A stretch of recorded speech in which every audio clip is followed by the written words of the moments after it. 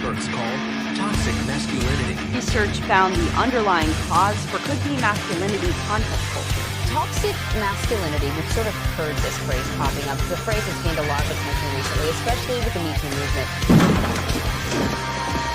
It's showtime.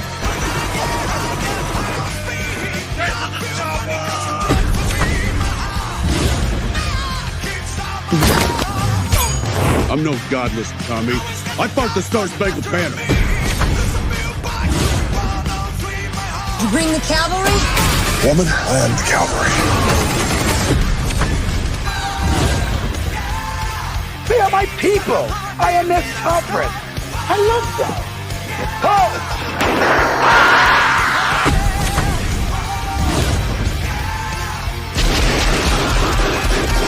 Welcome to the party, pal. I need better assistance now. Knock.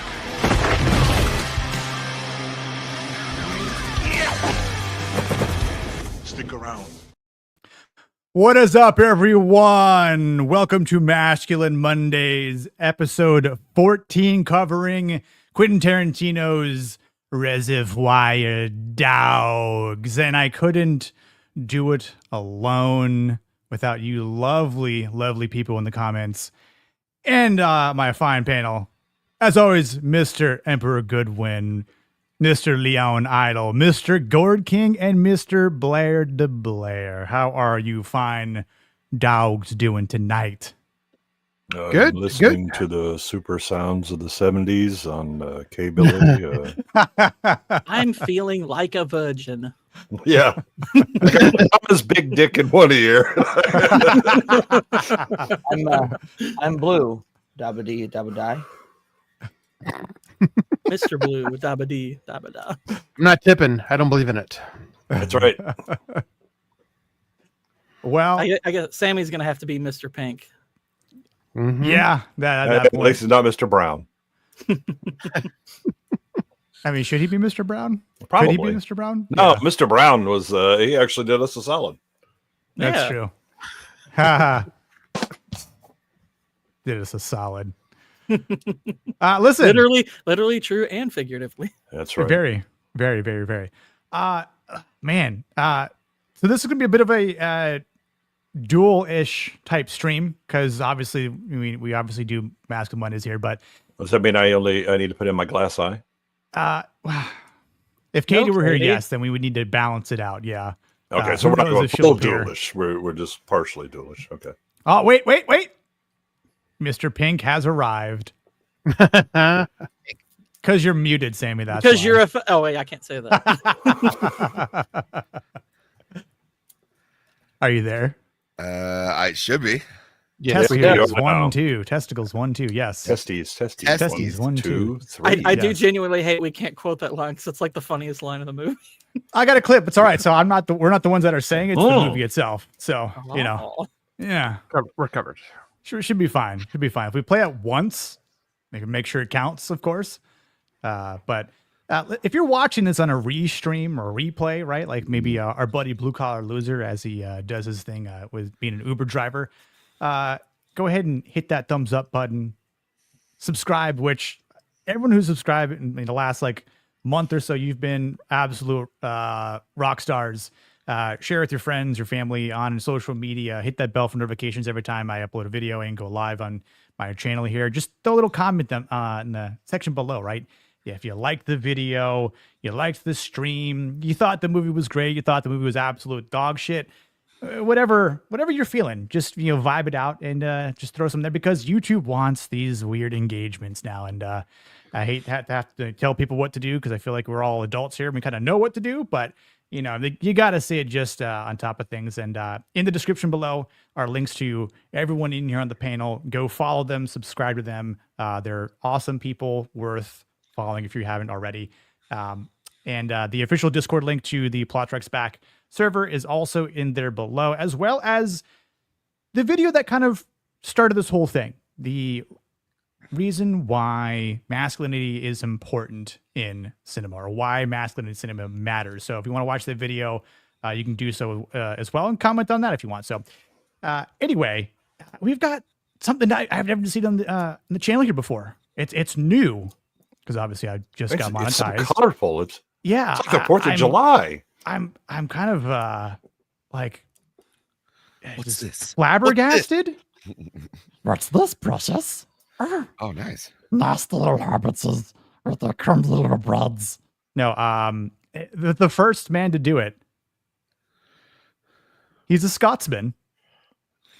If I botch this, I'm sorry, Melvin, but I'm gonna do it in a Sean Connery accent. How about that?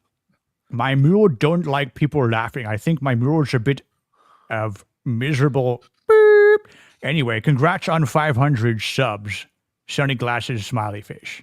You know, I'm glad you nailed the way that Sean Connery liked to censor himself. And Yes. I'm sure that just means coot. Yeah. He's a miserable coot. you darn gone miserable coot. Friend of the channel, coot. My mule don't like people laughing. I think my mule's a bit of a miserable coot. Since he was the first, I'm going to go ahead and play 2 clips for him. Well, we'll start it off with a good one.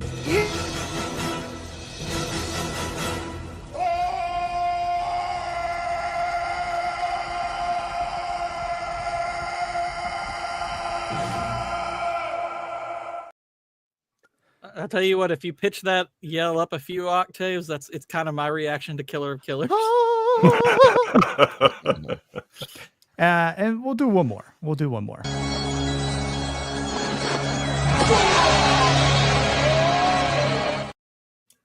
Because who doesn't like a good nut punch? Pop that champagne bottle open, baby. See, that's what to your point, Gordon. If someone punches you in the nuts, then you kind of hit that next octave higher, right? So yeah, that was the dim mock. I mean, that was 47 years later. His kid suddenly started talking to falsetto. That's generational trauma. Yeah. Is there a true setto? A true setto? What? Yeah, because it's falsetto. Oh yeah, falsetto. Jeez, Gord. I went over my head. I'm sorry. I got to do better than that. He did just make it was so high pitched. Yeah, timber. We call it the timber. Is it strata? Yeah. We got another one from our boy Blue. Happy for you, Nick. Well earned. Only going to go up, like other things. Unlike Leon, you actually show up to your own show, and I love your company and don't have to pretend, dude. Blue, you're a real one, man. I always enjoy and love you having you on here. Hope you're safe driving or. Not drinking and driving, but hoping you're having a good drink. Yeah, and RIP your passengers. They're listening to this somehow. Hope they enjoy it too. If they can still hear us above their own screams. Yeah. No, it's fine. They all like the Sydney Sweeney ad. What's a good one I can play for Blue?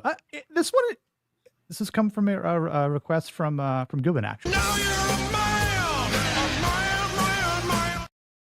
Yes. Yeah. By the way, my wedding day, my wife called me before we saw each other and played that song very, very loud. Perfect. That's amazing, dude. I just somehow my wife had never seen Orgasmo, so we watched it this weekend, and I was like, "Oh my god, this movie's so great!"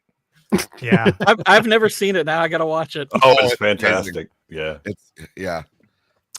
Our sweet summer child, Horror with Nads. Congratulations, Nick. Well earned and deserved. She would have been here, but she's a little under the weather, and now after watching this, and she hasn't seen the movie. Yeah. More importantly, she probably hasn't seen it. I know she said she loves Reservoir Dogs, but has she seen it? Have you seen it, Nadia? We know you, tricks little hobbitses. What should we play for Nadia? I don't know if I have something that's like for women. Actually, know what I do? Hang on. Come on, throw in a buck. I don't tip. You don't tip? No, I don't believe in it. You don't believe in tipping? You know what these chicks make? They make shit. Don't give me that. She don't make enough money. She can quit. He's not wrong. It's funny. I was like, Liam, what's your thoughts on that? Not wrong at all. Tipping culture is entirely out of hand. I imagine it was even back in 1992. Yeah, but I have to be Mr. Pink. Or Mr. Brown. We already chose names, Sam. I'm sorry. No, I'll go with Mr. Pink. At least he lives. Yeah, exactly. That's true. He does live at the end, or so we think. But anyway, and then maybe if the volume's high, you can hear shooting outside. Yeah, that's true. Piranha Pout. Hi, Pouty. Congrats on crossing 500, Nick. Heart. Hello. I've got something for you, Pouty. Hello. Hang on. Where is it? And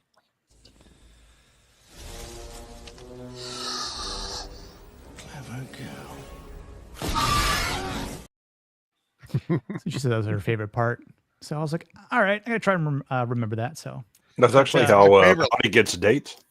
It's my favorite line in the whole movie. It's one of the best one-liners. Oh, I love "Hold On to Your Butts." That's or Must Go Faster. I mean, there's so many, yeah, man. must go faster. But another one is when what's his face looks in the camera and goes, I really, really hate that. Man. Yes. Yeah. My favorite line movie is probably "Spare No Expense" because based on the events of the film, they clearly did actually spare expenses. They did. They yeah. Jacob Ironside, congrats on 500, man. Yes, thank you so much, man. I really do appreciate it. And the man who actually compiled that little intro video, our salty butter bags. Where's my tassels? On order. They're on back order. I'm sorry. We'll get them soon for you, salty. So that looks like an older, looser shirt. Are you wearing that because you hit a certain threshold? You're gonna Hulk Hogan it? Yeah, now that we've hit the 500 mark, I am a man of my word, and obviously there are tiers to said clothing attire that I can that is permissible to wear on YouTube or to rip on YouTube. So there's room. I don't know if you should tear up a image of a Native American. You just got no. I would just kind of gently take that off. Yeah. I don't want to get demonetized day one. Well, you could call the stream Reservation Dogs. We're gonna need more alcohol. We are. I've got a bottle. What's up, Bootzilla? Good to see you, man. The other man who wears tank tops and has good shoulders. Where did I leave my little green bag? He does. He has impressive shoulders. He does. Waylon's on vacation. Dude, I really hope you enjoy yourself, man. Thanks for stopping by as always, man. And see you next week. Be safe. Peepers, the titty kitty. How you doing? Hail. Titty kitties. Oh, titty kitty. Titty kitty. Rick Costa. Congrats on 500, Nick Weller. And dude, I appreciate you, Rick, very much, man. I hope you're having a great night here. And he's a man's man. Man of distinction, a woman of substance. What's up, Jake Martin? How you doing, my dude? Hey, Jake. Wayfair. Speaking of fig anometry. Oh, same. Oh. Hail the 199 Wayfair. What's going on, dude? Good to see you. Friend of the show. Roman of the Empire. Oh, what's up, my ahoy, God. dude? What's going on? What up, Roman? You dick. I kept thinking of Roman. I kept thinking of Roman during this movie because there's a part where he was like, "Mr. Brown's dead," or it was Blue's dead. He goes, "Dead is Dillinger," and that's the name of Roman's band. Yep. Nice. Shout out to Escape Dead fans is also. Dillinger. We've got a super sticker. I don't know what it is. I don't know. Can I find out real quick? Is that possible? It is looks like a coin, a star coin, I think, maybe. Looks like a P with an equals sign running through it. Yeah. Some sort of peso. Peso. Like Hey, Argentinian. peso. A masculine peso. Is that a masculine peso? Dude, I appreciate it. Wayfair, man. P is for penis. We got another super chat. Jake Martin coming with the 5-banger. Here's to you, Big Nick. You earned every sub. Oh man, I gotta get some more clips. For you guys here. Jacob is a man. He's a man. Then he deserves a manly clip.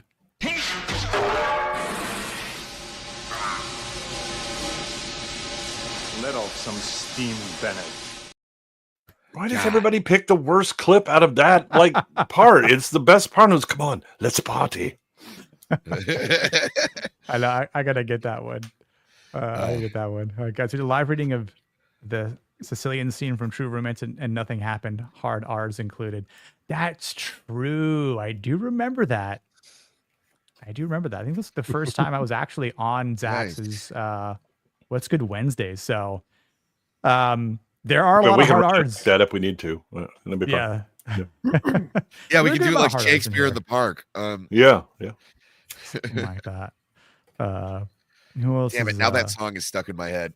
lingering? Oh, wait, hold on. We've got a confirmation here. Live it, live it. It's one of my favorites, you jerks. Look, just because you saw it in the Westminster Dog Show doesn't mean that it's an actual breed. This is a movie we're talking about, Nadia. Yeah. Wish you were here, though. Another confirmation. I'm going to pop the replay and take a minute. Take a nap between April 1 and 2 for tomorrow. Sounds good, bro. Get that rest in. Who else? We've got Sergeant Jurantina. Good to see you, man. Yeah. Thank you, my good friend. Appreciate it. Another 5-banger from Mr. Roman of the Empire. Congratulations, dude. You are my favorite bearded non-gay Monday show. Looks at Leon. Just out of curiosity, what's your favorite gay Monday show? I think we know. Yeah. I got this one for you, Roman. What killed the dinosaurs? The Ice Age. Oh, sorry. So on Cave Cast, Apparently, I've been muted. We covered Mr. Freeze was our first villain that we covered, and the ice puns were unrelenting, absorbent. Yes. I don't think that joke is scientifically accurate. That's one of the movies that Arnold has a problem with ice in. Yeah. What's up, Joseph? Good Total to see you, Recall, man. another one. Boy. Yeah. Zach's with a Northern Canadian $10. Congratulations to dollars. 500 pockets dollars. Are those tariffed? I don't know yet. Maybe. That's some true dough right there. Well, there went the masculinity. Oh, really. Gord has a gift. He really does. Yeah. He is dropping. He is dropping. Congratulations on 500 to the man who puts masculinity to the test and is trending hard in the right direction. Dude, Zach, so much. Thanks so much, man. I appreciate it, man. Always a pleasure being on your shows and having you on here from time to time. Yeah, I think this is a good one. We'll play it again, but I think it's also kind of fitting, ironically, because of the last week of conversation from a recently released movie. You remember the Fantastic Four? Oh yeah, with that invisible bitch and Flame On and shit. Thing, motherfucker, looks just like the Thing. I honestly forgot that was in the movie, and I'm like, oh my god, I have to include that. Oh, that's Clip. always the description that sticks with me, because there's like a few other movies where I see other actors and I'm like, he also looks like the Thing. There's so much to love Philippine about this movie. pesos. Oh, gotcha. I love the Silver Surfer poster too. That was really cool. Yeah. Yes. Dude, thanks, Bootsua. Well, and that's the cover of Silver Surfer 1. Yeah, oddly, it wasn't a woman. I was confused. I was like, where are the shiny boobs? Yeah. Yeah. Well, to be fair, we were asking that about this one as well. Yes. Okay, I believe we're caught up. It's always good to get together with the mafia and talk about this thing of ours, you know. Yeah. Yes. Maybe Masculine we'll see another mafia. if we can see some other mafia-esque people show up, we'll see. In terms of what the archetypes exist in this film, we've got a few that span the different characters, right? With Mr. White, who is played by Harvey Keitel, who is definitely like the flawed father figure and like being the protector, where he tries to shield Mr. Orange as he's shot in the gut by a woman. Terrible. A based woman. You got to give her credit. She did. That's have a gun true. on her. Yeah, exactly. Based in. She was the only woman in the movie too. Yeah. That's actually a good analyzation there. Yeah.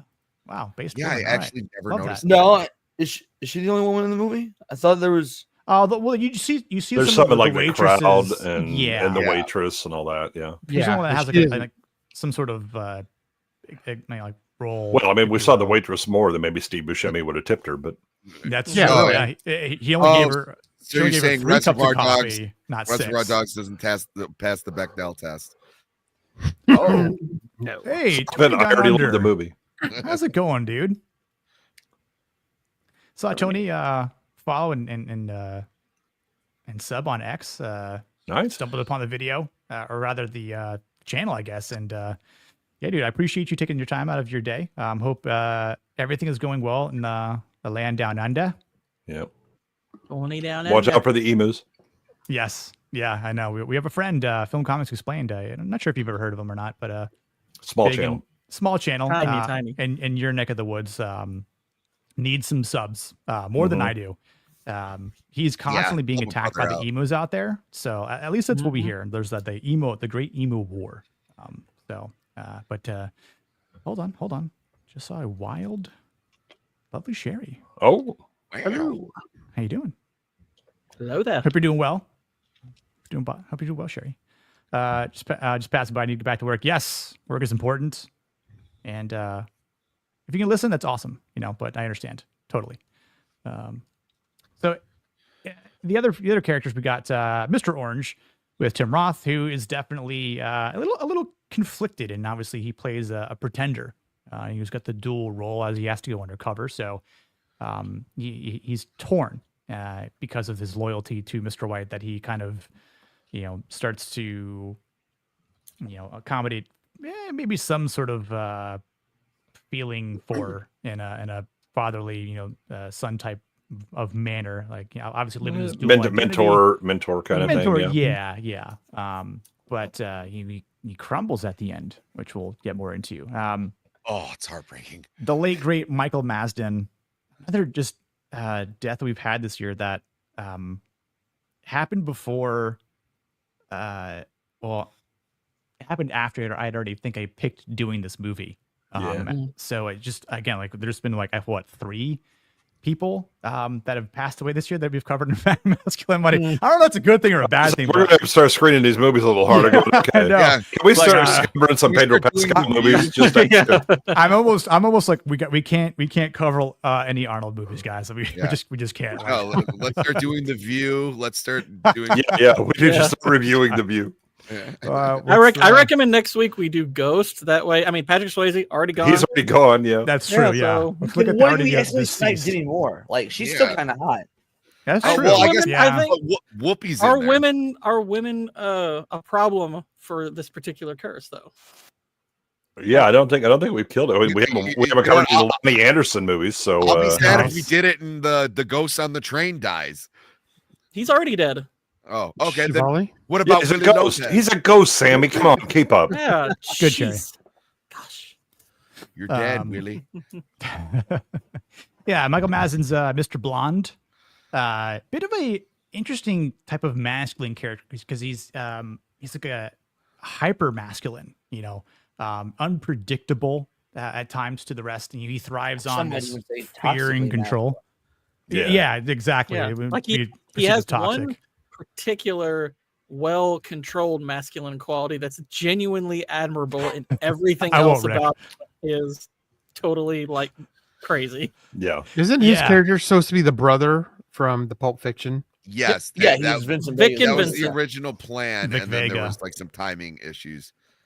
Well, the original plan actually was Madsen was going to play the role in Pulp Fiction. Yeah. I think it probably would have just been Vic Vega, or Vic would have been just short for Vincent. But it became the Vega brothers. Yes. Yep.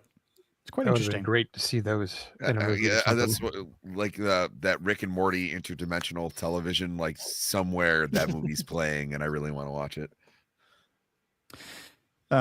We've got Joe Cabot, played by Lawrence Tierney, who's obviously like the commanding, patriarch, the authority figure, Mr. Bald. Yeah. But he's got like this thing. Yeah. He's got the old world masculinity, right? Like Joe does not stand for nonsense. Obviously tells like a pretty interesting story about, when he was in the joint, right, and talking about stories and joking around, making jokes, and then they forgot what the plan was to make the escape.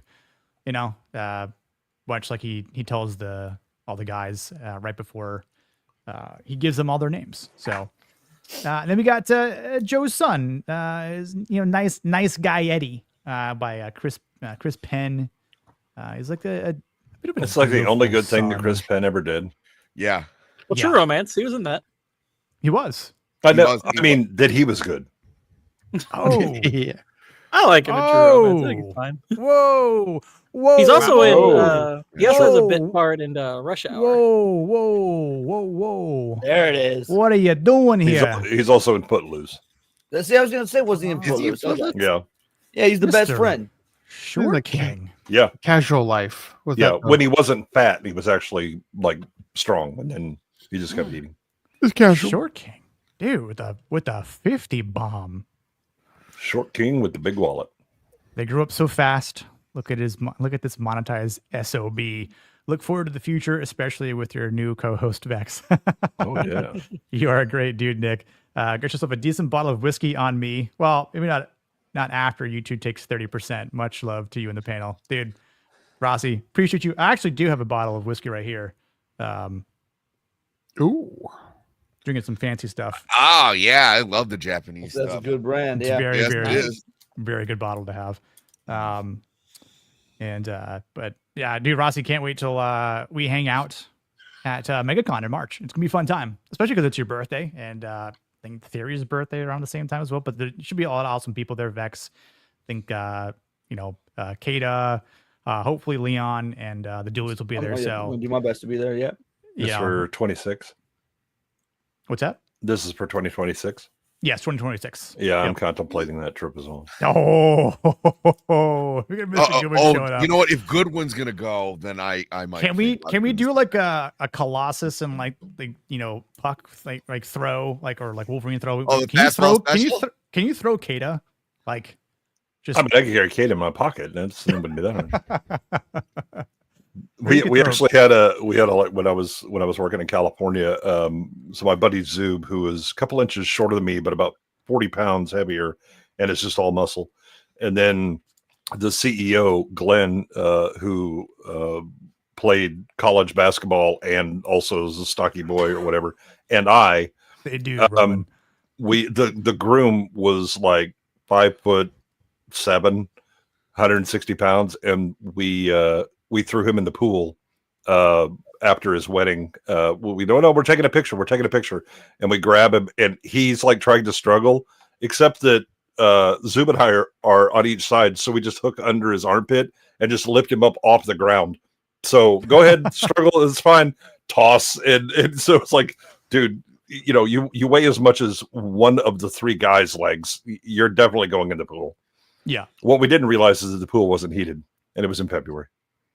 Ooh, that's a. So we then cold apologized to bath. his now wife about shrinkage on her wedding night. Rossi, I gotta get some Star Wars clips for you for next week. That I will definitely put that in as an IOU. Since Jake actually pointed this out, I'll play this clip for you. I'm sorry, I didn't catch it. Would you repeat it? Are you gonna bark all day, little doggy? Or are you gonna bite? Oh, Christ. Hey, look, you two assholes, calm the fuck down. Rossi definitely bit with that big little doggy dono, so I appreciate you, brother. Really do. What are you saying, Sammy? I'm just saying, it felt like there was a lot of cola left in there. Yeah. The clip. There was a bit more to that clip. Yes, there are some comments about the behavior, assigning it to a particular ethnicity. Right. Yeah. Yeah. Kind of arguing more so than. Oh yeah. A certain type of people, as Mr. Pink so eloquently describes. That okay, you know what? The more I'm thinking about it, the more, Mr. Pink is fine. Is that more suitable? Mr. Pink really is like the best character in the movie. He is. He's absolutely the best character in the movie. Yeah, I mean, he really does push the plot forward too, right? Where they're saying, "Hello, love it." Oh, love well, it's it. easy to push the plot forward when you're a fucking professional. Yeah, I mean, he's professional, but like he's analyzing the whole situation, right? Because he's a professional. Never mind, I'm not going to jump ahead. Yeah, he's an excellent subversion right off the bat because he doesn't, like, you can tell Tarantino picked somebody who everyone would underestimate, both in the audience and and in the movie, and he is the most intelligent and most consistent character. Well, it's also too seeing such a young Steve Buscemi, because like everyone has always said that like he's kind of a weird looking guy, and like he's got like, and here I was going like, oh, this is he kind of is, but this is like when Steve Buscemi was good looking, and then I was like, wait, no one ever. Poor Steve Buscemi. Yeah. Right. There we go. Poor Steve Buscemi. Yeah. It was like they look good for their age. Yeah, well, that's what I mean. Steve Buscemi. He looks very young and healthy. Yeah. Oh, there's an Italian guy. Cannoli. Hey, what are you doing? How you doing? Hey, oh. Hey, Yeah, bada bing, bada boom. Congratulations, getting monetized. Don't do what good one does for money. It's true. I do cannoli for money. Right. Pasta rigatoni. Or streaking down the quad. No, that I do for free. For free now. That was down a main street. That was not on a camp high. That is when they compared Joe to the Thing, like they should have just like that's how that's the one thing I had the problem with the new Fantastic Four, was like how the Thing sounded, and I was like, the Thing should sound like that. Exactly. This I think this is fitting for Cannoli, because he is one of these. Absolutely. That's probably gonna get played a lot tonight. Craziest shit is in Vegas, I actually saw him speak up on somebody. Dang. I don't believe I sneak up on my kids all the time, and it drove them nuts. I was like, what's up, Jerry? Well, that's why they never got a good photo of him yet. Yeah. Sasquatch It'd be funny if he padded snuck feet. up on. Did he sneak up on Gooch? Because if that's the case, I don't believe it. I bet I could sneak up on Gooch. It was It was Gooch, either actually. Gooch or Zax. I can't remember. I'm pretty sure I'm it was impressed. Gooch. Yeah, it might have been Gooch. Wow. All right. Well, dang. All right. We Ninja had skills. evidence of the footage. Cannoli, you slut! Why are you asking Roman to hold you? I'm here. That's why he's asking Roman, because because he's got an upgrade. I see. I see. Oh, you're getting your trophy wife now, Cannoli. God damn. Interesting. All right, so listen. First, this first opening scene here, the opening diner conversation. It's just obviously very casual. The pre-job breakfast introduces all the crew, with Quentin Tarantino himself obviously inserting himself into this kind of kickoff movie for him. There's humor, there's obviously ego with everybody, with Mr. Pink and not tipping, Mr. White, would you even think about shooting me? You better get up and apologize. Taking Joe's you book. Shoot me in a dream, you better wake up and apologize. Right, exactly. So there's a lot about why this scene is masculine. I think it's just because the men, they bond through all this. They bond through arguments, like men. hierarchy. Exactly. A lot of people don't really like this, but this is just how men talk sometimes. Yep. It's just, again, there's a classic markers of what masculinity is in like a pecking order. There's like, dominance here, but it's a lot of respect as well. That kind of just starts to get established at this ground level. And I think while it does appear like there's a lot of camaraderie happening, as we see later on in the movie, some of it is very hollow, because obviously certain characters don't really give it two shits for anyone else sitting at this table here, aside from maybe one or two other people. But this is the kind of, I mean, there's definitely like things that are said as veiled jokes, but they're absolutely establishing like relationships. And if you just like, if you even shoot me in a dream, you better get up and apologize or whatever. Mr. White isn't kidding with that, right? No, he's not serious. And Mr. Blonde is clearly going, yeah, whatever, right? He's got a great line too, where he's like, "Hey Joe, you want me to shoot this guy?" There's that. It's like he absolutely would do that. Yeah. I love the fact that this is happening right before they go do the bank robbery. This would be that same day. Yeah. Well, oh, yeah, I know. Well, you know, Joe buys everybody breakfast, but this truly is kind of like a chess game of masculinity. I think everybody on this panel has been, you know, either starting a new job or something where you're just sizing everybody up, right? Yeah. Where you got the talkers, you got the non-talkers, you got like the chimers in, and then you get people that know each other, you know, from different things versus people who don't and all that. But everybody's bringing what they got to the table. You know, it was like some people are more intimidating if they don't talk at all. Some people realize the smarter move is not to talk at all. Some people just don't like the fucking tip. You know, like yeah. I will say I every single time I watch this, I do not like the Quentin Tarantino little monologue. Like I think the biggest problem is Tarantino. Yeah, I like parts of it. Like I think the opening part of it is funny, but it's the whole bit where he's like he quote unquote lost his train of thought. It comes off kind of forced. So, yeah, like, it's Tarantino not being a good actor, right? But he just doesn't have the experience, but he wants to be in it, and it was like, yeah. I don't know. It's just I liked. There's so many other great conversations that happened, like when they were talking about the Pam Grier conversation, and they even kind of did it here where they're bouncing back and forth. It was like that's the only thing where I was like, oh, he thought he was cooking behind his typewriter here, like you know what I mean? Yeah, 100%. It's literally all the other conversations that make the scene good. Yes, absolutely. Yes. Yeah. Thank you all the homophobes don't like conversations about big dicks. Just it's the Madonna talk is I got my Madonna's big dick coming in this year, and you know, I don't know what coming out of my right. Yeah, but we all know he's thinking about her feet. Yeah, absolutely. Toby, who is Toby? Toby Wong. Oh, Toby yeah, Wong. that was great. Toby Wong. Rossi for a $2. Leon would definitely be Mr. Pink. 100. Couldn't agree more, my friend. Couldn't agree more. No, we already picked names. We can't trade. Yeah, look, everybody was Mr. Black, and I can't. Yeah. Mr. Purple's on another job. No, let's face it. Nobody's changing up in here. a real world. Like I am nice guy Eddie, right? Like, like I'm a pudgy Dago. Like I get it. That was Muhammad Ali line. I've worn windbreakers. He could beat me.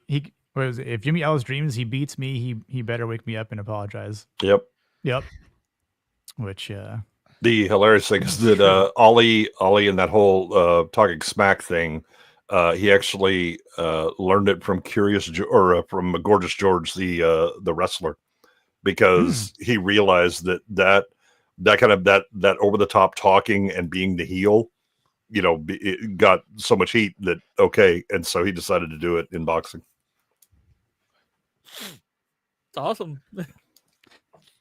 Yeah, there's a lot of stuff in here that I think again backstage Gord, Blair, and I were kind of talking about our rankings of Tarantino films and where this sort of stands in aspect of other ones, and whereas I haven't watched this movie in like I said, maybe 3 years or so. It is one of my more favored Tarantino films. It's not my favorite, but for someone written or directed. I guess we were primarily talking directed. Yeah, more so directed. Yeah, because True Romance would definitely be in it if you're looking at just written. Yeah. I mean, I don't think you're a fan of it, Goodwin, but I love Inglourious Bastards. I do too. Oh my god. Yeah, it's just like Inglourious Bastards. That's my name is Lieutenant Aldo Rain. There are moments in the movie that are interesting. The problem is that it's just, I mean, it's stupid. There's so many better ways to do it. It's just it is way overhyped and it's more mainstream, but also I'm going to do all the history. Shut up, Quentin. No, I will say, out of all the Tarantino movies, this, and now granted, this is his first, which to go from zero, this premiered at Cannes, I think, and people were just in awe of it. But this truly does feel like Tarantino at his most controlled. You know, like all like the Tarantinoisms like you see moving forward, which I like, where, you know, if you're a fan of his films, you see things that kind of like organically generate into like these on-site jokes, like Uma Thurman doing the square, but she never really makes the square, you know, like just things that if you like his movies, you don't see. But this, he's really just trying to get a point across, and he's doing it in his own style. And you see this style, you see the foundation of this style start to really evolve. You know, it was like, and then that, you know, then you can get to something a little bit more bombastic like Kill Bill and things like that. But, you know, it was like, it's musically oriented. It's dialogue driven. It's, you know, it's flashbacks and you still have the non-linear storytelling and all that. But the big thing about this is that because he's constrained by budget, he has to just be witty with the dialogue and all that, right? Which is where his strength is. When he decides, I'm just going to do homage to genre that I liked when I was young or whatever, it's like, not so much. I don't know. I actually like agree with that Dylan too. completely. That's why I think Kill Bill Volumes 1 and 2 are probably his weakest films. Yeah, I'm not a big fan of the Kill Bill. I love Those are two of my Death Proof is favorite his weakest film. Death Proof is easily the weakest film he's done. It's got the I was weakest going to say characters, Death has the Proof. weakest dialogue, but it might have the best soundtrack. It does have a great soundtrack. All of his movies really do have pretty awesome soundtracks. Well, you know, they I don't know if this is true or not. Oh, there it is. Oh, there it is. We got that. That's that first tier, baby. No, it was getting hot. So remember, $500 and the shirt comes off. You helped me out. You helped me out. Soundtrack, like as he's like writing the film, Cooler and like now. I truly believe that. He's pretty much said that. So he has a thing with blood on upholster and car leather, doesn't he? In the back of the card, yeah. I mean, even Jackie Brown's like one semi bloody scene, which is not particularly bloody, is done in a car. He can have a girl with naked feet and blood on the upholstery. Oh my god, that's okay. This feels like a Nadia moment. So one year for Halloween in college, like me and all my buddies, we just wore black suits and black ties, and you know, we went as the Reservoir Dogs. And my buddy, who I guess looked the most like Tim Roth, he wore a red shirt. Show the blood. Yeah, you know, just because like we weren't going to mess up like one of his nice dress shirts, so it was like, hey, just wear a red shirt. And the one girl, she's like, I thought you were supposed to be Mr. Orange, and you're like, yeah, you've never seen the movie. We don't. I don't know. Gotta like go home. Yeah. Leave. Get out. Yeah, get out. You're not welcome here. Sorry. Nope. Leave now and never come back. So yeah, this Mr. Orange bleeding out scene, it definitely has a lot of masculinity and pain and loyalty here. Obviously in the car ride, he's screaming in agony, and Mr. Orange is consoling him the entire way, like just telling him like White. Mr. White. Mr. White. I don't know if I said Orange. But yeah, Mr. White's consoling him and you know, comforts him. You know, obviously dragging him into the warehouse on the ramp, and it, you know, there's this raw and chaotic, you know, masculine feel to it, and I think it's the first time you actually see like this true emotional vulnerability. You know, early on in the movie, this is obviously like the way Tarantino likes to do his movies, right? Like, you know, how to get shot. Oh, you'll find out later on in the movie, like the non-linear, you know, jumping around like he does, but. You know, Mr. White does show that the masculinity here is, you know, full on in loyalty. You know, the fact that he chose to stay and protect despite like the risk of, you know, there might being a mole, a rat. The warehouse here is not safe, right? Well, and I think to be fair, this hasn't occurred to him yet. It's that pink. It's when Mr. That's when Pink shows up. I think the best part about Mr. White is that he is also. I mean, he's clearly a bit panicked and emotionally, you know, revved up, right? But he's trying to console Orange, right? And he's he's kind of doing it in the I'm trying to baby you a bit, but I'm still treating you like a man. And are you a doctor?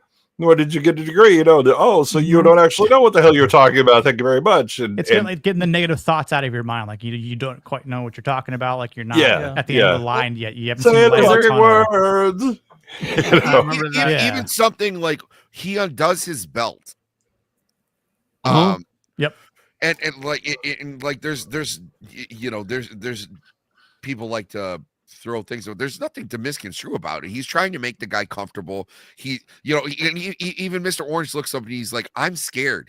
Can you hold me?" Yeah. And he's like, "Yeah." It was like this. This is just another guy reaching out to another guy, going like, "Hey man, like I really do think I'm gonna die here." He's kind of behaving similar to the way like you see in movies, at least soldiers behave like after they've been mortally wounded. Like you see this kind of in Saving Private Ryan where the guys they're brothers in arms. They really are. Well, that's his mentality the whole time because he goes, like he took a bullet for me. Mm-hmm. Yeah. So he's feeling white guilt. Yeah. Oh, shut up. God. Mr. But even though he feels that way, he has a job. It's like, no, we're not going to go to the doctor. I'm not going to take you to the hospital and just dump you on the sidewalk. Because that's what the guy's begging is just leave me. I won't say anything. Just leave me on the sidewalk. I'll take care of myself. Yeah, look at my eyes.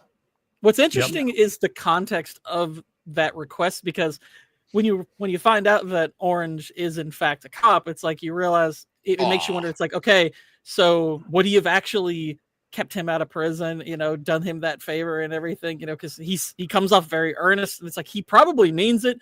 Now he's more, you could interpret it as, well, he means it at the time. Would he have followed through with right, except that Mr. White has actually killed cops. So exactly. So there's that party. It's like he'll have to come to his senses because the dude shot cops. He's going to prison. Like a Kimbo. He's dual wielding against the cops. You're gonna be okay. Well, and this is the part when Mr. White goes in the room with Mr. Pink, and Mr. Orange is like, please don't leave me. So like you're just saying, like he's scared. He's frightened the fact that if he leaves me, I might die right here. Like I don't know exactly how much how many breaths I have left in this life. Yeah, and die alone. Right. Yeah, which is kind of sucks, but especially in the other room, A very masculine thing to say to somebody is, like, I can't tell you how many times my wife is, complaining about something or concerned about something. She's like, I don't want you to actually give me an answer or solve the problem. But, with guys though, it's kind of more of a reassurance where like we're going, yeah, I got a plan. Okay. He's going, listen, man, like you got shot in the gut. That's like a 3-day, like it's going to hurt like hell, but like it's a slow ticking injury. Like, I really think you're going to be good. Time is we're on your go side. by the plan. Yeah. Joe's going to bring a doctor. It's going to be fine. Yeah. We're going to handle it. Right. In his mind, he's still trying to protect him. If I drop your ass off at the hospital, you're going to wake up in jail. Like that's, it's and it's undeniable. There's some self-preservation in that too, because he's like, absolutely right. Like, of course, I've got to protect myself in this also. But he's treating him like just one of their brothers in arms, another criminal. Hasn't even considered the possibility that he might not be who he says he is.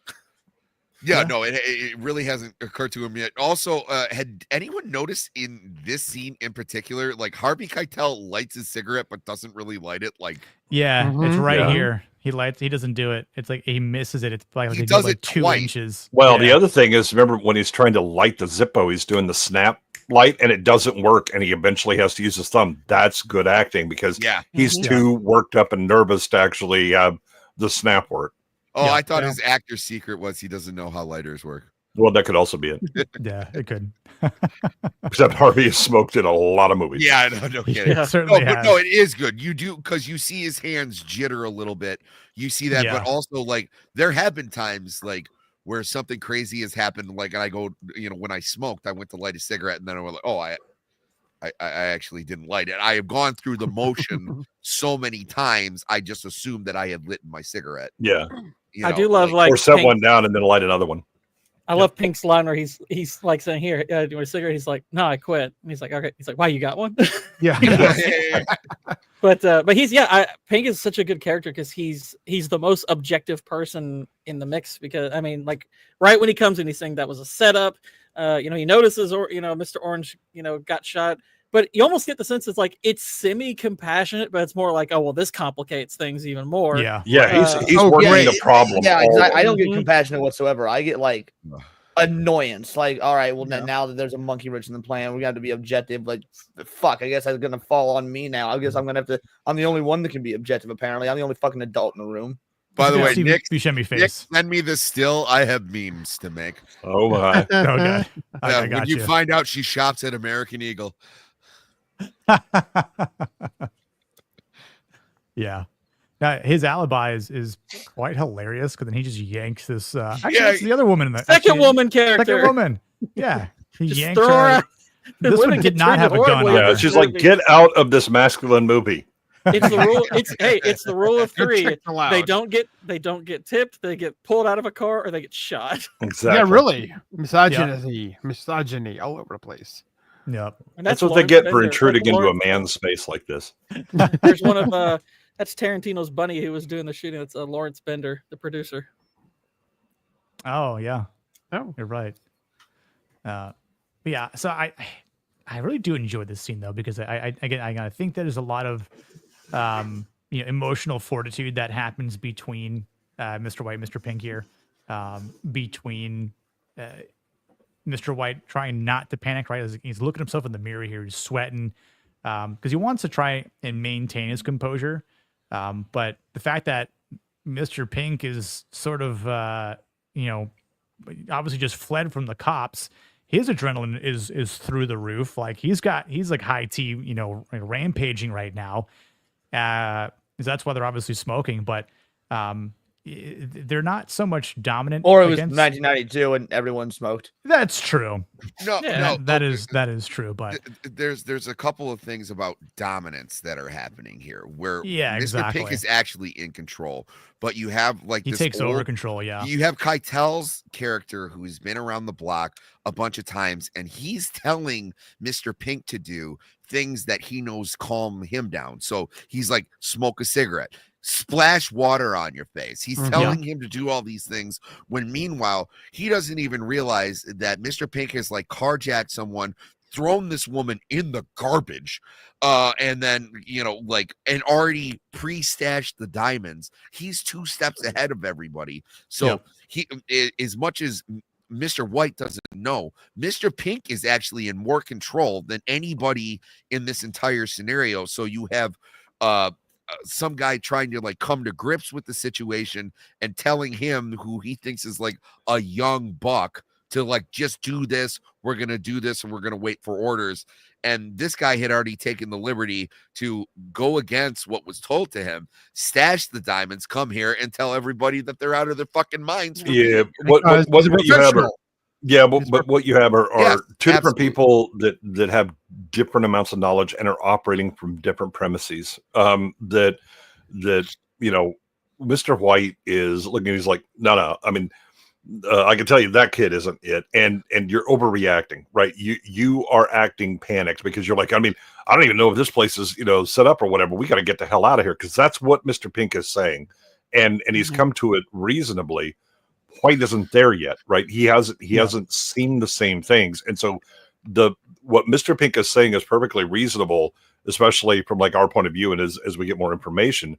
But so is Mr. White, and Mr. White is looking at him like, you're talking crazy. You're too amped up on adrenaline, and you're panicking, and you're trying to like flee when the plan is this. I'm going to stick to the plan, right? And from an audience perspective, it's honestly like this entire sequence is frustrating because we know, even if it's your first time watching, Mr. Pink is correct. He is objective in his He is, but his frenetic, the frenetic way that he says it, because he's irritated, right? Mr. Pink is irritated at this. For the characters to respond and have the dialogue they have will not make sense. But that's what I'm saying. From the audience perspective, it's frustrating because we know that Pink is correct. Well, yeah, it gets more and more obvious as it goes, right? As he starts to keep breaking down, and as he talks to more people, you're like, wait a minute, Mr. Pink knows what the hell he's talking about. This first scene is more panicky, just because of the behavior of Buscemi, right? That he's acting kind of amped up and all that, and Mr. White is the old hat, and you give credence to the old guy who's been successful for a long time, and so again, it's an undermining of expectation, which is a very alternate, because when Mr. Blonde shows up, he's completely the exact opposite. Yeah. He's like calm, cool, collective, like because hey, he's psychopathic. He doesn't have emotion. Like, oh, my heart was like beating out of my chest, and you're like, I don't think it was. I think it's like, yeah, your hasn't gone above like 70 beats a minute forever. Hannibal Lecter, when she, when he bit that nurse's tongue up, his heart rate never got above 80 BPM. But hold on. Another thing, hold on. Wait, Sammy. Hold on. Sorry, buddy. Hold on. We have a poem. That needs This to be is read. a Sith Lord poet. It's the Sith Lord poet here. Oh. When times you go through hell, an iron soul will prevail. A fire deep in your heart will overcome the hard part. So stand and smile in victory's mile. Unless you've been shot in the belly, then you probably don't have trouble standing and smiling. And then you go, I'm fucking dying.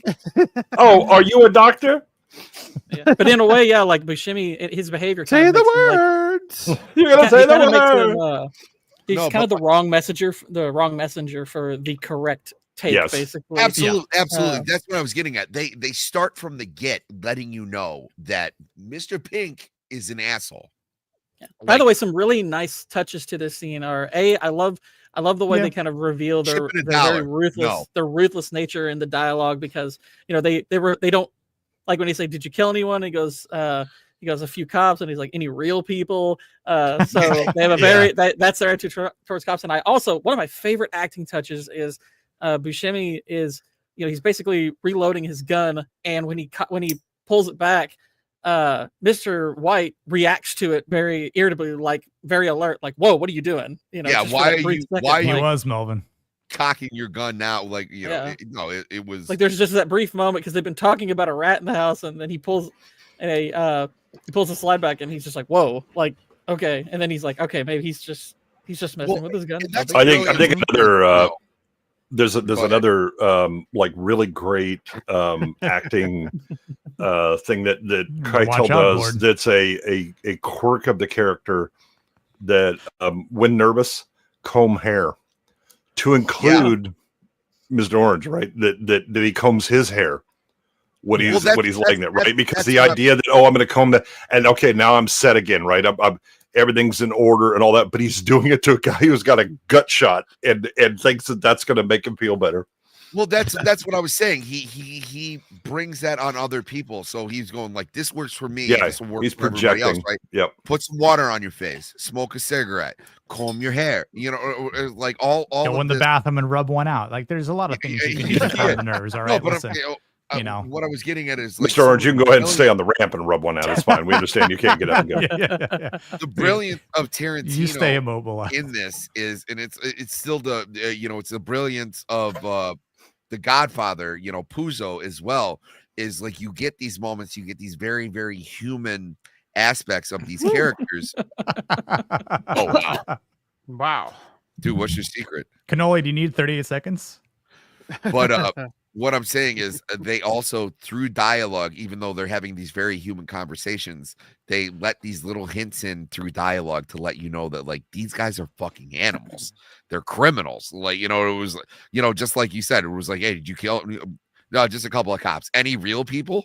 Well, obviously, any like normal person walking down the street would go, "Well, yeah, cops are also real." Real people, you know what I mean? It was like, not but these guys. the world that they the mafia cops are mentality, right? That you don't kill civilians. Yeah, right? That exactly. Normal citizens are outside the bounds. But I think that's the one thing this movie is an excellent example of okay, I'm going to have some real pieces of shit, but they're still human, and they behave in human ways, right? Yeah, everybody's got a mother. Right, and again, everybody's human. That's why the stupidity of when you go, spicy Austrian man was just monster, and was like, no, again, these are humans that did all of this. He had a dog. Show them as humans. He was a vegetarian, so there's a problem with that. But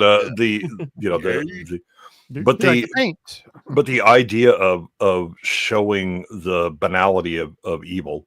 Mm-hmm. Is always like the best mind to work from, and Tarantino, at least early on, kind of had that idea. He gets a little more tropey as he goes on in his career. FWC. Wow. Yeah. Fun with collecting, dude. About damn time. I am still working, but I had to congratulate you. Big Nick is big time now. I'll be back. Flexing on that bank, man. Flexing on that bank. Yeah. I got to start juicing like Joey Swole to look like pumpkin. If you apologize, you're out. Yeah, I will never bend the knee. We'll just have to have a coup for the show. And so. Yeah, exactly. If I ever bend the knee, I'll have to step down. Change the show to Emasculated Mondays. Yeah, emasculating. Yeah. We're talking Barbie this week. Oh. We're gonna go through the series of The Acolyte and talk about how powerful it is. The whole Pedro Pascal movie catalog. Yeah, it's just all Pedro Pascal movies and shows. Brokeback Mountain month. Yes. Oh, yeah. God. What's that Acolyte song they did that was annoying as hell? The Power of One, the Power of Two. That'll be the theme song for Emasculated Mondays. Yeah, I just hope I'm one of the witches who gets passed out and dies. In the group thing. I gotta play a clip for Jerry and I play a clip for FWC. Hang on. Come on, throw in a buck. I don't tip. You don't tip? No, I don't believe in it. You don't believe in tipping? You know what these chicks make? They make shit. Don't give me that. She don't make enough money. She can quit. And the clip we've all been waiting for. Toby Wong, Toby Chung, fucking Charlie Chan. I've got Madonna's big dick coming out of my left ear, and Toby the Jet, I don't know what, coming out of my right. So good, dude. But we didn't talk about Mr. Blue at all. Mr. Blue was actually a real life convict. Oh man. Yeah. Who helped them in some of their scenes. Yeah. Never. Well, he gets off to it. I know that, but I didn't know that the actor that plays Mr. Blue was a real life convict. Yep. Yeah. I did not know that. Bunker. Yeah. Good to see you, Roman. Have a good night, dude. See you, Roman. You rock, dude.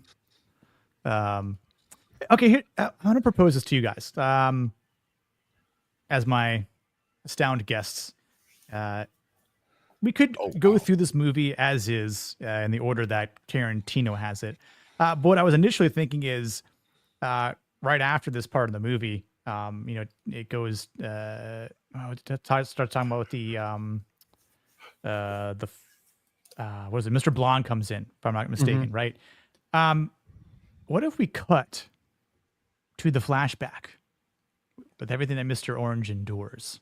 Through. I mean, that's what Regina need to do, is provide the linear story for all of them to explain how they got to where they are. You want to do it that way? That's the best way. Yeah. Hey, honestly, before we do that, let's pose a question to the panel, if I may. Absolutely. And then we'll ask the same question after we've had a discussion about the whole movie. Who's the most masculine character in this movie? It's funny you mentioned that, because I literally have in my notes. I need to put this in the poll, but I literally have who is the most masculine character in Reservoir Dogs. It's Mr. Pink. It's the blonde lady. I say Mr. Pink. The lady driving the I'll dog throw it up checker. in really in the panel, or sorry, in the what's it called? Poll on YouTube, so people can. I think we should refer to the blonde lady in the car as Sydney Sweeney's mom. Yeah. Out of respect. Out of respect. Yeah, she's clearly Republican. She has a gun. Yeah. Two-way Betty.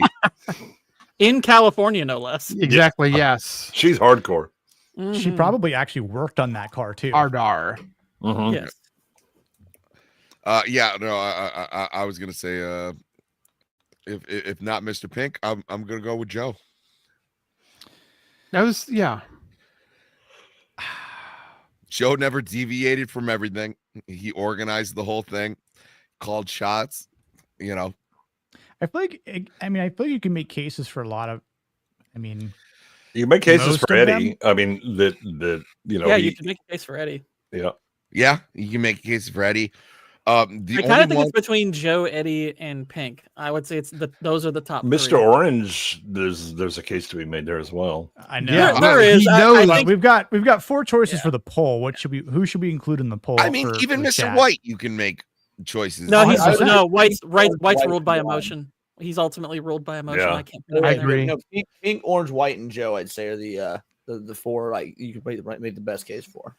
Well, I know now that they mention. I'd go Pink, Orange, Eddie, and Joe. I think White's. Yeah. I think with White being so ruled by emotion, that's a massive undoing for him.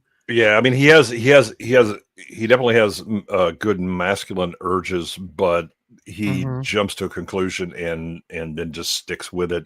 Well, and it's purely emotion based because he was involved in a situation. Yeah, but like I said, it's been going on the whole fucking movie, right? Where he's telling other guys what works for him, where he's like, well, and he gave up his name. It's like he's he's given up information about himself because he's connected to this guy, and yeah, for being like the oldest and presumably the most accomplished guy, he ends up he's the one he plays himself multiple times. Yeah, well, so even so much pink, where orange, like Eddie Joe and Joe and Eddie? at the end of the story, Yeah. they're like, Yeah, I think. All right. I do think White would be fifth, but it's just he has that massive undo. I would throw that on there if I Purple could. is clearly the best. He's on another job that actually succeeded. Yeah. Mr. Purple. Yeah, definitely. Yeah. Mr. Mr. Purple, Samuel L. Jackson. But here's I just loved it. But here's he's Mr. Mauve. The bigger question was: Mr. Black also involved in stealing something? Obviously. Well, that's Johnny Cash. I mean, Steve Buscemi brings him up a couple of times and talks about how he doesn't like to work with him. Yeah. I see. Melvin says Mr. Blonde. No, that's he's a psychopath. It doesn't matter. He has one excellent masculine quality in that he's loyal, but pretty much everything about him after that is unhinged. Yeah, there's something I can respect about not being a rat, but Yeah, like, he's just a mad dog that respects his owner. Yeah, yeah, I get that. I do like Django. I do like I love Django. Django. Yeah, Django's great. Hey, I don't know about the best. But... Yeah, it's not my favorite. Which but... colors would y'all's names be? Ooh. I mean, obviously, I'm Mr. Orange, so I'm Mr. Green. R.I.P. That I am like, messaging YouTube about this stream right now. Yeah. Oh, God, I don't know. I think Sammy's more of a Mr. Aquamarine. Ooh. I'm gonna be Mr. Teal. Seafoam, asshole. Oh, I is Mr. Teal. Fuck that. I'm Mr. Teal. No, I'm Mr. Green. Magenta. All right, well then I'm going seafoam because the hell of I mean, I'm going them 50s colors, right? But I'm gonna be two-tone. I'm Mr. Macaroni and cheese. Yeah, I'm like a 57 Buick two-tone. It's like cream and seafoam. There we go. Well, I'm Jay Mr. Martin said Burgundy. Mr. Burgundy. Periwinkle. I'm not even going to fight it. Although Mr. Cream all on its own. That's pretty good. Mr. Cream. I would dreamsicle. Mr. No one said Periwinkle. Mr. Red. I'll go Mr. Red. Screw it. Oh, there you go. Nobody did that. I'll go Mr. Red. I don't know if you're Native American enough for that, though. Yeah. Tatanka. I'm Mr. Gunmetal. Mr. I'm Gray. Mr. E. Yeah.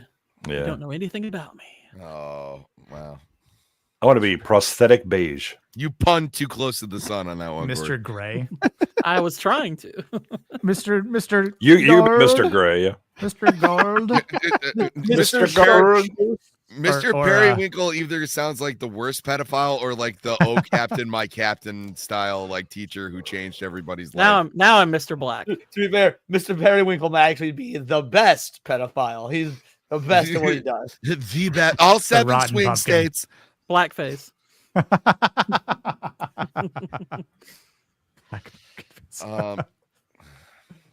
Oh man. Sure. No, I like Mr. Green. I feel like my vibe is green. I will Mr. stay Green with Jeans. Green jeans. Yeah. Green For those of us jeans. that remember Captain Kangaroo, that's not a good choice. Okay, so the flashback, obviously, which we see later on in the movie, where Mr. Orange is he's getting some mentorship. He's getting coached on how to try to convincingly play a criminal, right?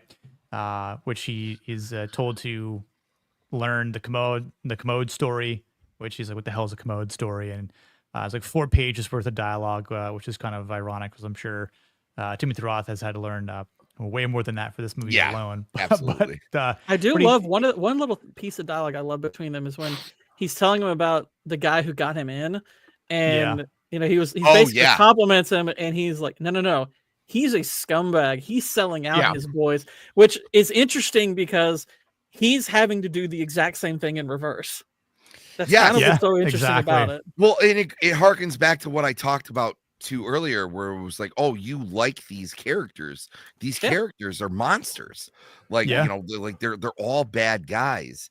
Also, too, I totally think like if Samuel Jackson never like jumped on board, like this would have been Quentin Tarantino's like black guy that he kept casting. He found Kata's spot. I want to say he was considered for probably. Jules. I know Sam Jackson. Probably. I know Sam Jackson auditioned for this, but it's not. Yeah. It has nothing to do with that. It's just I know that Quentin Tarantino likes to hold on to actors. Yeah. I mean, a lot of actors and actresses that have auditioned, like Pam Grier, she auditioned for Pulp Fiction, and she ultimately she auditioned for the role of Jodie in Pulp Fiction, and Tarantino basically told her, I can't see Eric Stoltz yelling at you the way he has to, so I don't think he would work that well, but don't worry, I have something else in mind for you. And she just thought, oh, okay, we'll see. But then she got Jackie Brown, so yeah, he's like, Pam, trust me, I've been thinking about you. You're in my first fucking movie, for God's sake. So soon. What's up, dude? I said hi. Who's that other poster back there?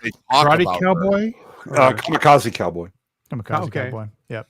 Tim Roth was great in the first Hulk movie, which is probably the best Hulk movie we've probably gotten. The first Hulk movie is Ang Lee's Hulk movie. Yeah, it was the second one. Yeah, there you go. Well, do you think that's his script he's holding? Actually, you know what? I'm mistaken. The best Hulk movie was with Lou Ferrigno. Yeah, Lou Ferrigno, the TV series. Oh, Trial of the Incredible Hulk, when Daredevil makes his first cinematic appearance. I think Danny DeVito was a huge backer for Pulp Fiction. That is true. This movie, Harvey Keitel was also a producer as well on this movie. Harvey Keitel, if I remember right, this movie would not have happened because of him. He did the majority of the production. Yep, which is awesome. Another thing too is because it's been a couple years since I watched this, and I love Tim Roth in this movie. Who doesn't? Honestly, yeah. For all the love that Sam Jackson and Christoph Waltz have gotten as great Tarantino actors, I feel like Tim Roth gets shafted a little bit on that, because I mean he's been in, I think, people forget about his movies now, and I'm like, what I was trying to say is I'm also noticing there was a couple of times, and it's more charming if anything else, where I noticed his accent slipping into what he thinks. Happens a couple times. Yeah. I love these Reno 911 guys. Yeah, oh God. Yeah. The story is at least as hilarious as his. Oh yeah, I know. Buddy, you better. I'm gonna shoot you in the face with a bazooka. He kept pushing for the damn glove compartment. Yeah. But I will tell you, if there isn't a chill that shoots down your spine the second he puts his hands under the blow dryer. I turned to my wife and I said, okay, so he tells him, he's like, you gotta make it your own. You have to know everything. You have to know some guy had this nasty diarrhea, just sprayed the toilet, all that stuff.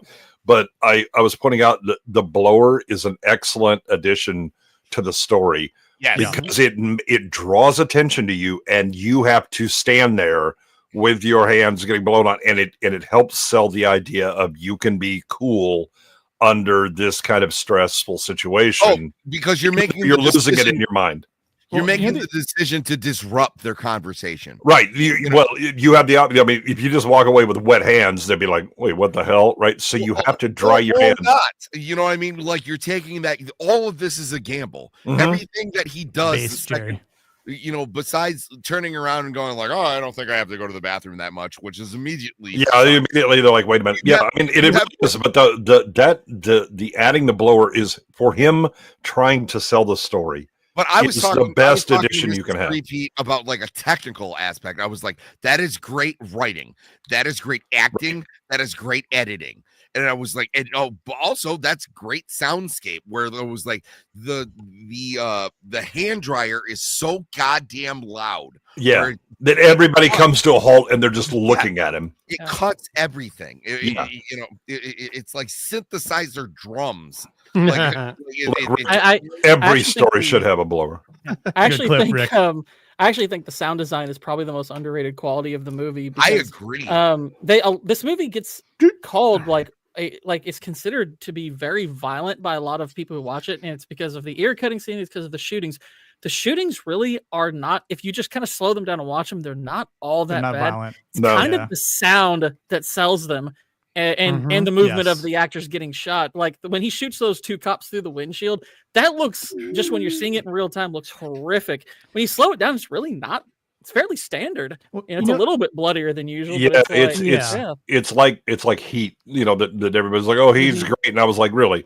Would you name me the 3 great scenes in Heat? And they'll come up with 2, and then all of a sudden it gets real quiet. Yeah. You know, because the sound of that gunfight is what really sells everything, right, in that movie. And this one also, the again, even when Mr. Pink goes out, and you have to listen, but you hear the gunfire as it goes on. And oh, by the way, that gunfire goes on a while. It's clear that he made it past like the first guys and is still rolling, and then eventually gets popped. I like to think it's like the top at the end of Inception.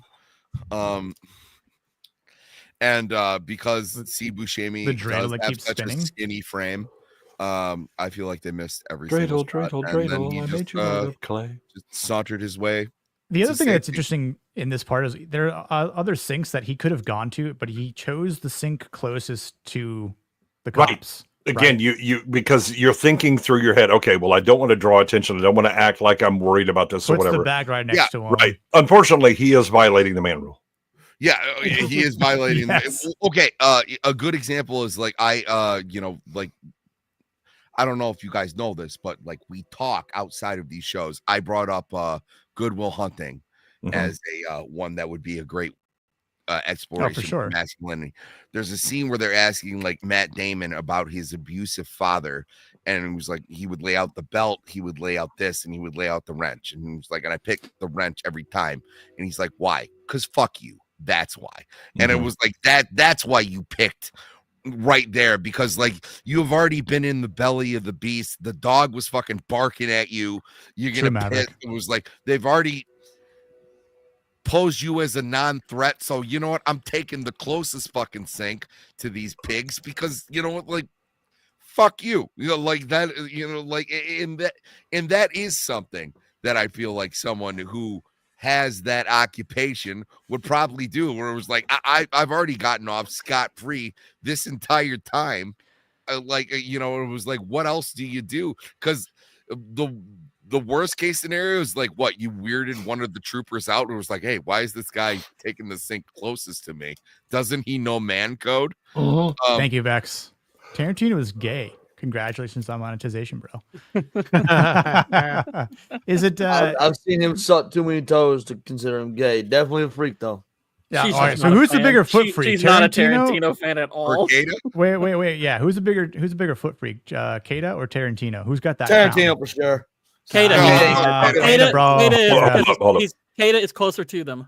Well, yeah, that's one thing. Is he's already there, right? But the other thing is that Kata doesn't have the money to be able to have hot women show the beat, and yet he obsesses about it anyway.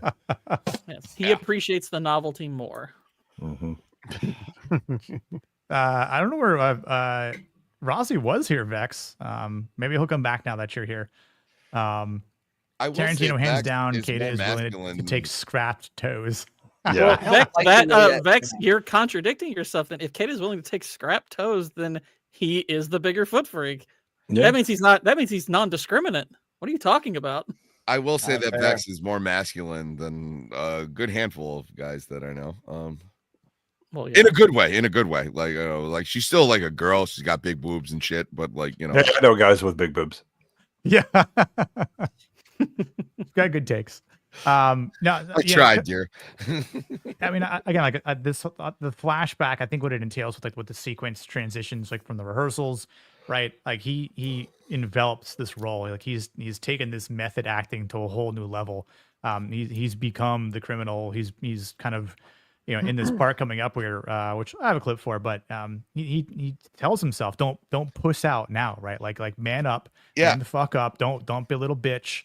But I feel like again, like why Mr. Orange is masculine here is because he's controlling his emotion, right? Like much like Mr. White kind of loses his emotion, where he's bluffing his confidence. He's obviously building his mojo. Like his performance is like the key to his survival, because if he fails at this, like then his cover's blown, he's a dead man walking. But he becomes he has his fearlessness, right?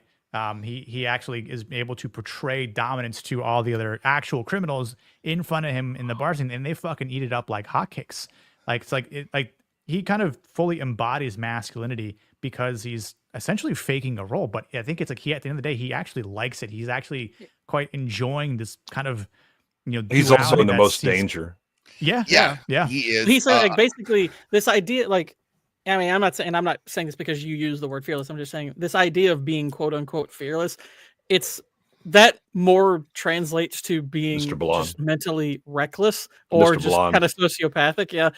Yeah. What he is he's courageous. He's definitely afraid. He's definitely afraid. That's why he has to get in front of a mirror and kind of psych himself up, because he knows is like one slip up and these guys are gonna kill you.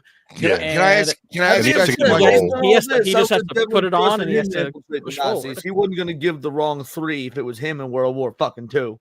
No. Here's if his black friend didn't tell him, hey, make sure you get all this stuff right and go through the proper training and all that. His fake commie friend. What guys, what's the significance of the wedding ring? Is like I was pondering. I think it just tells you something about him, that he has somebody that he wants to come home to, and he puts it. That's what I thought. I think it's part of the role. His character secret is that he's married, and then he decides, you know what, if this might actually be like the last day that I'm alive. If I'm gonna be alive, I'm gonna wear my wedding ring. You can take it either way, really. I mean, you could take it as it's part of the character, because it's in his change jar, right? Like it's buried. And like he's debating on whether or not to wear it, and he's like, "Hey, I think if I'm gonna die today, I want to die wearing my wedding ring." Talk to you later. Later, Vic. No, he doesn't. So there's not a big debate. It's he's starting to go out, and he's like, "Oh shit!" Right? It's the of the character that he has to be. And I mean, if you're gonna, I'm going on the big thing, and I'm wearing a red ring, and they're like, "Dude, what the fuck?" Right? Especially when shit goes sideways. That it never comes up is kind of indicative that it was always part of his character. Yeah, but it's also like one of those things, like, to quote another movie, like, how often do you look at another man's shoes? Like, it was like if I was like sitting in a car with somebody whose name I was told not to learn. I know. And okay, been around and trained, and so I'm learning again as a criminal. I mean, if somebody, unlike women who will be like, 3 days later, they're like, "Did you get your hair cut?" I mean, I'll notice little things about people that change, because again, I built up a pattern for what they are, and if all of a sudden you show up, and by the way, none of your stories have mentioned a wife, and you haven't said anything about that, and all of a sudden you show up with a wedding ring, and I'm like, what the fuck? Yeah, that's what the last time we saw you. Quite the gamble to take, but also but then he's stupid and goes down. Well, I mean, you could argue that. I mean, even if let's say he really is married and he's doing it partially that, he can add that into his character. Yeah. Yeah, well, I mean, there's. But if it's I haven't been wearing it before and I decide to wear it now, stick it in your fucking coin pocket in your jeans. All they do is go, have Steve Buscemi like looking at him and go like, "I didn't know you were married," and it was like, "I didn't say I was married." You know what I mean? It's really that easy, and it would be that easy in real life. It's just given the timeline, if he's just putting it on right before this, then isn't this the first time he's meeting everyone? So. No, they're picking him up. They're picking him up to go on the job. Yeah, they're picking him up. Yeah, that's what I assumed, is they were picking him up to go on the job. I thought he was trying to go and like, I don't care if something happens to me. I'm putting this on. It's a I think, like you're saying, Gord, it's a courageous move for him to do something like that, especially if he hasn't done it yet, because this could be the one flaw that he thinks they'll never notice, and then maybe it would be someone like Mr. White who saw it, or Mr. Pink that noticed it, right? Joe. And well, I mean, like, but like maybe, right? But I think in this part, he's sitting in the back, Mr. Orange. So like, but in the car, right? Like, Mr. Pink's sitting right next to him. He could have easily looked at his hand again, like, the hell is that? But if that's the first time that Mr. Pink is seeing him, then how would he know that he didn't have it on at some point in time before? Like, unless he mentioned like, "Oh, are you married?" And then maybe Mr. White turns around and goes, "Who, me?" He goes, "No, new guy." And then he goes, "You never fucking said you were married." And it's like, no one ever asked. Like, there's a way to play it off, against but the rules. Like, you're not supposed to ask those things. So, but it's guy conversation though. People, Yeah, but you know, again, like, in a when you car. magically not have ring and do have ring, and the people are like, what the fuck? Yeah, it's because, and I would feel like that's something that might be a giveaway. Like, wait a second, like, why is this guy doing that? He didn't have it at the club. Yeah, and you can always get a story that's a way that, you know, Lucky Charm. When I know I'm going in, I'm married to the job. There's a way, exactly. And I feel like for Mr. Orange, the way he was able to finesse them anyway to get into the job, I don't think he would have a problem talking his way out of it, right? As we I didn't think that either. But I'm also saying I just think he. We were talking about the courageousness of the character. I'm saying he already realized that he was probably going to die on this. No, I think it's much more because again, it triggers the stop, Jake. close the door, look in the mirror, and do the thing. He's getting into the role. Yeah. I definitely don't think switching off of who I am and becoming who I am supposed to be for this job. But see, but they make such Madsen, a big yes, Maverick, deal yeah. of he buries that in the change dish. He just tosses it in the change dish, and then No, he as you doesn't. normally do, Yeah, you throw change on top of shit after you. Okay, I take it off my finger, and then I empty my pockets. But no, if you look at the scene, he has to dump out. He dumps it out because where are my keys? Always at the bottom of the fucking whatever the hell I put them in. Oh, even if they were on top when I laid them in there somehow. No, I thought he grabs his keys, puts his keys in the pocket, grabs the change dish, dumps it out, and then digs out his ring. Right, because he's not digging through the change. But the thing is, he's dumped change in it. He's not seeing these people every day. Yeah, it's once He in a is while. living his life every day, Oh, and you know what he's damn doing is ring already. a ring to pick him. We still talking about a ring when we got fucking the thing on screen. The thing is easy. It's clobbering time. That was a better job than the fucking movie. There you go. I like to think that the Goodwin had an uncle that looked like that, and I had several. One of them was a Marine drill instructor who volunteered for three tours of Vietnam because that's where the fun was. I mean, Mr. White kind of goes kind of hardcore with those akimbo right here. Just blasting. Blasting his okay. coppers. Did anybody notice when he takes shelter behind like? Yeah, I'm going to hide behind the chain link fence. Yeah, the only thing that drew me out of the movie. Reduce my profile. Yeah, but the funny thing is, I mean, that's what people would do. Oh, absolutely. Yeah, but, that's the thing. It didn't take me out of the movie at all. 'Cause it's like, well, what else are you gonna use? I guess. Yeah, exactly. I mean, no, you got to use what you got to use, but it looks. well, but also that people just, it's a physical barrier, and you're used to like, I'm going to hide behind the thing, except it's chain link fence instead of a solid fence. The simple answer is Harvey Keitel just didn't realize he's not as skinny as Steve Buscemi, and yeah. Yeah. They've been like, why'd they put two posts next to that? And here's look at that car. Sweeney's based mom. Yeah. Yep. Yeah, it's a nice nice Yeah, car Le here. Mans. the Vex Electronica fucking cameo. Yeah. literally the most tragic character in the movie because she's doing everything she should be doing and she ends up getting shot by a cop. Yes. That's the Yeah, actually, I never thought about it that way. Yeah, it's like she did everything well within her rights. It's like based California gun owner, and she gets shot by a freaking. Well, cop. I mean, that's absolutely in line with California. Exactly. It's a good movie. OG Paul just watched this with such glee. Mm-hmm. He has wasted her too. He didn't hold back. Yeah, actually, you're right because this is California. Tragically, none of the two people in the scene realize that guns are illegal. And if I'm not mistaken, I believe Tarantino asked all of them to bring their own suits. I could be wrong, but I'm pretty sure because they didn't have the budget to get new suits or like matching suits for everyone, so they just said like, bring your own suits and kind of all went back together. But anyway, which explains why most of the movie is in one room. So, but yeah, and I feel like for him being a cop and having to shoot an innocent person here, right? Like this goes back to just shooting real people. Well, yeah, this one real person actually does die here, and the fact that it dies, she dies at the hands of a cop is quite a tragic and poetic in a weird way.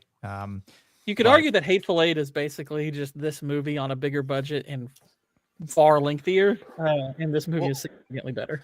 You could argue that this movie, I mean, besides scenes like this, a couple outlying scenes like this, like there's probably someone who did like a really well done like stage play. Yeah, it's very much set up as a stage play. It's like 12 Angry Men. Like it was like they have a couple outliner scenes, but like really all of the mustard is like going down in this warehouse. And even the entrances for most of the characters are theatrical, like truly theatrical. Like Mr. Blonde's is very theatrical. The way that Mr. White and Mr. Orange enter the scene, incredibly theatrical. Like the guy's bleeding, he helps him, he lays him down. I mean, it's the blocking is all very, very on stage kind of thing. Absolutely. And, I would call it 8 colored men. Well, it's less than 8 pretty quickly. I think it's like the whole team. I think there's 8. Oh, okay. Yeah. Yes, the Crayola. Can we do a stage play? Is that possible? Let's go. Get the license rights and we'll we'll do it next year, Jake, and we'll for $5,000 we'll do it at Comic-Con. Yes. Yeah. We'll do it. We'll throw do it on it YouTube. We'll do it. We'll do it at Nick's pool for MegaCon. It'll be very exciting. Yeah. I'll make it happen. Yeah, because I only take parts if I can read them on floaties. Water wings or nothing. Yep. Sorry. Okay, so here comes the most toxic masculine character here with Mr. Blonde, Vic Vega, as he's about to stroll into this warehouse. And the way he does it obviously is very calm and collected while chaos is reigning. Actually, before Mr. Blonde comes in, we need to let Leon bow out. So, Leon, what are your thoughts? Frankly, I'm glad that I've got about 5 minutes still left because I did want to talk about Mr. Blonde. But no, it's just overall thoughts. I guess I can give those real quick. This is probably the most interesting film, at least on Masculine Mondays, that I've been a part of. Because to my knowledge, you haven't done any where until this, all the characters are bad guys, villains. I mean, minus Mr. Orange, whatnot. He's a cop or a constable since he's British. So being able to analyze the masculinity from this other angle where we're looking at, I mean, almost exclusively objectively villainous and evil characters was a very cool and interesting pick. Like we were saying at the beginning of the stream, they all exude a different sort of masculinity. Like, again, whether or not Mr. White, for example, we were arguing whether he should even be on the list and the most masculine and whatnot. There's still that mentorship, that sort of fatherly aspect to him. There's a positive male role model. You've got the objectivity of Mr. Pink.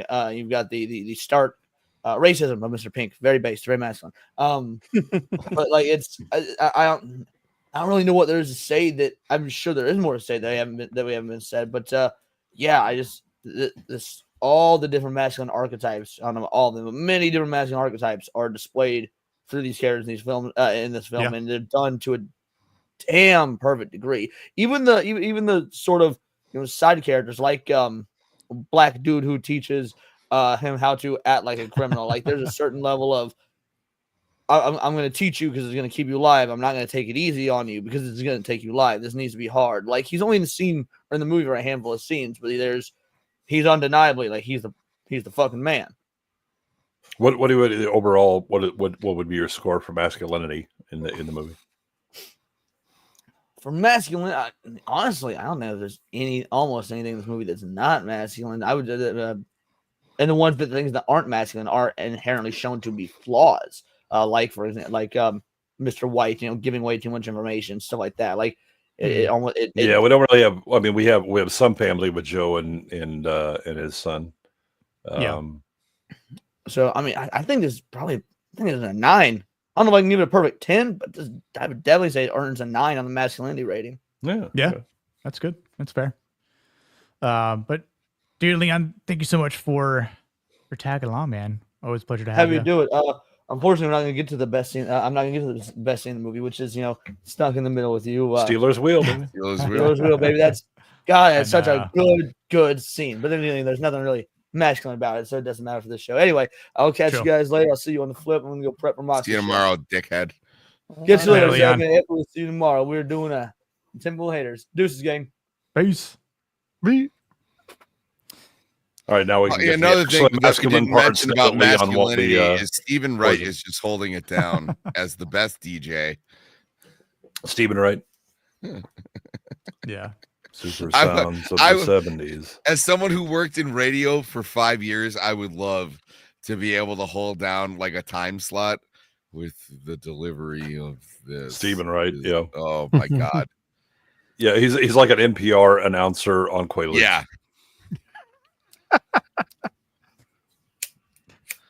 But yeah, one thing before Mr. Blonde shows up, one thing I love about this particular scene is them fighting together.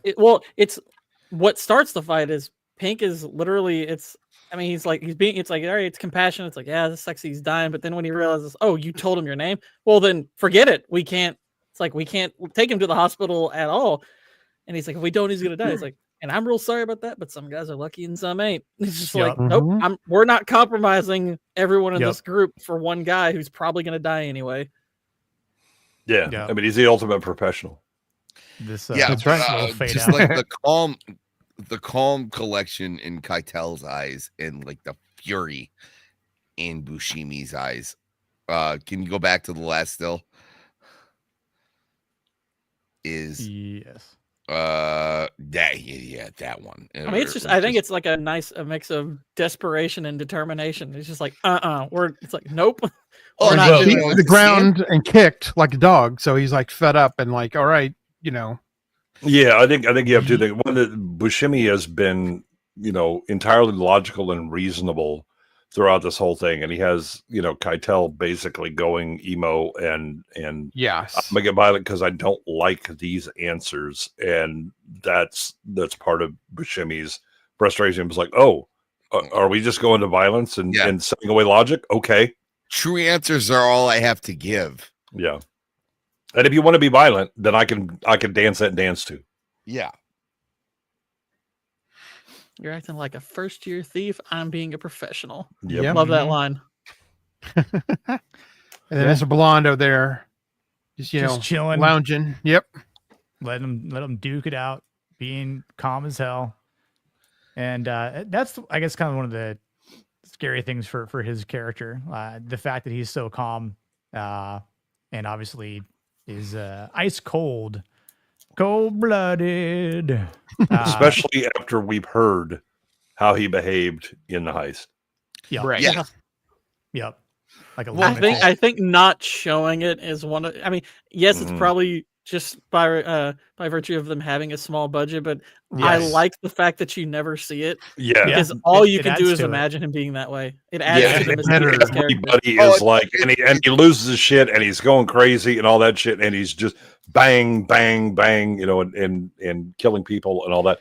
Yet again, it's leave it to the imagination. It's the best part. Yeah, 100%. It's always why prequels don't work. It's why Hannibal Rising didn't work. Is like I didn't need to see how Hannibal became the psychopath. Yeah, my imagination is better than your movie. It's much worse. Hearing about the Clone Wars was way better than seeing it. Yeah, exactly. Yes. But I'm also saying there is, and like I've been, I party down in Detroit as a youngster. There is nothing worse than when you're positive that like there's a guy in your midst that's just an absolute fucking psychopath. I'm I'm positive you guys have dealt with this too, where you're just kind of at a party and like it just ruins your time. Where it was like, well, like I want to refill my punch bowl, but like this guy's sitting in the kitchen, and every single time I have dealt with this person, something insane has transpired, and I don't know if I need a drink refill right now. I will wait until he leaves, because trouble seems to follow this dude every single place that he goes. This guy can't go to the DMV without causing problems. This man is a fucking nuisance. Well, And if you're friends with him, then it's okay, because then you don't have to worry about him fucking with you. No, you still do, because they'll start some shit that you get sucked into. I had a roommate from college 100%, that 100% started a bar fight that I got sucked into because I was in the bar, and here we go. Yeah. By the way, one of the nicest visual touches of this scene is you've got Mr. Pink, who's totally disheveled here. You've got White, who's covered in blood, and this kill crazy homicidal maniac is perfectly clean. Not a speck. Looks completely like it just walked out of the diner. They were actually never has blood on him until he's shot. Yep. Also, something that I notice, and we're close enough now. I feel like they made the same face when Mr. Blonde opened the trunk as when they opened the case in Pulp Fiction. Yeah. Which I thought was like a really nice touch. But also it just harkens back to like, these people are criminals. These people are like bad people, because like, I don't know if someone was like, hey, I got a surprise for you. I got something to show you. And then they show me that, I would be like, what the fuck? What are you thinking about? Like, why would you? We already have enough heat on us. Why would you bring this person here? Now, granted, they want answers but they just go with it. Why? Because they're fucking criminals. Yeah, I mean, Mr. White's already killed 2 cops in the dual wielding. Yo, right, I get it. What's up, King Advisors? What's up? Look at that raid. I don't think Mr. White is begging to kill another one. Yeah, but I don't think he has any problems going, oh, look, haha, this is some music, because that's what I love. You can see from Mr. White, it's why they're very specific about ready to do it. Did you kill any real people? Yeah, no, that's what I'm saying is, but they both have this thing. Even Mr. Pink, who we said has been the voice of reason. Nice, Jake. In all of this, he gets a look at the cop in the trunk and he goes like, yeah, you know what? This crazy asshole has some good ideas. Why don't we torture the shit out of him?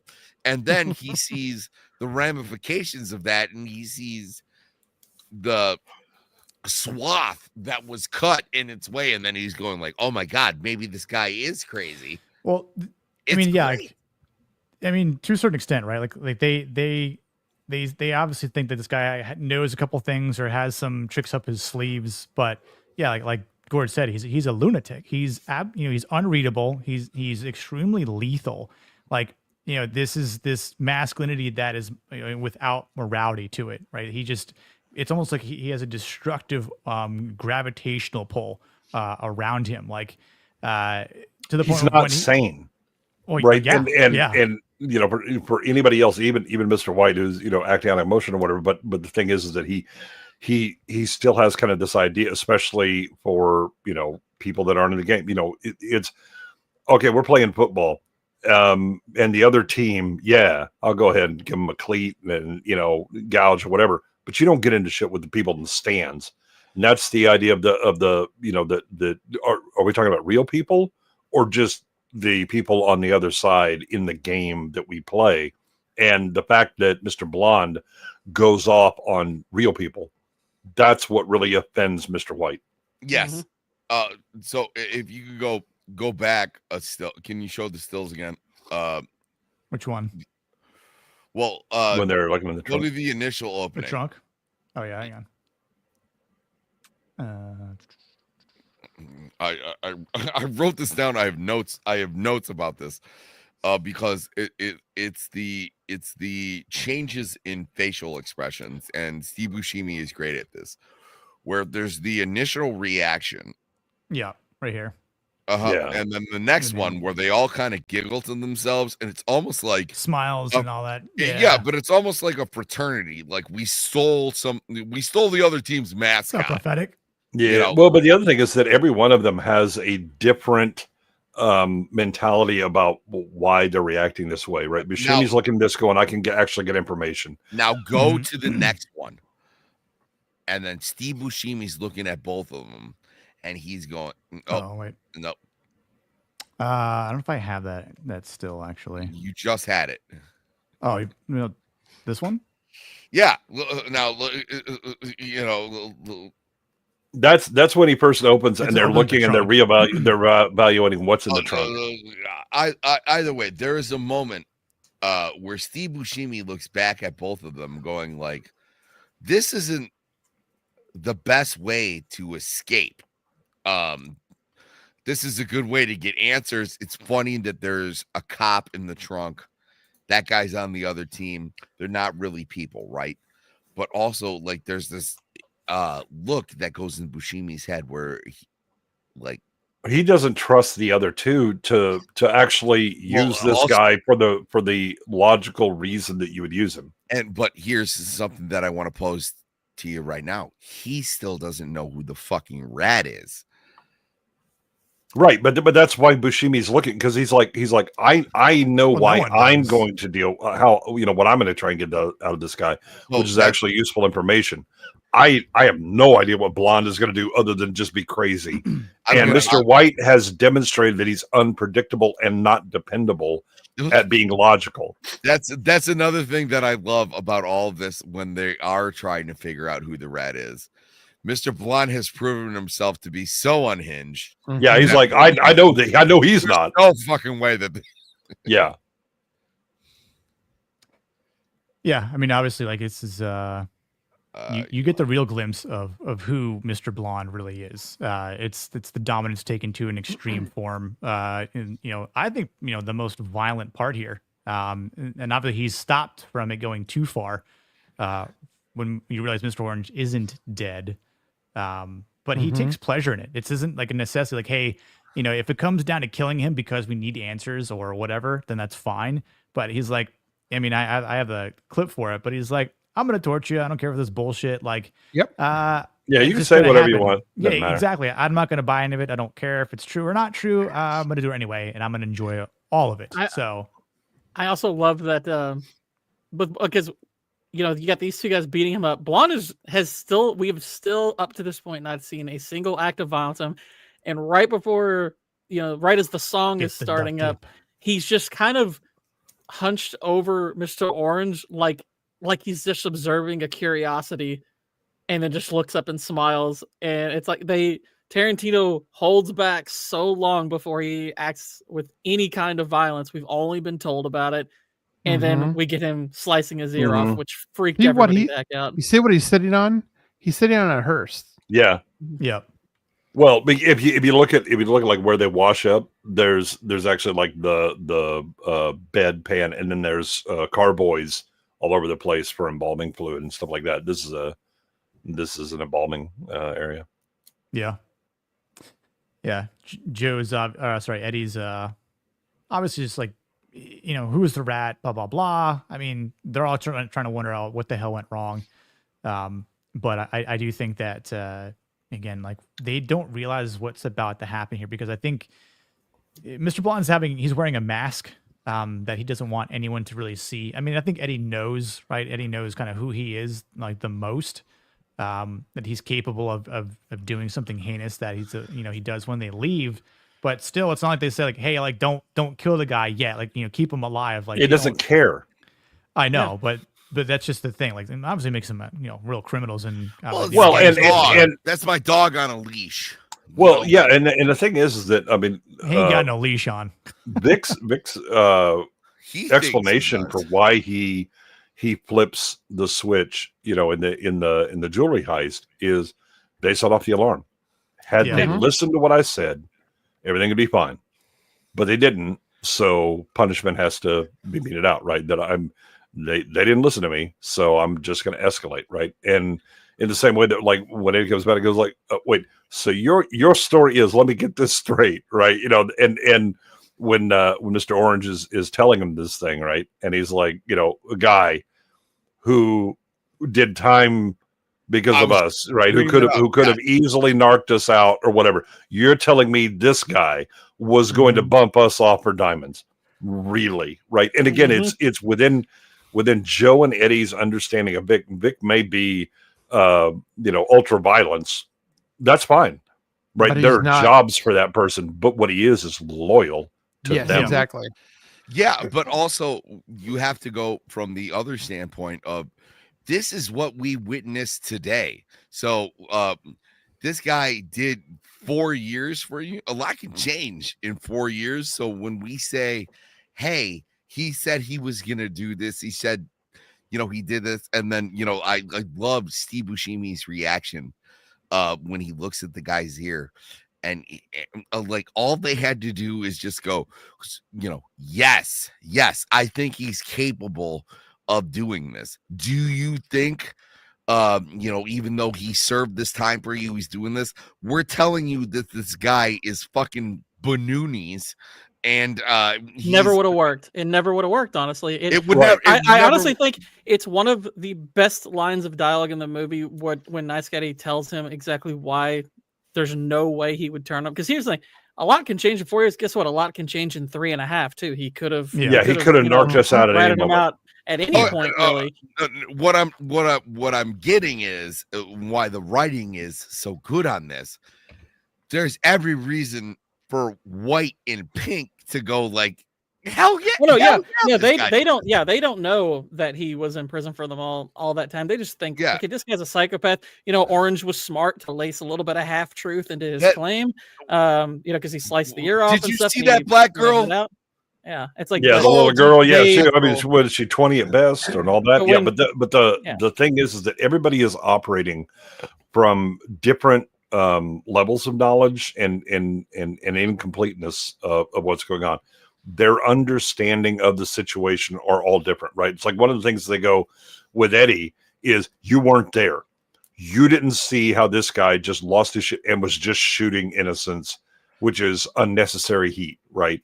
That a clean, Heat, the movie, is an example of, no, you don't intentionally kill people because that brings too much, police attention, and it's going to amp everything up and all that stuff or whatever. But if it's time to rock and roll, once violence starts, here we go, right?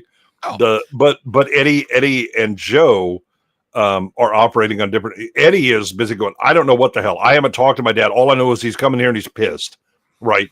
And so he's worried about that, but he also is like, dude, you're trying to tell me your story is, and let me make sure I got this, that this guy who did 4 years and could have walked with no time had he narked us out, is now just going to kill us for some diamonds. Who knows? Vic doesn't know any fences. He's a low level guy, right? Who does jobs for them. And Orange is kind of trying to play them off of each other, but it doesn't work with Eddie. It does work with the others because they've seen how Blonde behaves and they see him as unpredictable. Yeah, and that Eddie sees him as Blonde behaves today. Well, no. What they have is they only have this experience. Eddie understands that there are constraints on his behavior. And you're telling me that he would operate outside the bounds of what we know him to be. Yeah, he's violent. Yeah, he's a bit unpredictable. You send him only on the dirty jobs and all that stuff. A little too long in my dad's office. It's cool though, right? Yeah, and by the way, part of what's so great about Pink's line in that exchange is Pink is not taking a side when he's like, well, he's right. The ear is cut off. He's again just objectively taking the information that he can. He's like, I don't know if he's telling the truth, but he's right that the ear was cut off. So it's like he's there. Yeah, it's what everybody's dialogue is consistent with the characters. Something that I love most about that entire scene is, maybe some guys can relate to this, some guys can't. If you've ever been like on an all-guy work crew and something happens at the work site,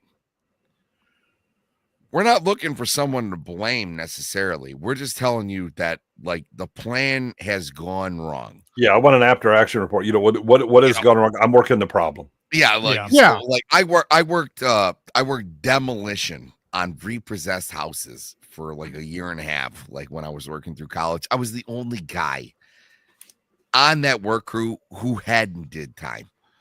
Okay, there was one time we were trying to get into a house to like totally just break everything down inside, and the key, it was in the middle of winter, like a Michigan winter, like the key froze in the lock and it snapped, and then everybody started barking at each other the reason why the key snapped, and it was like, no, you had to pull the door before. It was like everybody was trying to have their reason why it wasn't them that the situation wasn't fucked up, you know. Like it's like Chris Penn's character here. He's in this situation where everything's fucked up, everything's fucked, and he's just trying to do damage control. He's trying to hide the cars, yes, so they're not caught. Yeah, I'm working the problem. Exactly. He's trying to get the dime. Okay, Mr. Pink, you're the only professional here. You got the stones and hid them. Let's go get the stones. Let's hide the cars. Let's wait for my dad. You know, we'll get through this, but this is a big fuck up right now. We got to get through that modicum of the plan. Yeah, he's in the middle management. He knows upper management is coming, but he's like, okay, I can at least control this level of shit that I can control and not make it worse.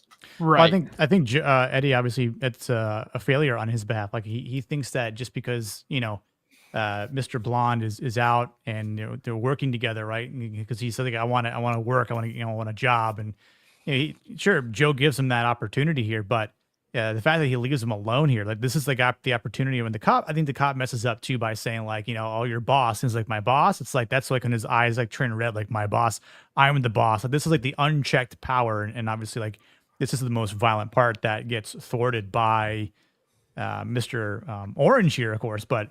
Like this is the only thing that really kind of saved him from being killed up until Eddie does it himself, right? Well, at least he didn't get burned alive, but yeah, like it's like could have been even more violent. I mean, but I think that's a tell, right? That Eddie doesn't give a shit about the cop. No, right? That's just we're gonna have to kill him. We know we have to kill him, and so it's done. Oh, this cop, right? Because bang bang, right? But that's the thing is leaving. That's a quick death, though. Like, right, but leaving Madsen there alone. Well, it does is not a concern for Eddie because like, what's he gonna do? Kill the cop? What the fuck do I care? The cop's gonna be dead anyway, right? I mean, okay, Nick, it does matter. You say it doesn't. You say it does matter, but at this point, like we have seen like 6 cops get killed. These by gunshot though. That's my point though. Like when you're talking about the masculinity here, like they're just doing what they can to survive, right? This is masculinity versus masculinity. Some people they're chasing bad guys. These bad guys are trying to defend themselves for the sake of survival. What Mr. Blonde's doing here is the complete opposite. He's fucking unchecked, unchallenged, going, yeah, I could totally just slice this guy's neck with a straight razor blade, right? Okay. And kill him off. I have a rebuttal. But hold on. But the fact that if we were going to light him on fire and watch him burn alive, right? Like how long is he going to live at that point? It's again, like that's the type of cruelty that no one else in this crew possesses except for Mr. Blonde. You're missing the nuance here. So extrapolate. I shall. So when he's saying I must, when he's saying all the things that went down with Mr. Blonde, and that's fine. Say even if Mr. Blonde did do all the things that Mr. Orange said, where I was like, hey, you know what? Actually, you know what? I did my time for these people. You know, screw these guys. As soon as they walk in the door, I'm gonna light them both up, take the diamonds, and like I did my time. I did this. That would be a believable thing. No, it wouldn't. Hold on. I'm not done. Please let me. Wrong. I know where you're going. It's not going to work, but go ahead. Okay. So here's he's using the insanity in a worse written movie, perhaps. Yeah. Hold on. So when he does this, the thing about Eddie being able to kill the cop the way that he does exposes Orange more than ever because he has manipulated the situation, which he thinks that he has everybody down. He doesn't understand that Blonde and Eddie have a history, and sometimes they like to wrestle a little too hard in their dad's office. Okay, that's fine. But another thing, too, is these people already don't think of cops as people. So we're not going, it was like, oh, he was getting so violent with the cop. I just couldn't take it anymore. No one would have cared. No one in that room would have cared. Yeah, but the flaw in Orange's plan is that he recognizes that, oh, it's a cop, whatever. He then goes, but he was going to kill you. That's what then causes the problem, right? And the fact is that Eddie has a belief in the behavior. The cop, right? The cop is dead regardless. Right. I think the only reason that Eddie would have a problem is you lit him on fire and now the smoke detectors are going off and it's drawing attention to this thing, but he wasn't there. But what he's looking at is like, okay, I'm going to leave him with one of the team. And the one thing that I know about Vic is that he's loyal to team, because I mean, he could have gone ham on Mr. White and Mr. Pink early, but he doesn't, right? Because Joe has a plan. He's loyal to Joe and Alyssa. But this cop, who the fuck cares, right? I mean, we're going to kill him anyway. And whether he slices him up or not is irrelevant. So Eddie leaving, Madsen with the cop is just, I don't care, right? No. I have bigger things to deal with because Joe is coming, and Joe will handle all this shit regardless. And I gotta get these diamonds. That's the standpoint, right? Like, you're waiting for that. But I'm also saying, like, he's going like, oh, well, I had to kill him because he's being so mean to this cop.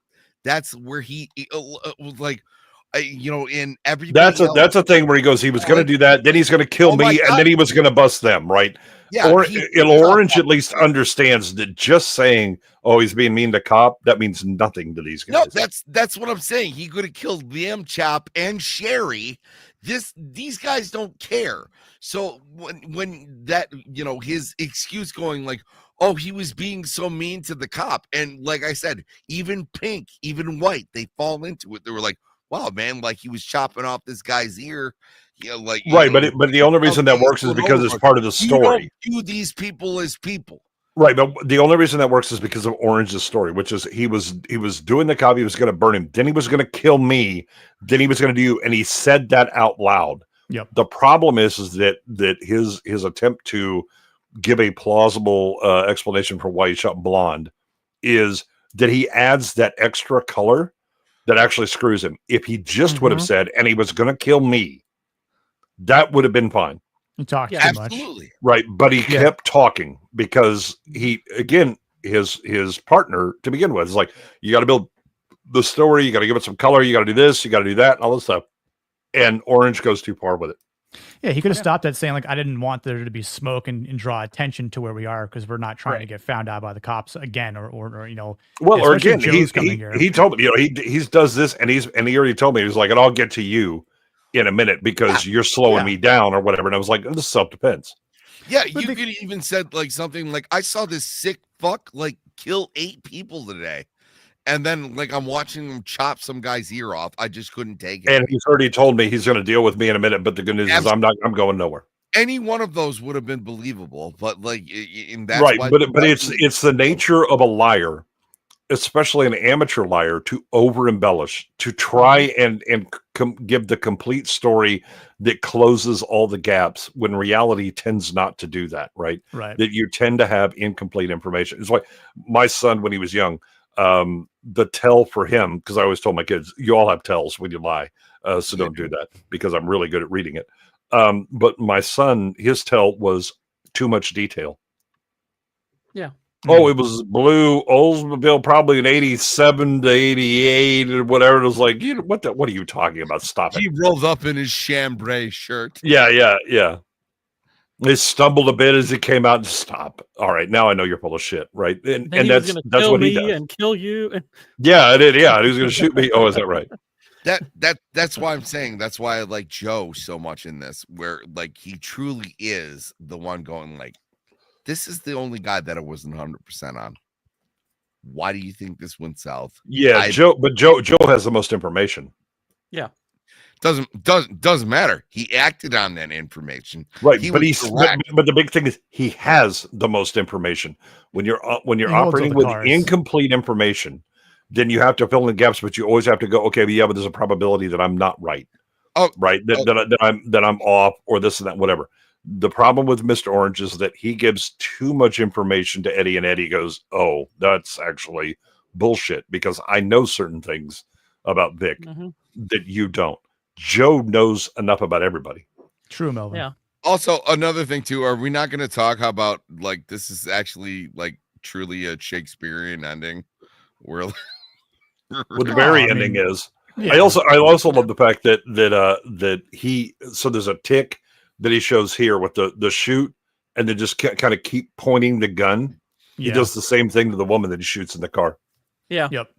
Another little thing about this, and this is all Tim Roth. There's certain like little whimpers he makes, and I don't, like I've been injured. I've been, like where I don't necessarily make it that high pitched, but like I've made that sound before. And there's certain times where Tarantino shows in little stills like this, just like a little more blood, like pulsing out, and like you get ear. It's almost like a bloody hourglass where you get the blood on the ramp and then at the bottom of the ramp. Well, his shirt is a good example of like an hourglass where you realize like his time is running out. Yeah. So, like, how much blood can you lose? Taller here. Yeah. Probably, he lost a lot of blood. Yeah. There's a noticeable slipping hazard at the bottom of that ramp. My favorite like a white movie. He's like, oh, he disfigured me. Like get the wet sign. As one would. If someone cut off your fucking ear, you would probably. Yeah, he's like, you cut off my ear. He's like, I'm fucking dying here. I'm fucking dying. Like, it's so good. Like, but the thing is, he's laying there, right? And he's talking to this cop. He's telling him the backup is a block away. They could be here in a second, but we have to wait until Joe comes in. Then they're going to come in.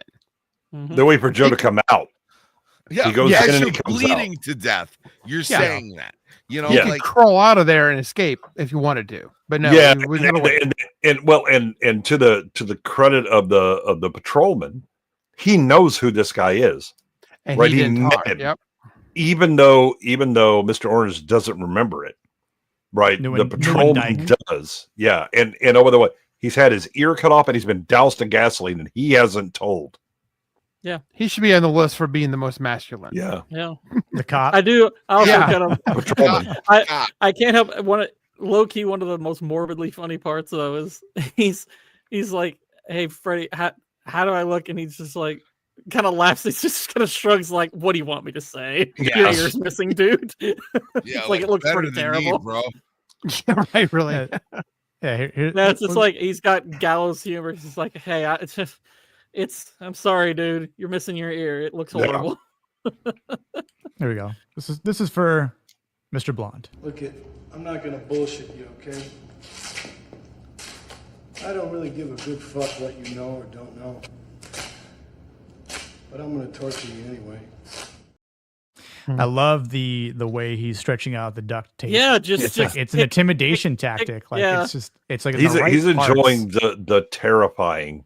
Yeah, the guy, right? And he's like, yeah, and again, I don't care. I'm going to torture you because I like it. Torment is part of it psychological, and he knows that. Is in Indiana Jones, Hour of Destiny, equal torture. Yes. Don't bring that shit on my. You're talking about Todd when he gets out it looks like nunchucks or whatever, and it's actually his hanger for his coat.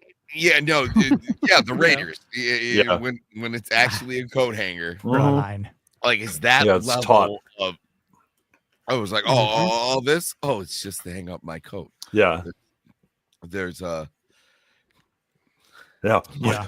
what shall we Oh, talk you just about? fucking What shall we talk rob about? that from me. Draw a Fucking line. good one. That was a totally valid take.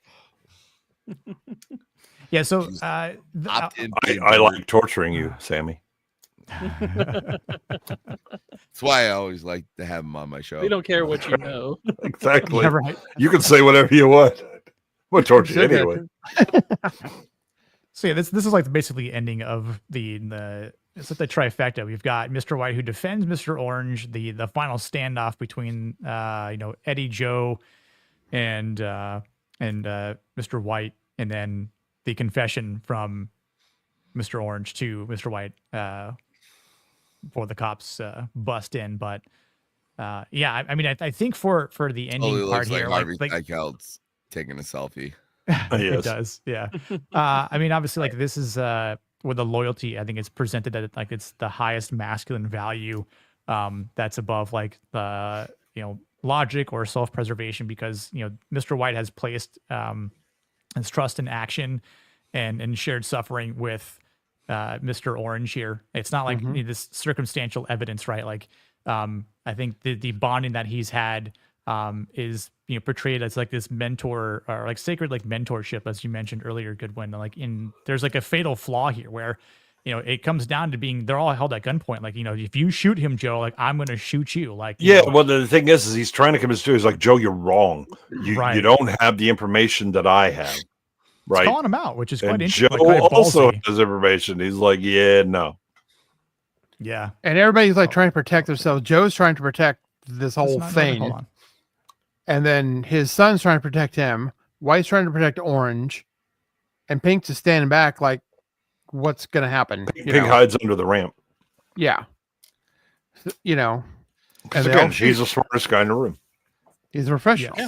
Yeah, he's like, I ain't getting involved in Mexican standoff. Yeah, this is some woman emo stuff going on here. I'm going to go ahead and hide in this ramp until they get through their little cat fight. My slide's messing up. Hold on. Yeah. Hashtag Pink Life.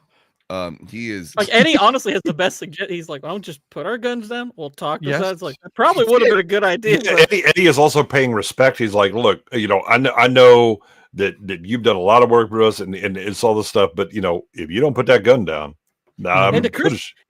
Chris Penn, really good line delivery when he's just like, are you out of your mind? Like he's genuinely shocked that White would do this because like he knows him. Yeah, like, you're an old time acquaintance. You've worked multiple jobs. What is going on? He's like, why are you sticking up for this guy over us? Don't bury the lead. Joe has this guy fucking fingered. He's like, this is the piece of shit. He does. The problem is that because Joe, again, it's the setup that everybody's information is compartmentalized. Joe is the one that has the most information. He knows what the conclusion is, right? Because he's like, I've worked with all of these guys before, and some of them done time for me and all that, whatever. But this guy was the one I was unsure about. Right, and exactly. So I know who it is. The thing is that everybody in that group, they don't know that. Right. They don't have that information. Joe does. Absolutely. But I'm also saying is Joe is the orchestrator of all of this. It's really true, Rossi. The one to watch is Keitel in Roth. It's because of their assignment, they have spent so much time together where he's going, there's no way. This guy took a bullet for me. Right. Everybody is operating from a different understanding and experience. So Keitel and Pink have actually been, in battle and have had to say anything. Joe is not. Joe's been, and that's what Keitel is saying, right? He's like, Joe, you don't understand. I've been with this guy, and he's definitely not the rat. I mean, he took a bullet and he shot, this civilian and all that. He can't be this, and Joe has more information.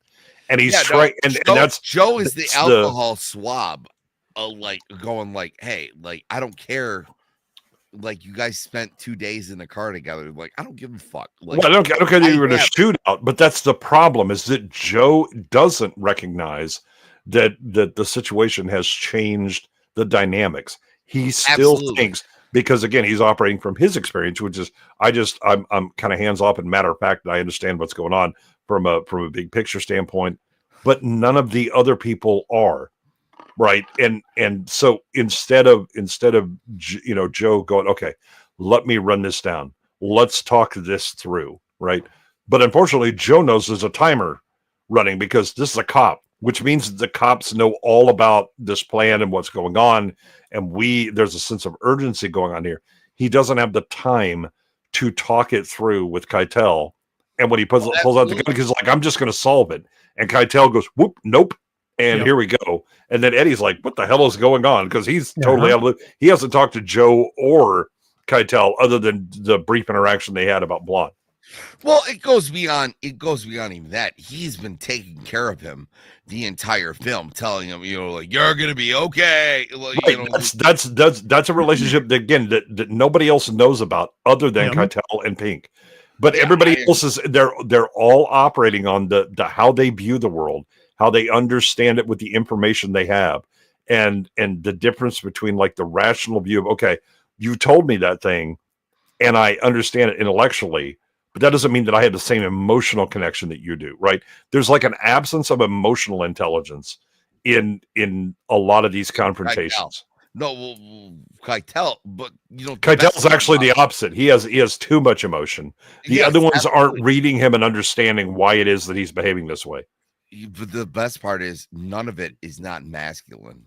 All of it is going right. It's just again, it's an absence of understanding, and I think that the grace that you can give the fact that Joe isn't sitting and go, okay, let's talk this through, right? Or Eddie doing the same thing, is that there's a time component because Joe has just announced this guy's a cop. We know there's a rat in.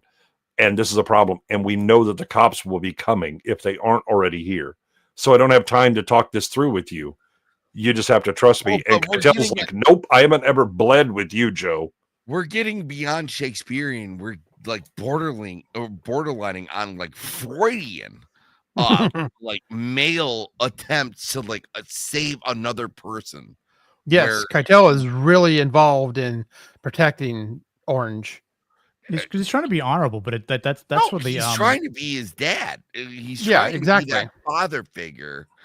It's the tragedy though of Mr. White's character because he's wrong here because we know the truth and he doesn't. Like that. That's the ultimate fault. His instincts are right, but he lacks the sufficient information. He has a good moral stance, but again, it's the lack of information that he doesn't have because Joe has it. Joe has all the cards. Joe knows the truth here, and Harvey he's the most objective. Mr. White, yeah. Literally everybody in the room has more information than he does, maybe save for Pink, though Pink is significantly more reasonable with the information he has. Yeah, Joe knows the biggest picture, and he understands like who each of this like we know they'd all be different. The question, Rick. If you were truly like educated in the way this works, like I said, Pink is the smartest guy in the room. You wait for Joe. Yep. Joe. Well, he's Pink isn't willing to wait for Joe. He's been advocating just run because the cops. This has been narked out. Yeah, saying we need to leave a while ago. Joe has like we've been set up. We're crazy to stay here. Right. Yeah. Joe has already, or I'm sorry. Pink has already gone beyond this because he was like, "Hey, you guys are a bunch of dum-dums. I already put the diamonds in a different place. Like, everything else is a surprise. So, like, everything that Mr. Blonde does, obviously, is a surprise. But, like, even when Joe shows up here, he's surprised that he's having an argument with, like, a guy who has been working with him the longest, where he's going, like, you're making a mistake. Like, the whole thing is going, he's watching this at a horror going like the whole situation is going up in flames. Like it was like he's still trying to look at this like, how can we salvage this? Pink is, I mean, his motivation is, look, I would love to say the rest of you, but if you're going to be stupid, I will save myself in the hell with this. Joe is still trying to save the whole That's thing. more diamonds for me. That's more diamond. Oh, this guy's gone. Oh, I'm sorry. I mean, if he had no diamonds, he would I'll tell you one thing. I'm not doing time for this. Yeah, the last example, like I said, the last thing he does is almost smoothly. He still doesn't he doesn't make like a mad dash for the diamonds. He controlledly. Yeah, he looks, he evaluates the situation. He's like, all right, well, I've got one option. Let's go. Yeah, I mean, I like think to think he gets away. He doesn't.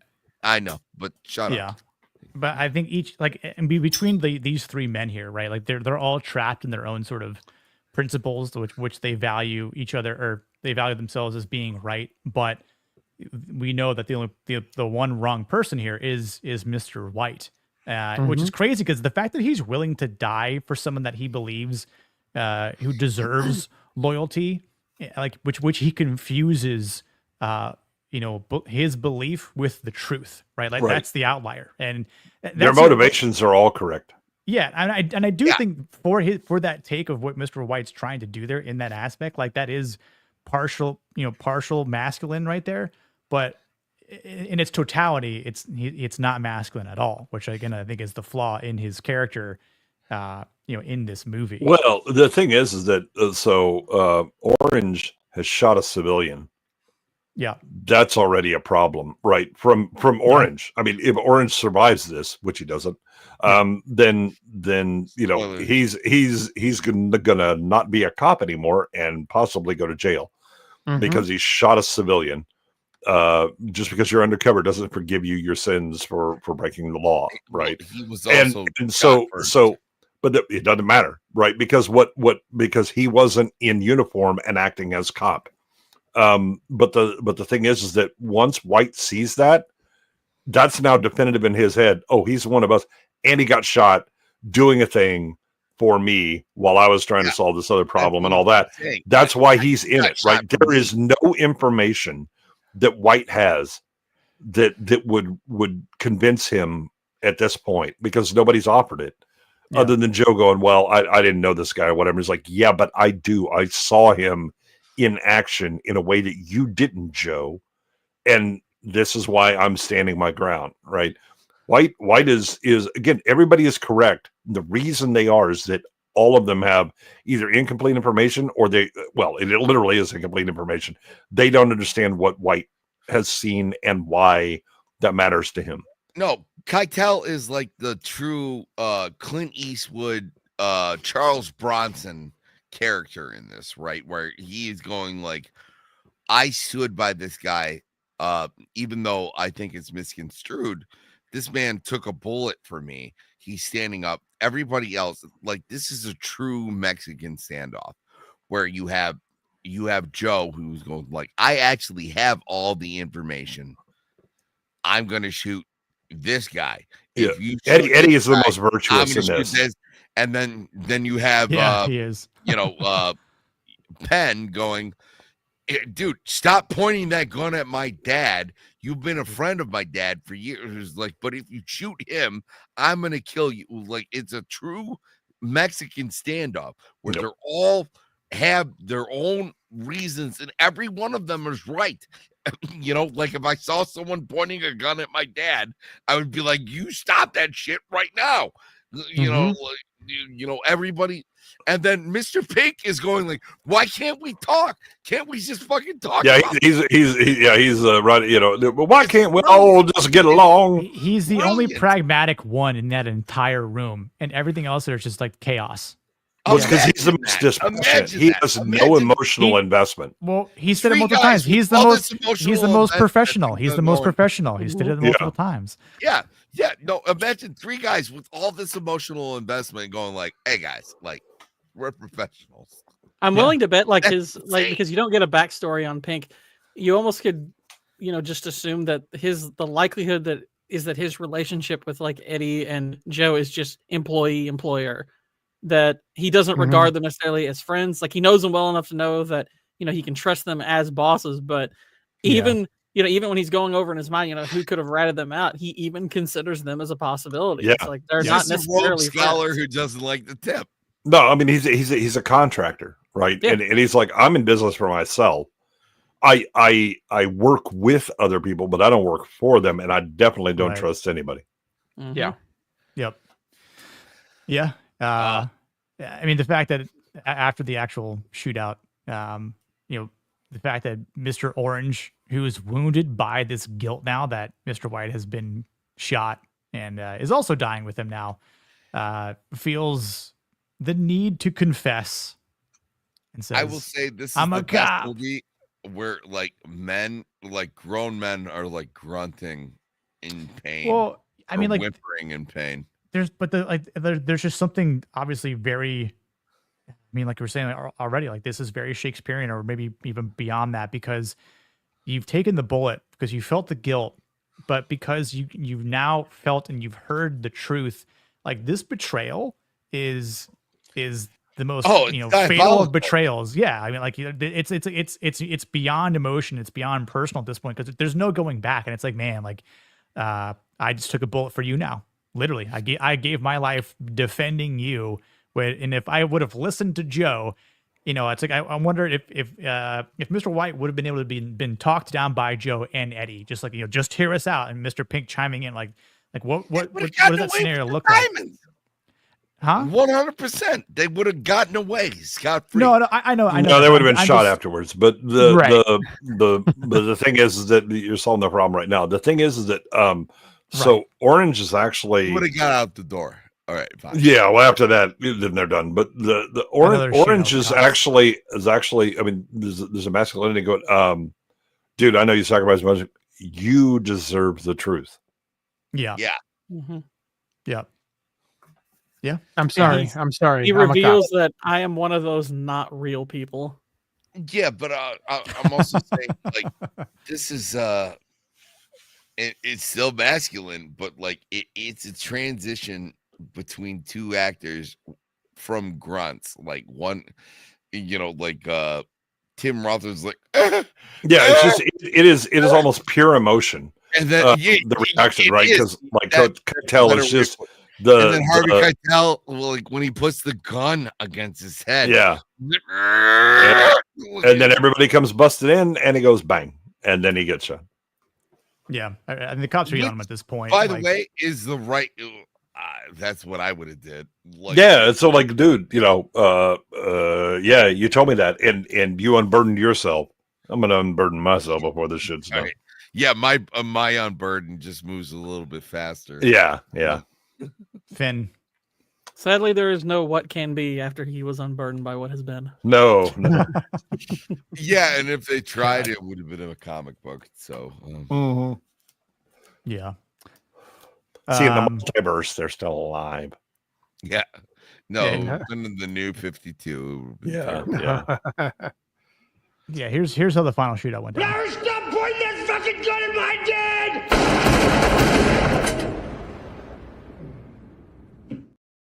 Yeah, but that's the best part. You don't blame any single person for pulling that trigger. Yeah, they're all properly motivated. I do want to point out, I think, Gord, you made this distinction earlier. It's the sound of the gun going off that makes the audio violence quality of of it. the Enhances the violence. Yeah. Better. Yeah. Higher, raises that bar. Which in that scene alone, like I think compared to the other ones when they're shooting at the cops, not to diminish those, but this has the biggest impact because of what happens to all of our main characters here. So we've reached the ending. Yeah. Let's talk about our masculinity ratings. Blair, why don't you kick us off? Well, I give this a good 8.5. I mean, you got a lot of strong-willed people. They're doing things, from Mr. Pink, who's being more professional, more pragmatic, to Mr. White being more. He's been into the trenches with Mr. Orange, and he's really bonded with him, and he's like really invested in trying to save him. You got Joe, who's the grandfather of all this, trying to just keep his guys alive, try to get the score done. Mm-hmm. His son involved, and then Mr. Blonde, of course, is a total psychopath. But just a lot. And of course, there's not a single woman except the one that gets shot. Well, yeah, the waitress and the one that they throw out of the the spoilers. There's a woman in this movie. Steve Buscemi throws her out because get the hell out of this movie. This is for men. Get out of my car. Here's the tip. Yeah, right. Exactly. Here's her tip. Give me your car. Here's a tip. Drive with the window up. I think he breaks the window, actually, but whatever. Yeah. Here's a tip. Give up the car. Yeah. Get out. Yeah. That's a good rating, Blair. Thank you for that. Sammy, what about you? What you got for the rating? I've been debating about this all night. I still think I have to give this a 9, simply because there's so many strong masculine characters, even though they come into conflict, and the most masculine reign supreme. Like, if this is a collection of men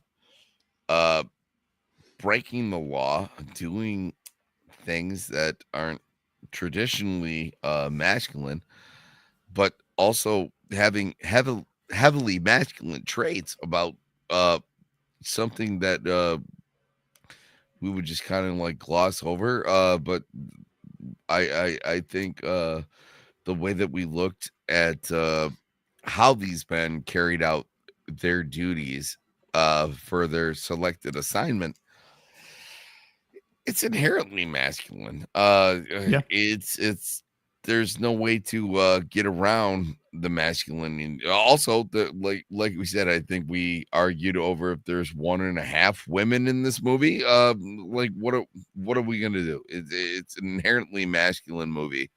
I don't think I still don't think it's a good representation of the Patriot.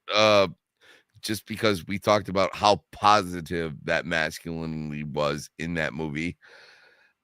This one, even though everyone who's masculine is a piece of shit, I'm still gonna have to go with a 9. Like, I'm gonna give it a big old solid 9er. Man, that was close, because I thought Sammy was going to lose his Italian heritage by discounting, just because they're in crime, that they became masculine. but he kind of saved it at the end, so he can. Shut up, or you face. Hey, yeah, gabagool. What's the matter with you? You want the Bada gabagool? bing. Bada boom. Yeah. Gordo, what about you? Yeah, I mean, when we talk about these movies and we rate them, I tend to, try to look at, the characteristics they're depicting and, how they're treated relative to the story.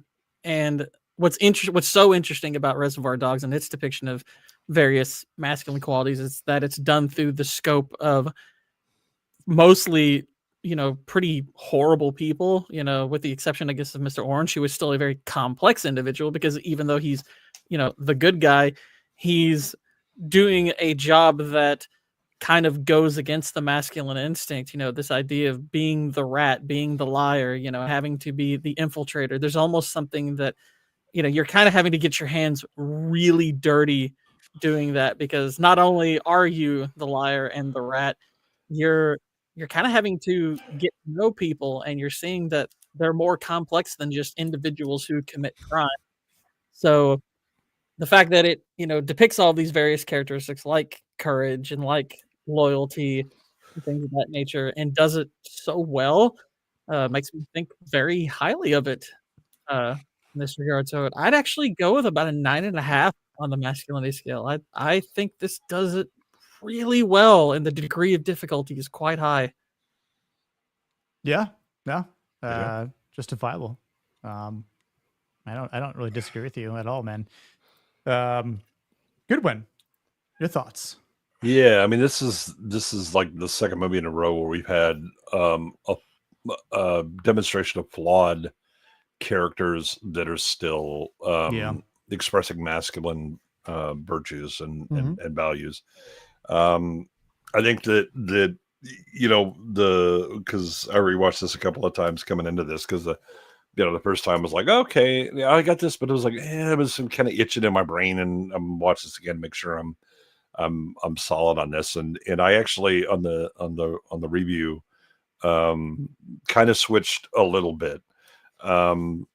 So the most like objectively correct is clearly Mr. Pink, because he's being dispassionate and all that. But the thing that we've always kind of emphasized is that stoicism is not the absence of emotion.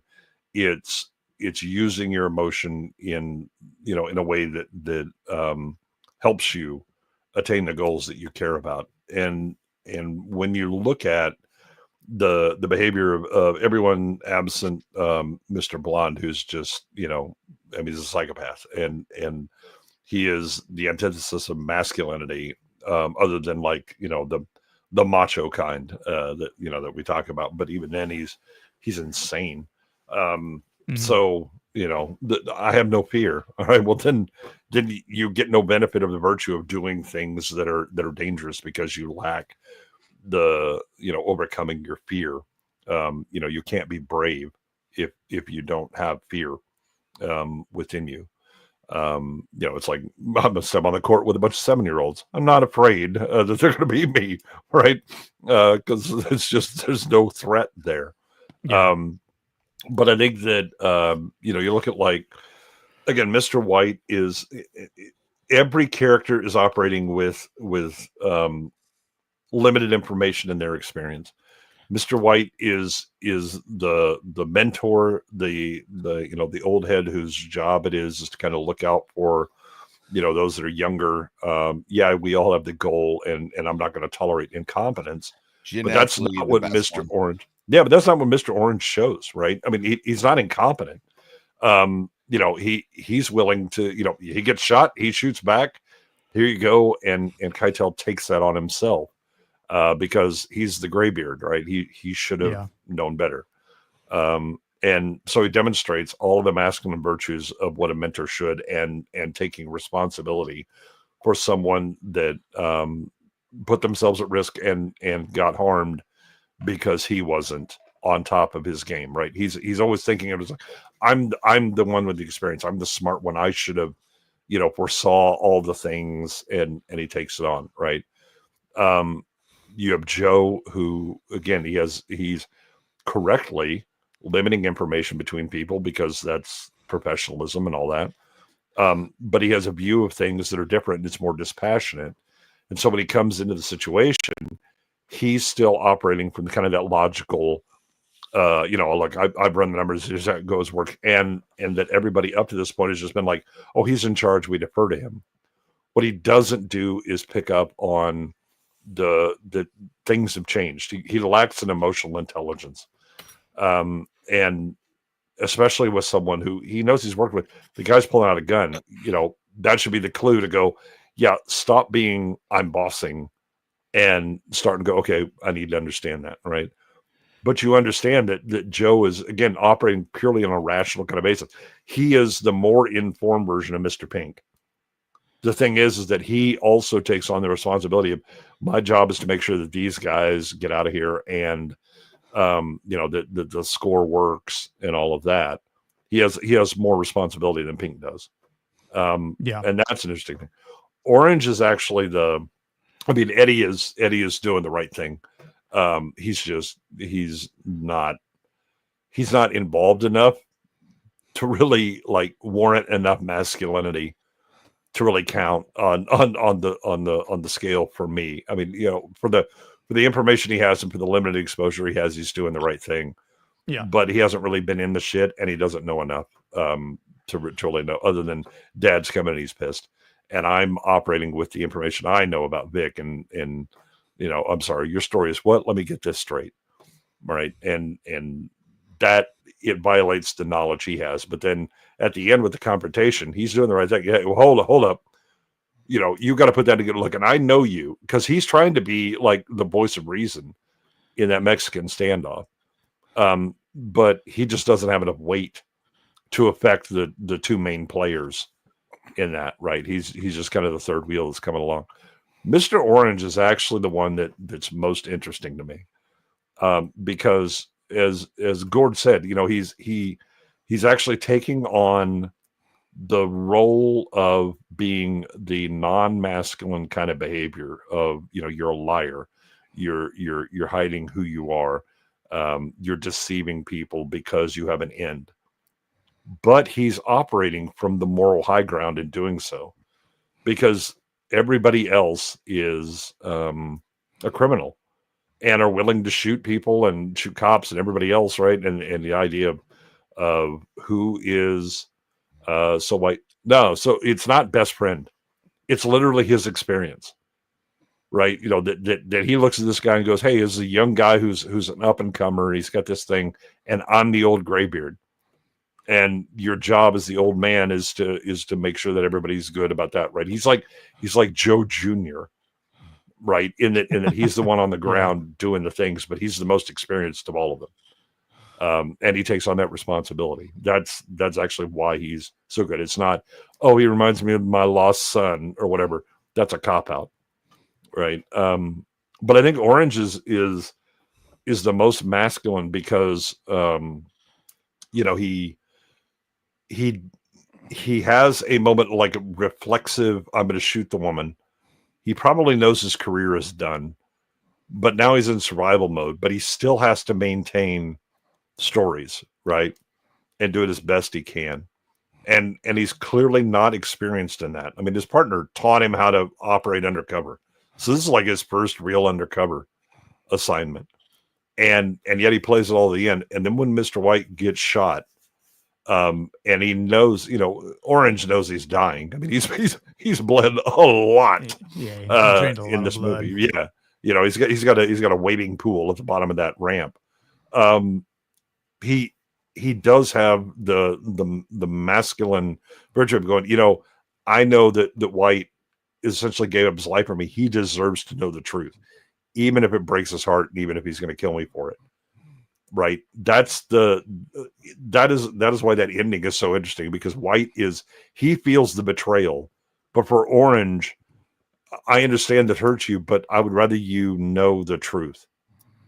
Right. Mm-hmm. That I respect you enough to give you the truth. Yeah. There's a lot of complexity of masculinity in this, right? And it certainly doesn't display all of the aspects of masculinity, because you really don't have the depth of like family and marriage and things like that, right? That investment in the future. But yeah, I think this one, man, I struggle with the scoring on this one, because there's so many great aspects that's across the board, but it's constrained within this like domain of limitations of how broad you can go with the masculinity. I think I'll probably give this an 8.5. The movie itself is much higher. I just think that there's really no opportunity, nor should there be in the movie to portray all of the aspects of masculinity, but the flawed characters who are still behaving honorably. Is much like The Wrestler, where we see it and go, yeah, this is a flawed man who's fucked a lot of things up. Yeah. But he deals with the world that he's in and chooses the least worst option he has, which is, to be able to do that and to cost himself his own life. We see something similar in Reservoir Dogs. And I think that's why it's compelling, is the complexity. There's no simple, oh, look, it's masculine man and he has all the virtues and all that, and he's a good person. I love seeing the flawed characters that still, despite those flaws, try and exhibit their masculine virtues as best they can. Yeah, no, I mean, all that was very well said, Gwen. But before I'll give my rating, I'm going to end this poll here that we had in the channel side, which tallied up to be Mr. Pink coming in as the most masculine character in Reservoir Dogs at 37%. Then Joe was second at 27%, actually tied with Mr. Orange at 27%, and Little Eddie, a whopping 6%. Yeah, Eddie just doesn't have enough coverage. But if you're looking Yeah. at who's kind of the most the least flawed and most masculine, Eddie probably is at the top. Yeah, what's up, Dragon? It's how you doing, man? Mr. Brown is a little too close to Mr. It Shit. is a little too close to Mr. Shit. Stick around. Actually, you know what? Stream's been going for a while. We should be safe. I saved this clip. It's too bad Leon's not here, but or Sandy.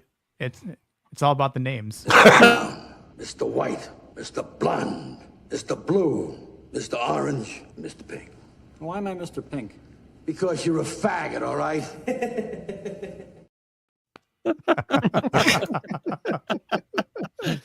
Yeah, you all laughed, but you named me Mr. Pink. We did. Man, it's almost like that was intentional.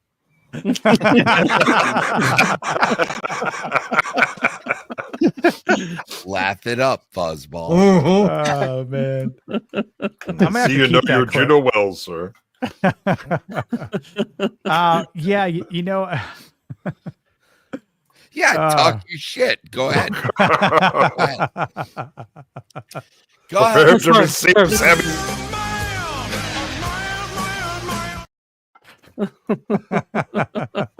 Don't play me the song of my people. Why am I Mr. Pink? Go ahead. No, it's probably the titties. Like funny to you? Hold on, I got a clip of that. Hold on. Don't fucking scream at me. Where's you the dumb money? fuck you. Look at you with your fucking 48% body fat and you scroungy little bastard. Fuck you guys. Go to the gym, Joe. Honestly, that to me, I'd be like inconsolable. Go to the gym. It's one of my favorite Arnold. 40% body fat. Well, we're talking about that in chat. Don't know anything about Arnie. Like that's kind of how he got his first movie contract, where he was. Yeah, that wasn't a movie clip. That was a pitch meeting. Yeah, that was actually Yeah, no, but I'm saying like he kind of like I'm not getting the role. This is how it's going to go down. I get talking to me like this. Exactly. The good news is nobody could figure out what he was saying. True. Yeah. What did he just say? I don't know. Something about.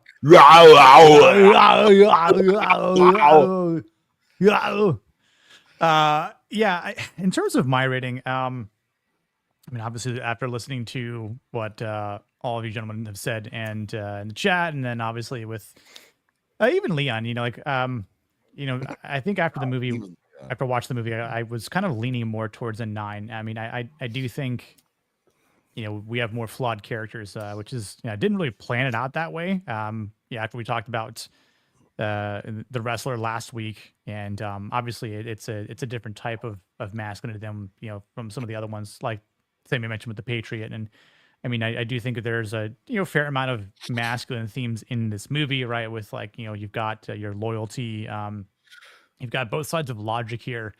You've got and some almost like a bit of an identity crisis here. There's deception. There's characters that are wearing masks. There's emotional leakage and some emotional suppression at the same time. You've got the mentorship, which is, again, to your point, Goodwin, there's the closest thing we get to a more, father-son relationship, more than the actual father and son in the movie between Eddie and Joe, in my opinion. And you do obviously see some aspects of brotherhood, but it's only like in like skin alone. There's not really like this sort of true brotherhood that we get like in, let's just say like Saving Private Ryan, for example. Obviously there's a lot of, there's a bit of a power, struggle or power dynamics, not a lot, but, some of it is in here. There's obviously, sprinkled violence along the way. And again, I appreciate the fact that we are told about the violence rather than shown the violence around Mr. Blonde's character, because I know a lot of times we want to see the show rather than a tell. And but I think this is something where for the sake of the budget, it actually kind of panned out that way. And I think to the aspect of that being a masculine theme with the violence in this power control, it did bode well for the character of Mr. Blonde. I mean, I'm really still kind of leaning more towards a 9. I mean, if anything, I'd probably say like maybe an 8.5 as well. But yeah, as a movie, yeah, different rating for sure. I do think it is one of the best, Tarantino films that he's done. But yeah, it's a good one. I'm glad I'm glad this is the first one from Tarantino. Obviously, want to include some of his other ones. It was a hell of a start for Tarantino. I mean, he writes True Romance, which is also a banger, and then he comes out the gate with this thing. Nice, that scored. Yeah, no, and that was first time we got to see Leon on in a movie, with it being White Boy Day.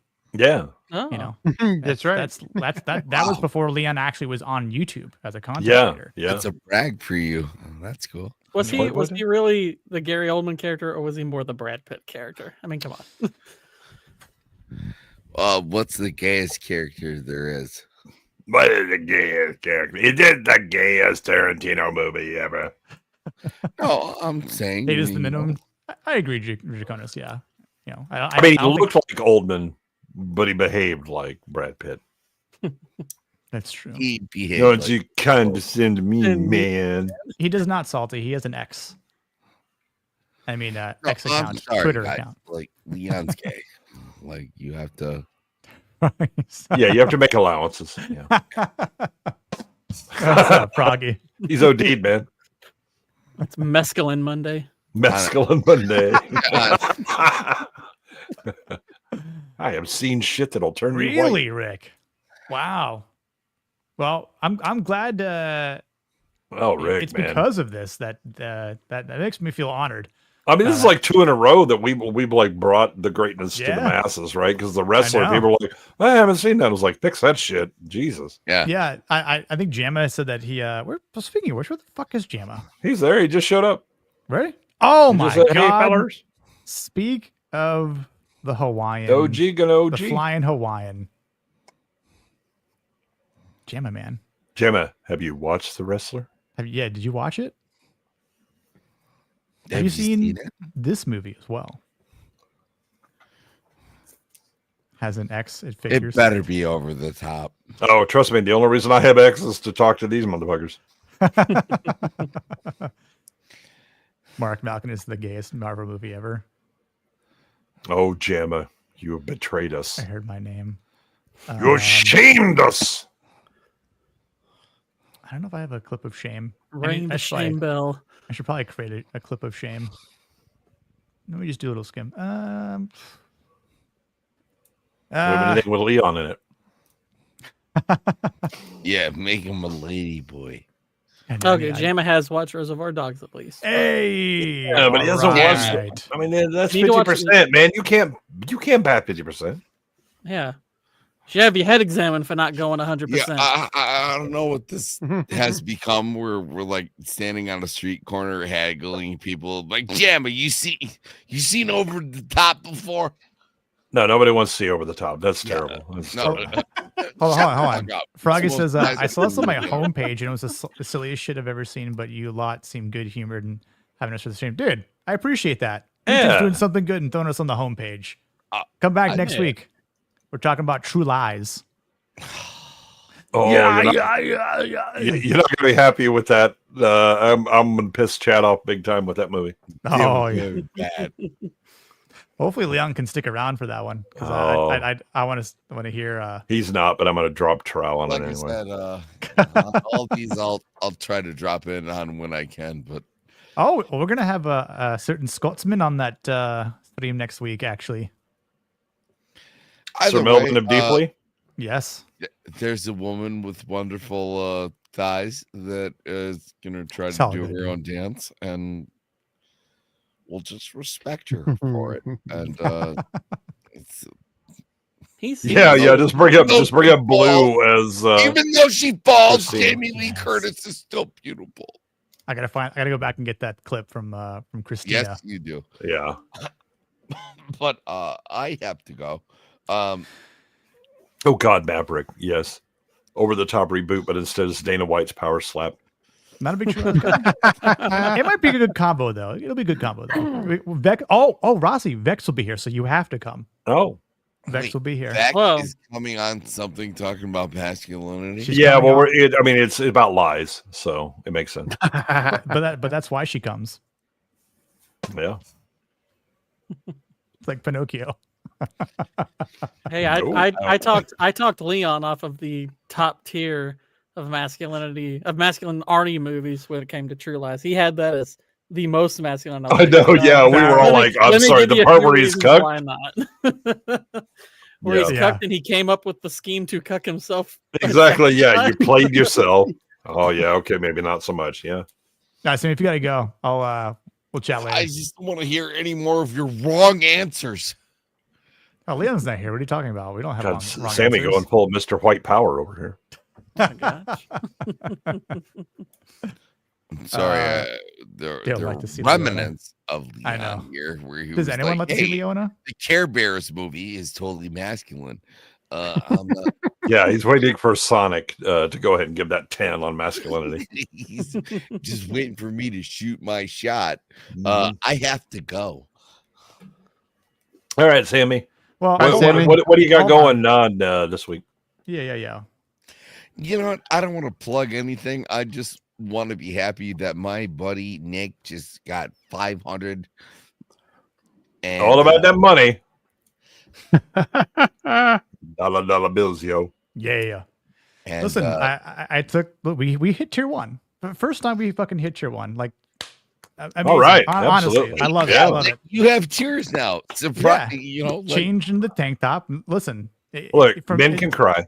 We can have tears. Look, you know, As long as it you gets guys less than say this. okay. There's the stringer, right? The muscle shirt, which is less clothing than this, Yeah. and then it's just shirtless from there. You know, $500 topless. Yeah. Yeah, I got to see Nick's nipples, and it's not because it's gay; it's because it's masculine. No, you guys should be subscribing to him. I have to go. I have to be up in holy shit, 4 hours. Well, you better take out Viagra. Get some Go to bed. rest. Go to bed. Nighty. Night, Sammy. Take Right. care, brother. Is that where she comes? Vex says issues. I'm good with it. Hold on. Speaking of Vex will be here. Say no more, fam. Say no more. Rossi, this clip is for you. Mr. Brown, Mr. White, Mr. Blonde, Mr. Blue, Mr. Orange, Mr. Pink. Why am I Mr. Pink? Because you're a faggot, all right? That was not meant towards you, but for you because Sammy has left us. Yeah, that was a sayonara, Sammy. It was a sayonara. That was Sammy's like, farewell and adieu to you, fair Spanish ladies. Farewell and to your ladies of Spain. I can't wait to talk about that in due time here. Well, John Milius. I mean, yeah, thanks, brother. Appreciate that. Drop the sticker. oh, he got a super sticker. Oh, Shiza. Draconis, thank you, sir. Hold on. What is it? What would it be? Is it I hope it's not a direct rose. Is it a flying jelly bean? Is that what that is? Like, I don't know. Well, I mean that could be the Viagra for Sammy. It's the blue pill for Sammy. He's about to fly off the charts. Draconis, let me see if I can give you a good one here. Do you want something from the movie or do you want something not from the movie? Let me know, and I'll get you. I can't believe you didn't do the clip where it's probably the titties. I was trying to look for that. There was two more ones I was trying to find. It was Yeah, you got to have the Orgasmos, the theme song. That one has, what makes a man? Is it the woman by his hand or is it the titties? Yeah, I want to be able to. I need to try and run that through I'll YouTube. Find you. No, I've found the clip already. I'll give you a website where you can find just about any movie clip if you know the line. Oh, damn! All right. You can literally search clips by the line, and usually you'll get something good. Occasionally they're clipped a little short, but I've already found it. There is technically masculine musical, I would probably call it Teen America. Yeah, or South Park movie. Yeah. I mean, I think we've all asked ourselves, what would Brian Boitano do? That's so true. Is it a traditional dish in the UK, especially South and Mid Wales and English Midlands? Let me roll back up and see. I might have missed. Are we referring to the bean with wings? Oh, maybe. Which is haggis? Haggis. Maybe. Or is it beans on toast, but plain? Beans on toast. Rick Costa with a congrats again on hitting 500 subs. You deserve all, dude. I listen. I appreciate literally every single one of you guys watching that has spent time on Monday nights or on some of the gaming streams that I've done, and been talking with more people about expanding to a Tuesday show, which is more than likely going to start next Tuesday on August 12th. Covering Alien Earth. Awesome. So, that'll be interesting. I'm very intrigued to see how that's going to go. Maverick was talking about. Oh, I know what he's talking about now. Oh, Farouk, it's our meatballs made in. Yeah, except that's not actually how it's pronounced. Especially pork and traditionally pig's heart, liver, fabulous. Yep. Might be. You can actually get it canned and frozen as a frozen dinner. It's blue schmoo. Oh, okay. Never seen Teen America except for the well-known clips. Godzilla! Oh my god. Okay, might have to make that happen here on a Monday night then. Jamma, you don't get to say anything. You haven't seen The Wrestler yet. Get the fuck out. I mean, at least Gemma's seen more movies than Nadia. I mean, dogs have seen more. Blind babies and incubators have seen. That's true. Yes, and probably got the points of the plot better. Let me get Draconis with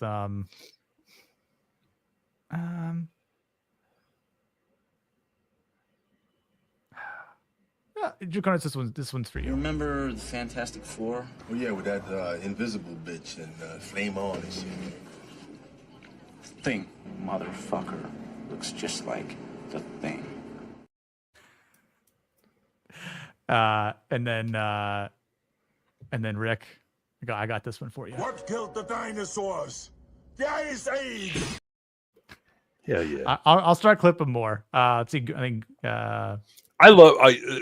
Rick Costa is like one of my favorite community stories. Right. So he comes in because they're doing like X-Men '97, I think, on Gooch's streams, right? And he's big Marvel Comics fan. He's like bringing the wisdom on what's going on, kind of the backstory and all this stuff or whatever, right? And then we just kind of bring him in and like, all right, Rick, you're coming with us. We're going over here, and he's like, all right, let's go. And then I mean, you give him a couple of months, and he's like, yeah, I'm a mob. What's up? I mean, I'm hardcore on this shit. Yeah. So let me ask everyone this, since I know one of the things that I had to kind of feel out is calling whatever my memberships are. I have to give it a name, apparently. I mean, so, and if anyone has any suggestions, or if you're on the Discord, you want to throw in some suggestions as what we call like the basic membership, right? It's capo. What? He's a capo. Capo? In the masculine mafia. No, okay, you could do that. I mean, we just use the mafia ranks. Okay, so we'll just do mafia ranks. Yeah, that's fine. Yeah. That's fine. Yeah. I don't know at what point I can start changing the. We can already do that. I just haven't looked much into it. Like the badges. Emojis. I mean, Salty does have a point. Calling him a member. That's pretty masculine. Yeah. Member, spotter, trainer, big swinger. Yeah. Each tier could be a testosterone level. Yeah. Could at one point of maybe like just as an example, like 6-month member is like a needle for steroid injections. Oh god. No, they actually pull testosterone out of those members to give to others. They're a donor. Yeah. I got plenty. I can give it to somebody else. You could definitely get like a different bicep emoji than like the typical one that's you got to go, like pull Arnie, the Hulk Hogan. Right. Oh yeah, okay. That's the right one. Yeah, we got to go through masculine characters too. I feel like that would be kind of good for the different emojis Mr. T. as well. Yeah, you could go like you get Iron an Mike Arnie Tyson. tier, a Slide tier, a Tyson. Yeah. Yeah. Okay, so and if anyone's good at that, let me know and just DM me and because I've never actually done any of that shit. Since most of this is new to me, so I feel like a rookie here. Damn. Anyway, that's okay, but just don't make them blue. That's just wrong. That's true. Yeah, I won't. Nobody wants a blue member. No, we're a blue pill. Yeah. Okay. So next week. Well, I'll take that back. I mean, what? Like 1 month. Yeah, get a Viagra pill. Yeah, to kind of just we already know, you got it, but we're just helping you keep it up, Then when you keep going, all right, now you're back to producing, let's go. Because I think it's 1, 3, 6, 12, and then it just kind of repeats like per year at that point. Yeah. So, which at that point, if it's like just a juiced out maniac, and you just kind of give it like Super Saiyan. For like 1, yeah, 2, it's like 3, 4, it's 5. it's like those terrible comic book covers where it's like there are muscles on muscles, and that's not how anatomy works. Yeah, just every year just gets more vascular. Yeah, oh God, no, you can't be juicing. Stop that. Veinier. No, yeah, it gets veinier. They get a giant abdomen. Oh, I'm sorry, that HGH, man, that ain't working out for you. Yeah. Oh God, like the bloated, or it could be that every year you somehow get more abs, right? So it could be like 6-pack, 8-pack. Somehow you have a 12-pack abs. Yeah. I skipped ahead. I already have the keg. Yeah. Yeah, right. Hey, keg's like at 4 years, it kind of just somehow reverts. Yeah. You just turn into Liver King. Yeah. It's the new steroids that just make you bloated. Yeah. Yeah, it's all steroids. HGH. You have a keg for a stomach, but somehow painted 6-pack on top of it. Oh, Jamma. I met a chick last night. She totally wants to do me. Pretty cute. Hell nice. yeah. What's his name? Is it like one of those names that also could be a girl or a guy?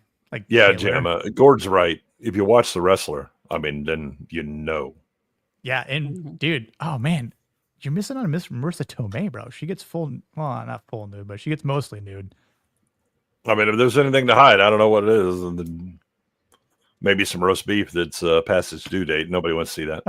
The wrestler is a behind the scenes look at what Aunt May had to do to raise Peter Parker. That's right.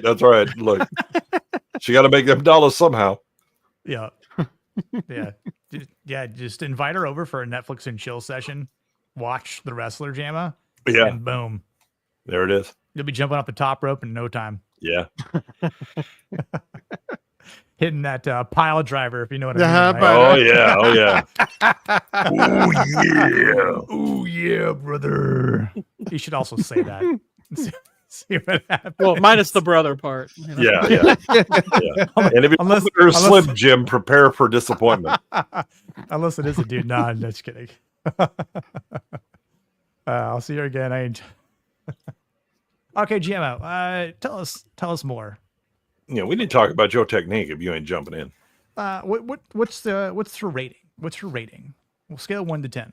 Not her masculine rating. We don't want to know that. That's not bad. No, nobody. No. Visual. May Parker was transformed by Galactus into the cosmically powered being Golden Oldie to serve as his herald, rather than lead him to populated worlds. Oldie discovered an extraterrestrial baker who bakes planet-sized snack cakes that sate Galactus' hunger. May's transformation is ultimately revealed as a dream. Aw. Nice. It was such a good story. I was so excited, and then and then Bobby Ewing sit in the shower. Yeah, I need to. So I did a video. I just haven't had time to edit it. I was overly busy this weekend. Were you also apologizing for Swole? No. Okay.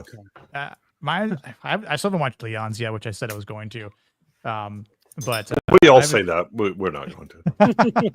Well, I already know for a fact mine is going to be different because I was talking to Vex about it, and because like I had known a couple people that know him in real life, and I had heard that he's a pretty humble dude, and I mean he's gone through some stuff. Like he suffered from opioid addiction, and had like nasty withdrawals for a while, which he beat and overcame. But I feel like I was telling Vex, I feel like someone got into his ear and talked him into doing this, because I'm like, this just seems so uncharacteristic of him and what he was. And then the fact that kind of tried to bounce back and be like, oh, like nothing ever happened. I'm like, dude, it's the fucking internet. Like people aren't going to forget this, and like you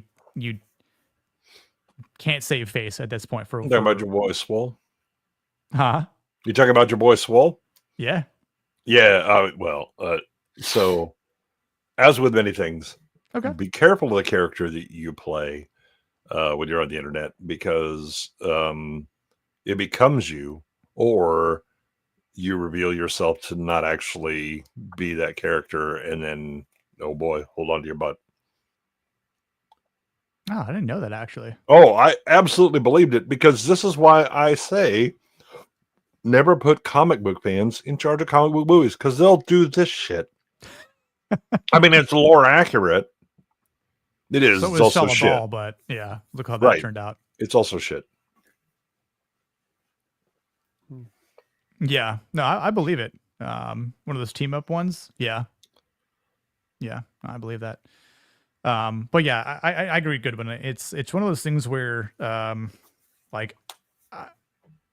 basically what I said was, all he needed to do was ignore it, much like he ignores everything else, and proceed the way he has been proceeding. Like, because everyone kind of looked to him as like the Batman for the gym culture, and thirst traps, and idiot people who are trying to just continuously think that their gym is their personal space. That's a public gym is a private gym, or someone's private gym with their stupid fucking cameras and tripods, and which I appreciated a lot of that, which I never really had to deal with for the most part. And even when I myself would film myself, or like I wouldn't really care, I'd just wait, but I think for him, I just basically said like it was very uncharacteristic of himself to step out of him being like this dark knight for the gym. I'm like, it just kind of seemed like, oh, like you just totally took off the cowl and was like, all right, well, like I'm Batman, like arrest me, like I'm a criminal and I'm a vigilante and blah blah blah. Like I'm Bruce Wayne and everybody gives me wedgies. Yeah. He's a tool. Yeah. I gotta go, guys. All right, Blair. Later, Blair. Appreciate it, guys. Blair. Take care. Have a good night, See you guys later. Good seeing you. Yeah, I agree, Rick. I mean, it's obviously like so I mean, here's the thing is that look, the rules of the game, what's going on.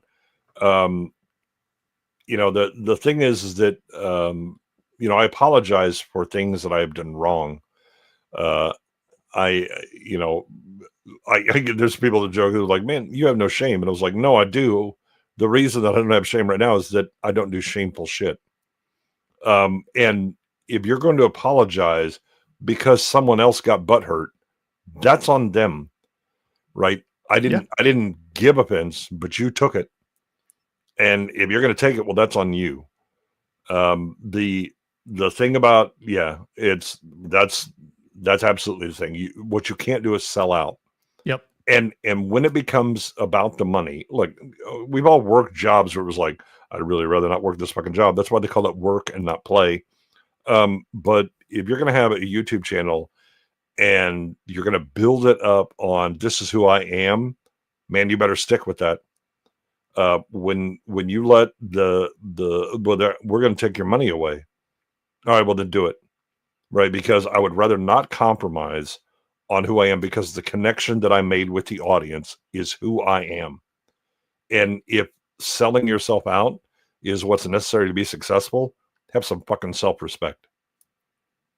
Yeah. Yeah. And again, right here. I never apologize for something you didn't do wrong. And that was the thing, Vex had asked me, like, what did he do or what didn't he do? Right. And it's like, listen, he posted an old picture of himself dressed as Hulk Hogan that he did for Halloween. I was like, some years ago. And I'm like, so, the fact that he was posting an old picture of Hulk Hogan to say, like, RIP to a wrestling legend, and then people are like, did you do what he did, 20 years ago, and blah, blah, blah. And I'm like, the problem is that people are blaming, Hulk for what he did in his past. And I'm like, I guarantee you, even if these libtards out there, like, I guarantee you there's people that they think that are worthwhile or that they deem worthy or whatnot, that they've probably said some of the same things that Hulk Hogan has said in his past, right? And again, not saying that it was right in the context or whatnot, but well, also stop taking people on the left seriously. That again, the what do they believe? Whatever the party needs at this moment. Oh my God, they're hypocrite. Yeah, that's a feature. That's true. I'm always crying. I did. But I mean, like, even like just engaging with it as a hypothetical. Let's say you did like praise somebody from you showed a video of clips of somebody who was really cool in the past, and then people get upset and you find out, okay, they did some really off stuff. Let's say hypothetically that they did some genuinely horrible things that you didn't know about. You know what? You still don't owe anyone an apology. Yep. Because you know what? I didn't know any of that, so I'm still not apologizing. It's like he had zero reason whatsoever to apologize, even if he thought those people were right.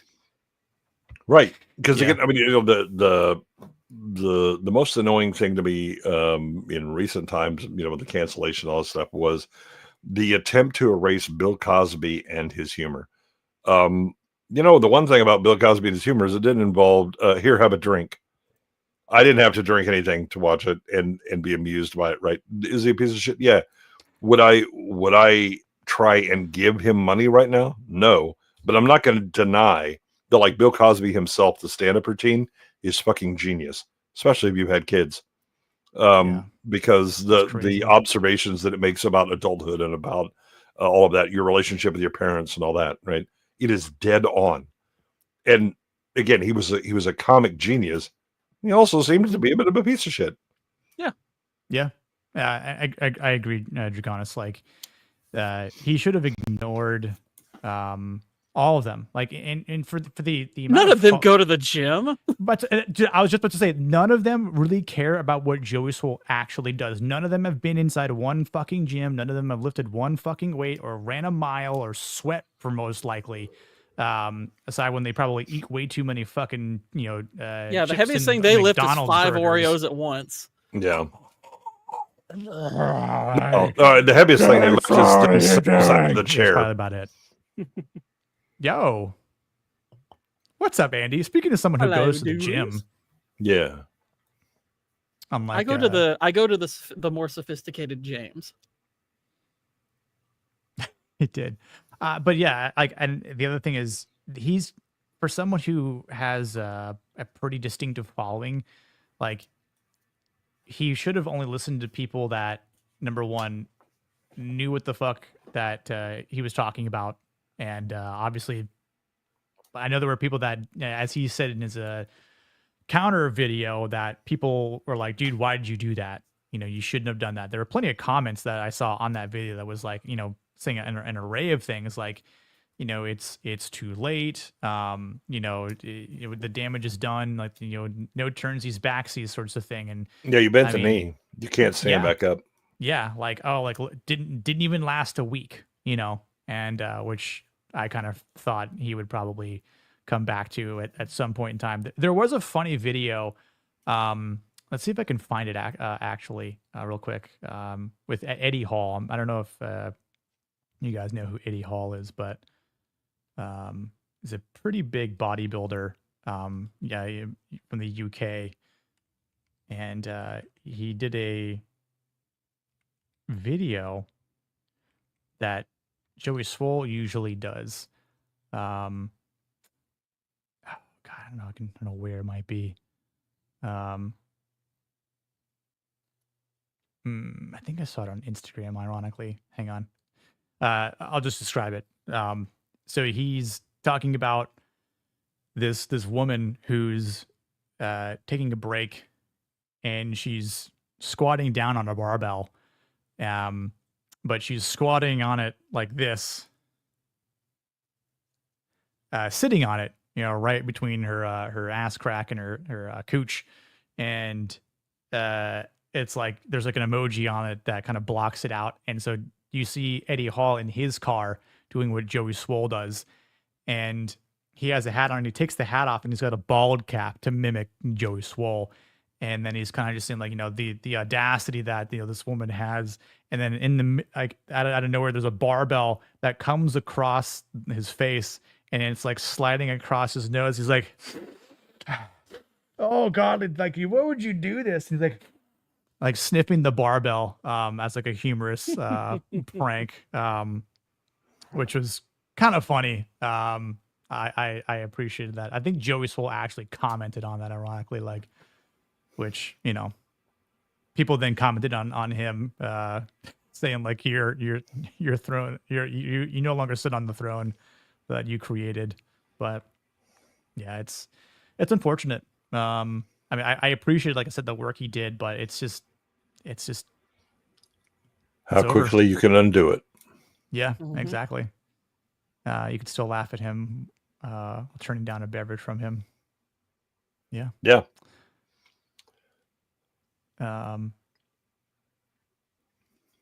Joey should have put on a Vince McMahon costume the next day. Dude, that would have been hilarious. I mean, that's the thing is when you have Hilarious. The tarred rage of the permanently aggrieved Hell come yeah. at you for something you did, double down.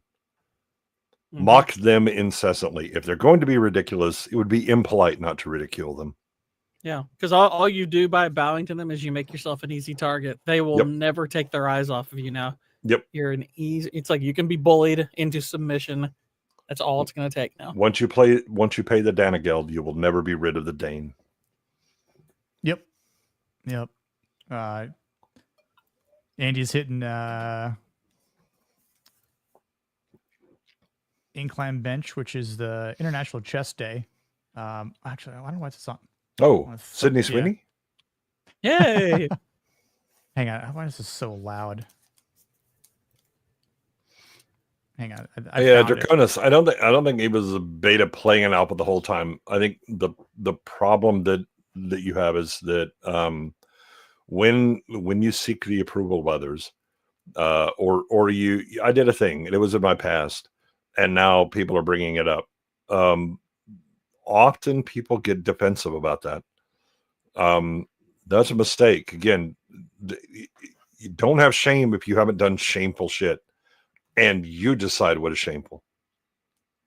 Right? You have your morality that's built in, and that's the metric that you use, not what somebody else thinks. Because if it's I have to worry about it, what other people think, then you'll never have any firm foundations. I found it. Because the wind will blow as the wind blows.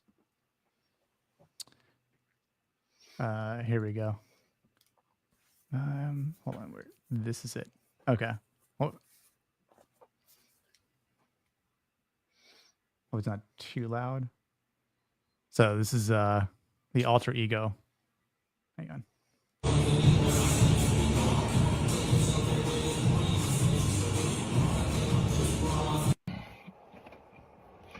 This is absolutely disgusting. This girl sitting on a bar for her OF and then continues to rub herself on the bar. Honestly, like, gym members and gym owners need to do better. They need to report this kind of thing, stop this thing happening in the gym. It's just absolutely disgusting behavior. I know I don't condone.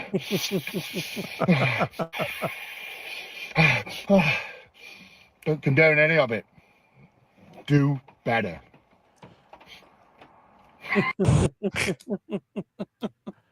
That's pretty good. Yeah, I thought that was funny. But so many of those gym videos of those chicks take would be so much better if somebody would just ran in from out of nowhere and drop kicked him in the head. Yeah, yeah. I mean, at that point, just it's something like you know. Okay, you got to straddle the bar. All right, well then let's have 2 guys pick it up and see how you like that. Mm-hmm. Or if it's just like you pie them, just I don't know, something like. Yeah, so that's a Cooch. Yeah. Ooh, yeah. The so there's a great book that you should read. It's called Agent of Chaos, and it was written like in the 60s, but it actually inspired this movement where people would like, okay, so pay me to throw a pie in some self-important person's space. Yeah. Because I mean, imagine like, a certain Austrian, flagellating and doing his, and hitting all the syllables and rolling all the R's and all that stuff or whatever. And somebody just walked up and hit him in the face with a pie. How could you take him seriously anymore? Just out of curiosity, Salt the Butterbags, when you say once you bend over, you're after, you referring to Joey Swole or the woman with the old OF video? It's true. A pimp's love is very different from that of a square. Yeah. Yeah, she picked it up from that. That would definitely stay away from her. What are you talking about, man? I'd be like, oh hell yeah, let's go. That's some muscle control right there. That'd be one hell of a night.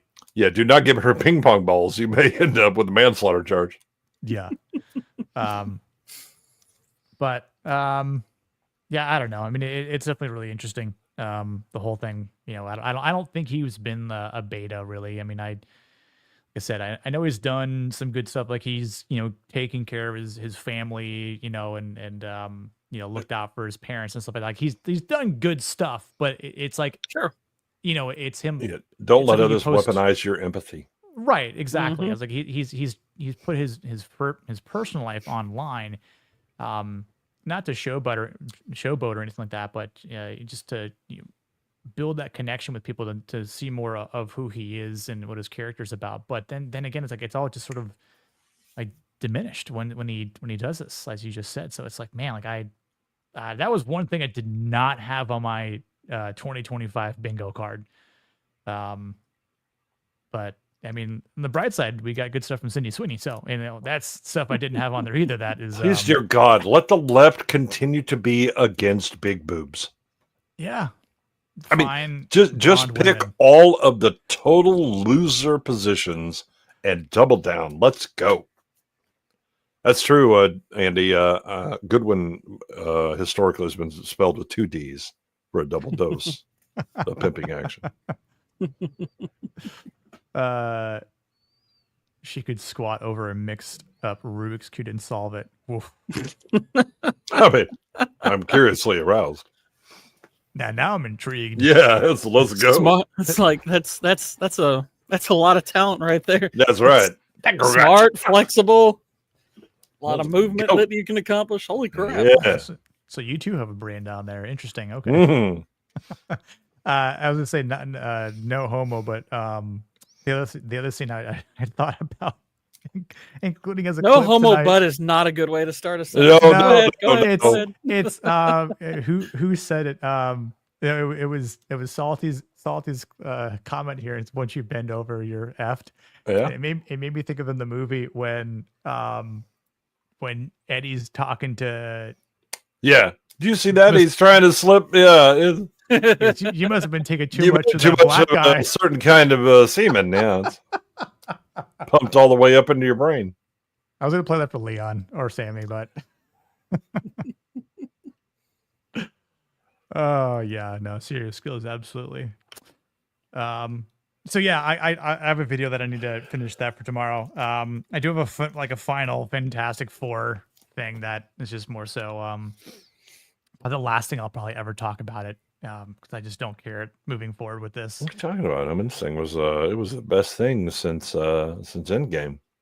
Oh, it's sort of like, I made a comment today on I think it was one of those, shill sites like discovering or discussing film, whatever, or Culture Crave, one of the two. And I'm like, you're only posting one half of the picture here, like saying like, oh, it's done $368, million worldwide, and the production budget was 200. And I'm like, yeah, what about the marketing budget? What about the theaters? You're forgetting all of that. Like, you're not giving the people everything that they need to know. So I was just saying, like, I think it would be wise as a some sort of journalistic an account to give people a better idea of what they're looking at. But so I mean, for one thing, they're not journalists.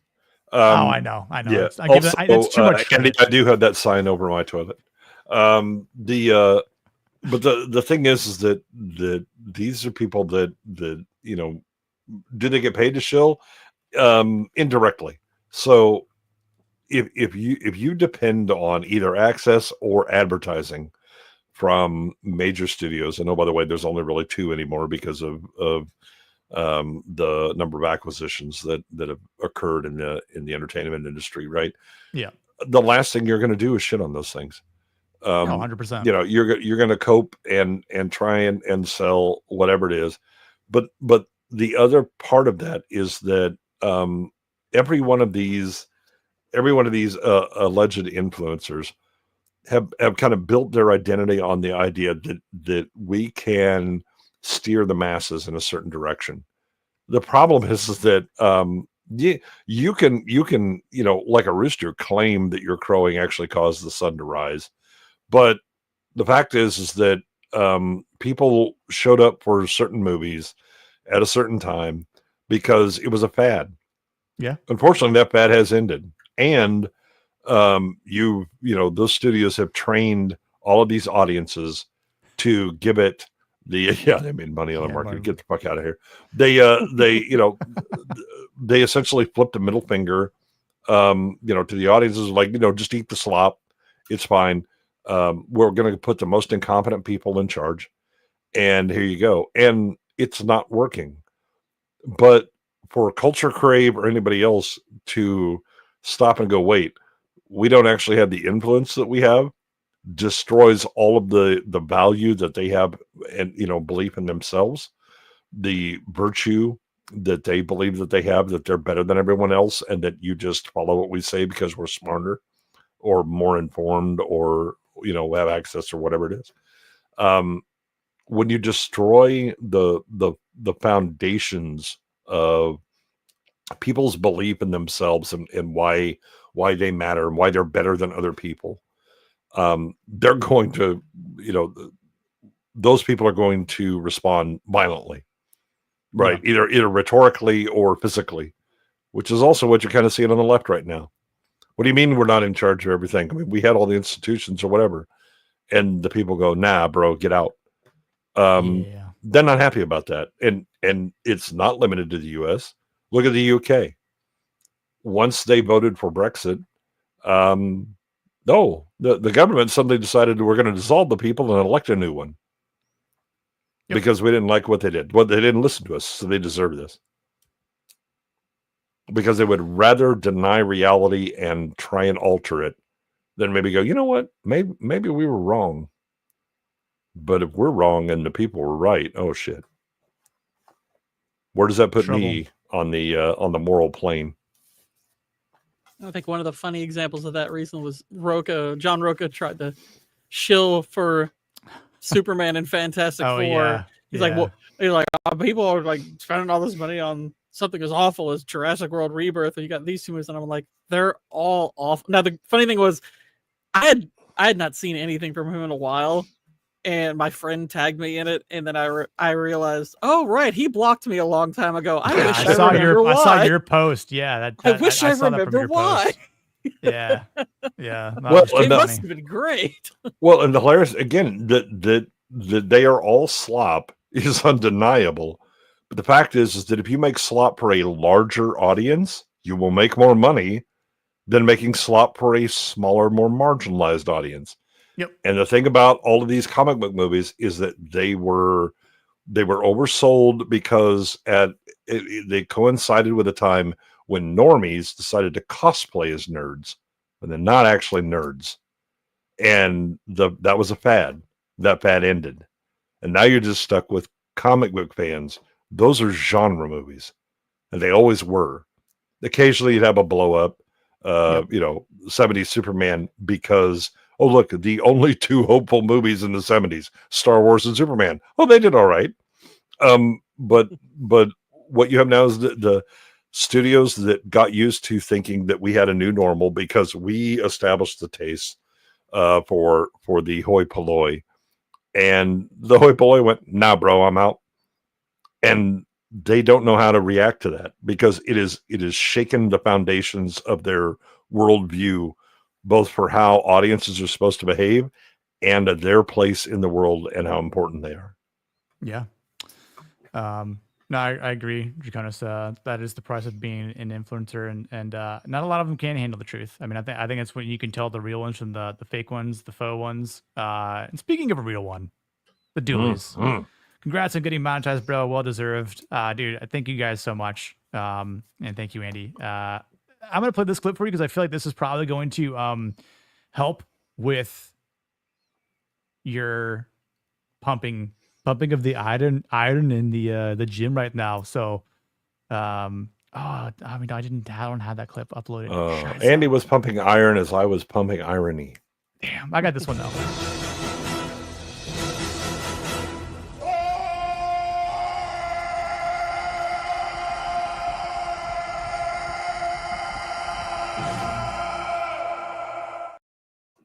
That's Andy as he's lifting like 225 on incline, right? That's what I'm imagining. That's his warm up. That's his warm up. Well, exactly. Yeah. Dude, thank you again, Andy. Yeah, it was Katie, it'd only be $5 because she can only have one eye. She can only see half of it. Exactly. Yeah, no, for sure. Yeah. Which it makes sense because when I was hanging out with Andy's brother and Katie, she'd have to keep like turning her head a weird way to look at the two of us because she has to use the one good eye. Well, I wanted to sit next to masculinity. I wanted to sit next to Peter. Like Andy wasn't there, and I was the closest thing I can get to Andy is his sibling. So I'm like, that's, that was my choice. And then it's just weird. So it's when you're hanging out with Katie, you gotta make sure you're on her good side. Yeah, and I'm still disappointed she hasn't used your crocodile eye. Yeah, the hell. But maybe again, I'm okay with it. It was just like a souvenir, right? Like she does. I think she's saving it for a special occasion. Yeah. By the way, Rossi, I'm not sure Marvel has made a movie good enough to be called mid over the last 5 years. No. Yeah, I'm not sure they have one. No. Fantastic Four is, I'm sorry, it's below mid. Yeah. It's not terrible, but it's bad. Well, yeah, and kind of like your point, because when I was saying, are thinking of the 3 July movies, right? Jurassic World to me might be the worst one of those 3. Yeah. I probably and like it's certainly the least. It's the least watchable. Like Superman might be worse because it's so convoluted and messy. It's just it's more watchable. It's a bunch of scenes flying in loose formation. Yeah. But I mean, Jurassic World. There's no reason to watch Rebirth at all. Yeah. Exactly. Like, and I feel like I could watch Superman again if I wanted it to provide further critique, maybe, or leading up to remembering some things that I've forcefully forgotten before this. Yeah, it's like something that died of a rare disease, and you're like, okay, I'm going to dissect this again because I really want to understand this well, but I'm never going to watch it to enjoy it. Yeah. By the way, Salty Butterbags, no, that movie doesn't count as that's a shit movie. Deadpool and Wolverine is awful. Yeah. It's not a movie. Awful. It's a collection of member berries that are being jangled. That is absolutely correct, Draconis. Yeah. Member berries, bad jokes, and character assassination. That is Deadpool and Wolverine. It is a piece of garbage. I mean, it starts out correctly by just digging up, Logan's corpse and then molesting it. Yeah. It was, Rick. I really hate that movie. Which one? Or both? Deadpool and Wolverine. I hated it. Freaking hated it. Yeah. It angered me. Yeah. I mean, like, as someone who has Wolverine tattooed on their leg, like, I mean, it assassinates both characters. Logan had his out. That's the best end. Stop it. Mm-hmm. But also hello, Pouty. I'll call you later. The thing that used to just enraged me was, it was just like a Deadpool movie. It's just jokes. Shut the fuck up. Go watch the original Deadpool movie again and tell me how that doesn't have a story or actual character development or some real emotion in it. Exactly. It's like, yes, it's funny. Yes, it's absurdist, but there is an earnestness to its story, and it has characters. It has character arcs. That is a good movie. It is not just jokes and irreverence. Like, no, that's stop. I think what Deadpool and Wolverine points to is the low fucking standards of comic book fans who were just happy to see Thing I Know, which is why you've been served slop for 5 fucking years. By the way, Rossi, mid is 5 or 6 to me as well. Yeah. They like No Way Home. You could argue maybe gets to 5 because it does some scenes well, but it's such a messy story that I don't think I could objectively give it even a 5. I enjoy the movie for what it is, but I don't think it's particularly good. Nothing else comes even like, I guess Fantastic Four maybe I'd give a 4, and that's the best thing that's the best score I can give to any of the MCU movies over the last 5 years. Is Fantastic Four gets a 4. I do think I just weirdly enough to say it out loud. Thunderbolts might be, again, it's not saying much, but I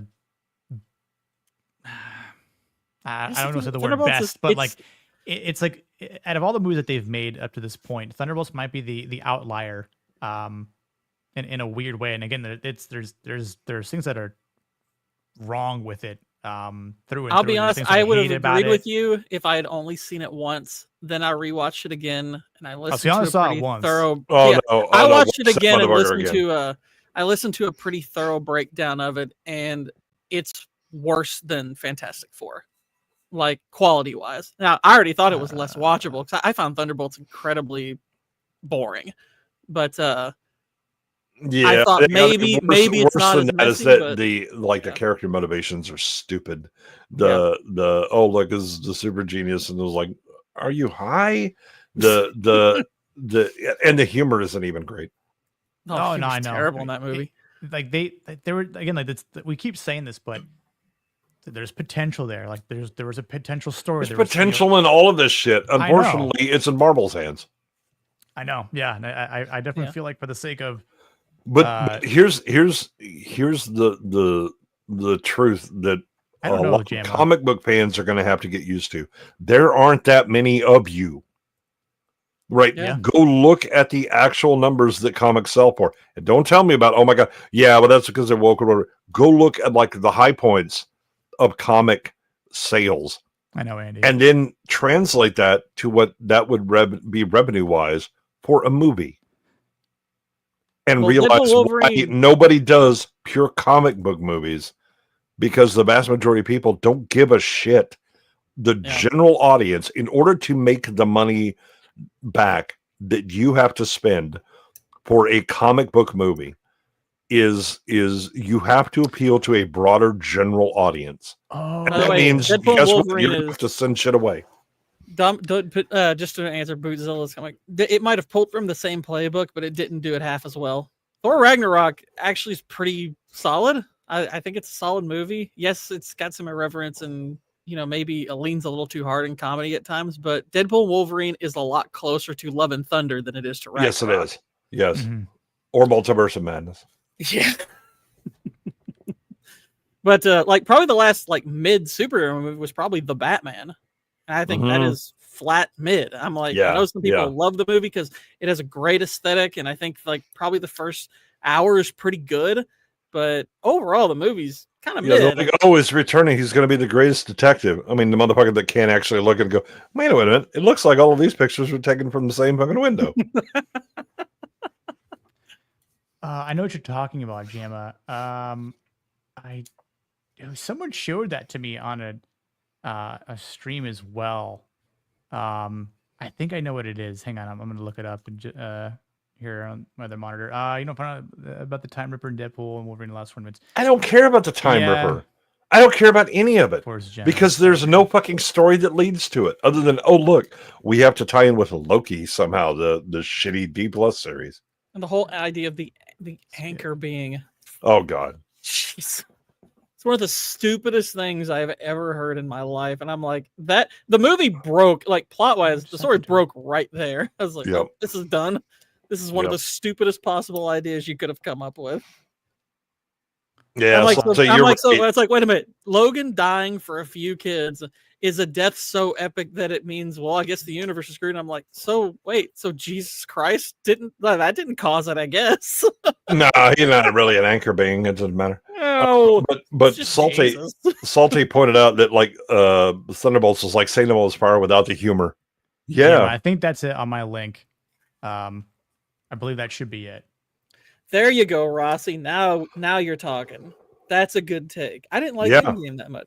Yeah, you shouldn't. In-Game has some high points that are good in isolation, but you're talking about the girl boss poses, right? Obviously, yeah. In-Game is a shit movie. Yeah. God, yeah, no, I want to get into it. Fuck, man. I mean, that's like there was a post I saw on on X that was like, what didn't you like about the Infinity Saga? And again, it's not to say that like, well, it's like Infinity War had, again, I think Infinity War is Infinity War is a good movie.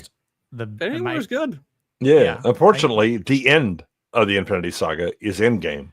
Right. Yeah. Like the cracks were showing in that last phase before, Endgame ended. Yeah. You had Captain Marvel, which is terrible. You have Black Panther, which is terrible. I don't care what any of the hype and the critics rating is. That is an awful film. Yeah. Black Panther and Civil War, that's good. After that, not so much. Civil War is awesome, but gosh, and then you get to Infinity War, it's like, whoa, this is fantastic. This is a really, really good movie. And then you get to Endgame, it's like, oh wow. What did you see? Air went out of the bag there. Oh yeah, Multiverse Madness could have been if not for the inclusions. I know, I don't know how you botched that. We probably shouldn't start with Multiverse Madness. That is arguably the worst written big budget movie ever. It is in that conversation. It is Inception and Interstellar written by a retard. You think we're gonna see Clea in these Avengers movies coming up? I don't. Who? Exactly. Clea? I'm still holding out for America Chavez and her lesbian moms that had to disappear because B scared her. Charlize Theron plays her, and is that who? Okay, I didn't know what her character's name was. Yeah. But she's Clea sounds like a black lady at on like infomercials who tells your fortune. Yeah, Miss Clea. She's the daughter. Nails it. She's the daughter, or sorry, is the niece or daughter of Dormammu, and that Strange is banging her now. I mean, that's wonderful. Good for him.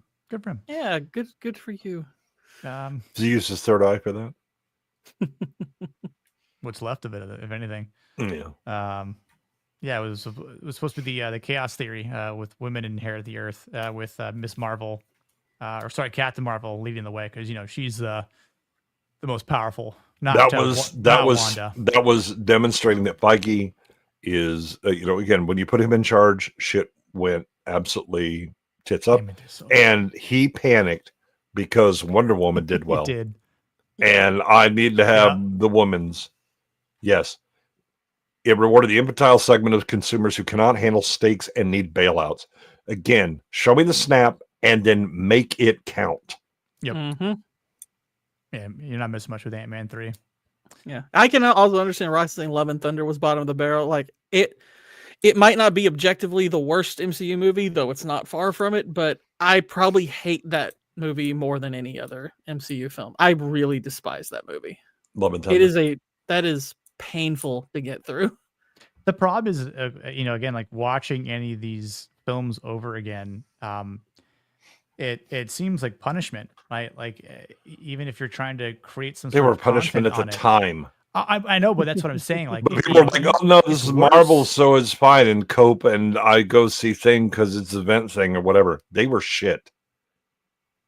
Yeah, I mean, the Multiverse of Madness was so the only there's only one good thing. Actually, there were two things I liked, but then at the same time, absolutely loathed the way they went about it. Was number one, we got a great, and maybe again, like in my opinion, the best Reed Richards with John Krasinski. You had lightning in a bottle between casting him and his wife. What kind of thing? Well, name? I mean, yeah, everybody was dumb in that. Black Bolt is one of my more favored Marvel comic book characters. Like I love the run where him and Thanos fucking fight, and Black Bolt just goes full on yelling straight into Thanos, and hurts him pretty bad. But then Thanos just knocks Black Bolt the fuck out, and I mean it's just you like that's when you're like, fuck, Thanos does not mess around. Like, and Black Bolt's the strongest Inhuman. But they cucked Black Bolt so hard in Multiverse of Madness, like, and so stupidly, when he can't move his mouth, his mouth is covered up. I'm like, yeah, it doesn't. I too saw the Matrix. It Thanks. doesn't. Apparently, he can't stop himself. He can't stop himself from screaming. Well, it's because he's a woman. But I'm like, oh my gosh, sound, like doesn't his powers don't work like that? Like they're not emitted outside of his mouth. Like it's so dumb. It's the thought that counts. Yeah, it's a shitty thought. And then let's have Peggy Carter, right? I can do this all day, except you can't when you get split in half by your own shield. Hey, remember when Bucky threw the shield at or Black Captain Marvel, who can just get squashed by a statue? It's like, oh, okay, I guess it's that easy. So did Wanda. Yeah. Yeah. I mean, again, the only thing that was decent about that was showing Wanda's power. Let's defend the temple with archers. Let's just later, defend Jamma. it with archers. Yeah. That movie is so terrible. Later, bro. Yeah, I mean, I'm with Andy again. The make the snap count. Have to deal with the consequences. Oh, by the way, that allows you to go back and go to ground level superheroes dealing with, the crime, everything that's going wrong. Oh, by the way, when Thanos does his snap, it isn't just people. Half the people disappear. All of light. Yeah. That's food, livestock, everything. Right? Society begins to break down. So now you get a chance to have the superheroes go, no, we're gonna hold on to this thing. We're going to be the difference that if left to its own devices, yeah, exactly. Left to its own devices, everything would go to shit. Yeah, not in that way. I know. But and so the superheroes actually have a reason. We are bringing humanity back to civilization, not letting it devolve into everything, because again, half of it, that includes half of the expertise, right? Oh, I'm sorry about those nuclear power plants that suddenly started blowing the fuck up because we lost half the people who are actually capable of running them, right? Oh, those airplanes, that's too bad, right? You're gonna have a cataclysm, because again, it's not just half the people, but we have twice the resources of food. No, everything got halved to include competence in a modern world. So show that ground level shit. Nah, we ain't got the sack for that. We'll just bring a couple big guys, and then we'll do some emotional tear jerkers. Look, it almost has things. Oh, look, Iron Man, he's gonna be back as Doom. Yeah, that just shows again, like Feige really had no other plan, and the whole Jonathan Majors thing with Kang was just completely fumbled. And I mean, it was a stupid idea to begin with. I mean, I think Kang could have worked as a villain. And ironically, I predicted this like years ago that they were going to do Kang, and then they were going to do Annihilus as well, which I think they're probably they're gonna set up Annihilus after Secret Wars. But there again, like the fact that we're getting this weird reset, and they're just gonna be, here's a new Steve Rogers, his new Tony Stark. We're gonna hand the mantle off to all of the things. Yeah, like is it coming black? Yeah, it'll be perfect when it fits a woman, and a black woman in particular. It's really interesting to say this, but I almost wish we didn't get Thanos when we got him. because I feel like you could have. Well, they weren't willing to commit to the bit, right? Yeah. You know, the again, if you're not gonna eat those consequences, then fuck off and find somebody that's less consequential. But because we need to have more spectacle, because we have to appeal to the fandom of these movies, look, more thing. Warren? Did you see more blue lasers? Did you see more things coming out of sky? Oh my God, it's the best thing ever, right? It's like the Avatar audience that, again, I don't know anybody that's actually seen these fucking movies other than the first one. Yeah, Somehow the second movie did 2 billion plus, and I haven't met a human who saw it in a theater. I mean, imagine if Endgame begins more or less the same way it does. They find Thanos, and they find that he has destroyed the Infinity Stones. Thor kills him, and then you're just like, that's okay, no time travel. Now you have to go back to Earth and deal with it. It's like, wow, you could actually do a whole lot from there. Yeah, I mean, really the depth of storytelling options that you have at that point, if you're competent, is fucking magnificent. But nah, I'm just going to hit undo. I used the stones to destroy the stones. Yeah. Like I restored from my backup. Yeah, I lost a few things, but it's okay. And to Rossi's point, they didn't just bring Thanos back. They brought a worse version of him back because he's not even remotely close to as interesting. In Endgame. And my thing was just, again, like, I know there's like the key character. There's 2 key characters, right? I said this in the post, like, because if you've read the best adaptation in introduction of Thanos from the Infinity Gauntlet saga, it's all about Thanos impressing death, which not one iota from that in all of the MCU. They hint at it at the end of the first Avengers, but then that's that. But they basically kind of retconned that ending. Right. And then obviously, like, it's not Hulk who flies through the Sanctum Sanctorum in New York. It's Silver Surfer, which, we didn't get that. And obviously, like, the botched version of Hulk that we've been getting this entire time, the neutered version, is a problem in and of itself. And like, the fact that you showed us the fucking cocoon for Adam Warlock, and you wait until Thanos is dead, to bring him into the fucking picture. James Gunn. Remember the fine example of Warlock that you got. Oh, but yeah, and then the version of that was just stupid as hell. Adam Warlock in the fucking comics is a G. He is the counter to Thanos. He is that pivotal. He's that important. He weighs that much. He's got big fucking balls to go up against Thanos the way he does, and yet he wields the gauntlet at one point. Like, yeah, but that doesn't give you special needs Warlock. No, which is I know, right? Exactly. But that's the thing. Like that's how far off put we are with it. Like that like no one gets it. They just don't get it. It's sad. Like, and I mean, well, I think the more important thing is that the cries of "this is comic book accurate." I don't give a fuck, right? Yeah, here's exactly, the truth about comic books, right? You know what they don't do? Plan the fucking story out for the next 100 years. Yeah. You know what they do actually do? Shit, I got to put out a fucking book this month. So I'm going to write some shit. Here you go. And it is solve problem in your face with no actual thought about, okay, what's going to happen in the long term? How many times have the characters changed? So it's lore accurate. Which lore? Right. That's what we're talking about. Rossi, I wouldn't even advise it. There's one good storyline in that movie, and that's about it. The rest of it's pretty crappy.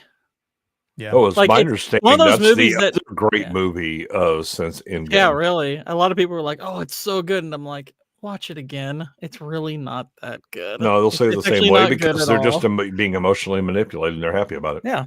No. Yeah. Oh, look, dude, animals suffer. Oh, that's so sad. Yeah. Okay. I actually tried to go back and watch it the other week, and I got maybe 10 minutes in. I was like, I can't do this. I had to change it all over again. It's just, yeah. To Andy's point here, the days of hiding behind the comic books when a CBM is bad are over. Yeah. Yeah, and I'm honestly, I'm I'm worried because I part of me just doesn't really care anymore about what we're getting in this new Spider-Man movie that apparently has nothing to do with the setup for. Oh, you mean Doomsday? the follow-up Spider-Man movies that have just been jangling memory berries like Deadpool and Wolverine?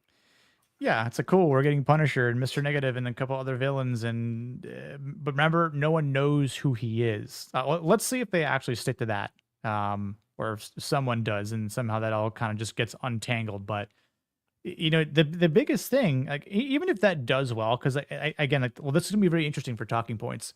How a Spider-Man movie does, because Spider-Man's big internationally as well.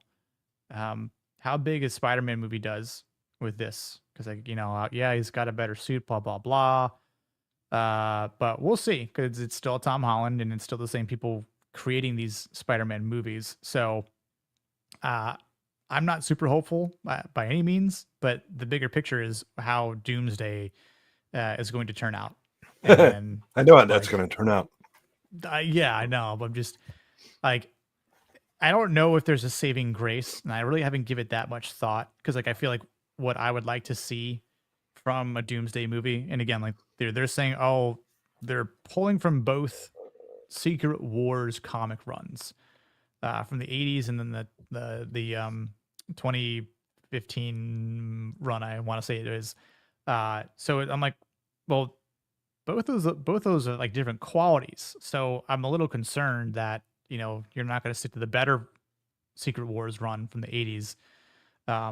Granted, like, yeah, there's a couple cool scenes that happen in the most recent Secret Wars run, but I don't know exactly what they're going to do. And again, like, I kind of just don't even care anymore. But the one thing that I will be very vehemently pissed off about is if Thor continues to get cucked and does not have a pivotal and like I can tell you how Thor's going to work.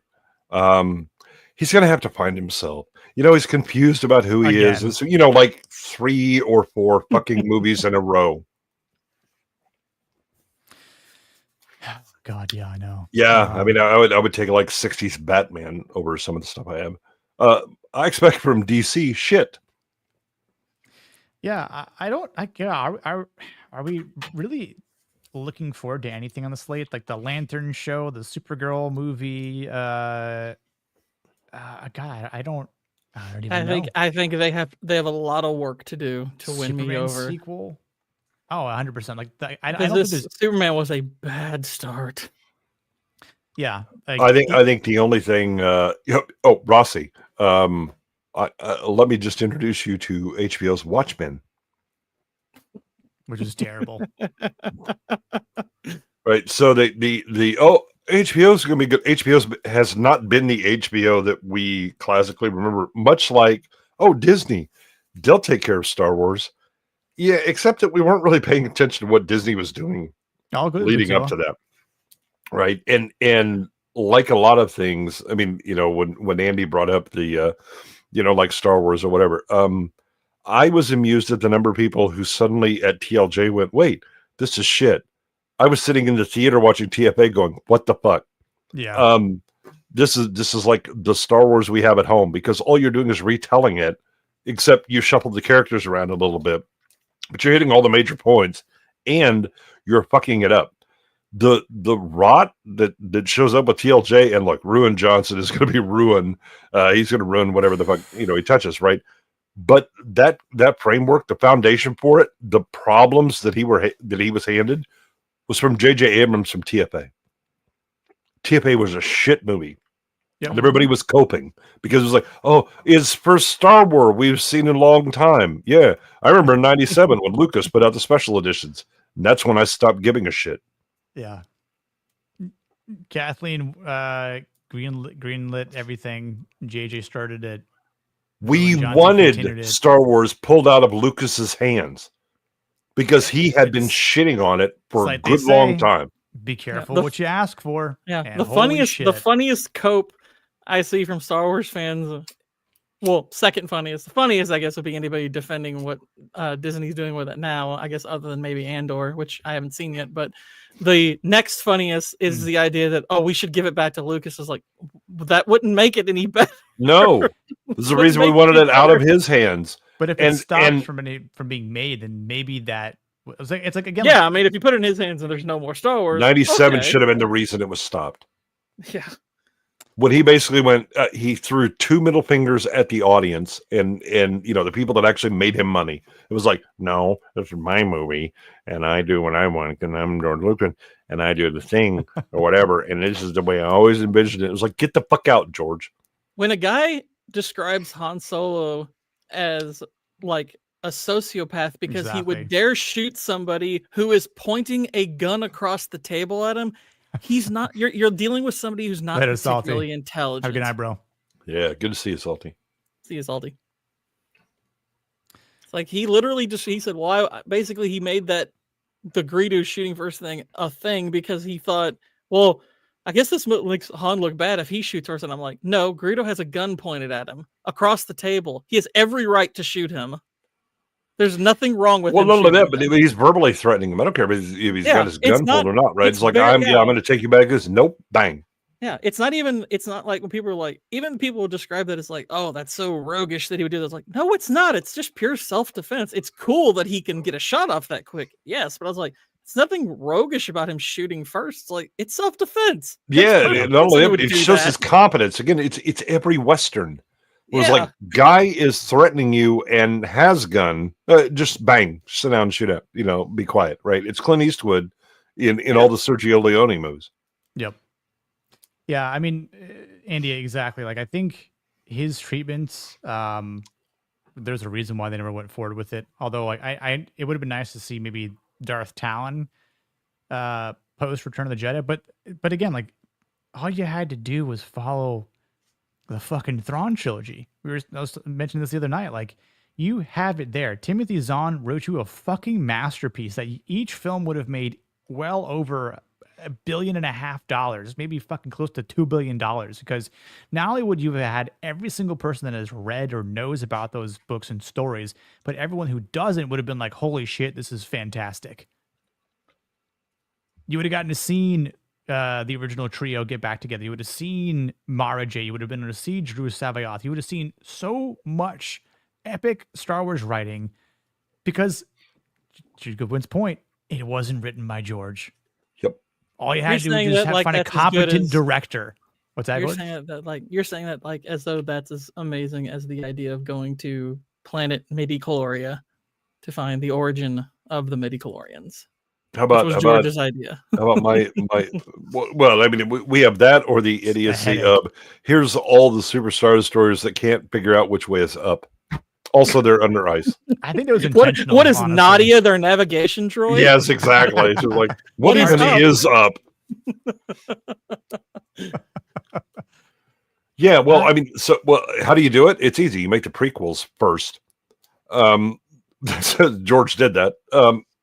Here's the thing that unfortunately, a lot of us who grew up with thing we like don't recognize because either we haven't had the adulting fairy come and bestow her blessings on us, or we just haven't thought about it well enough, right?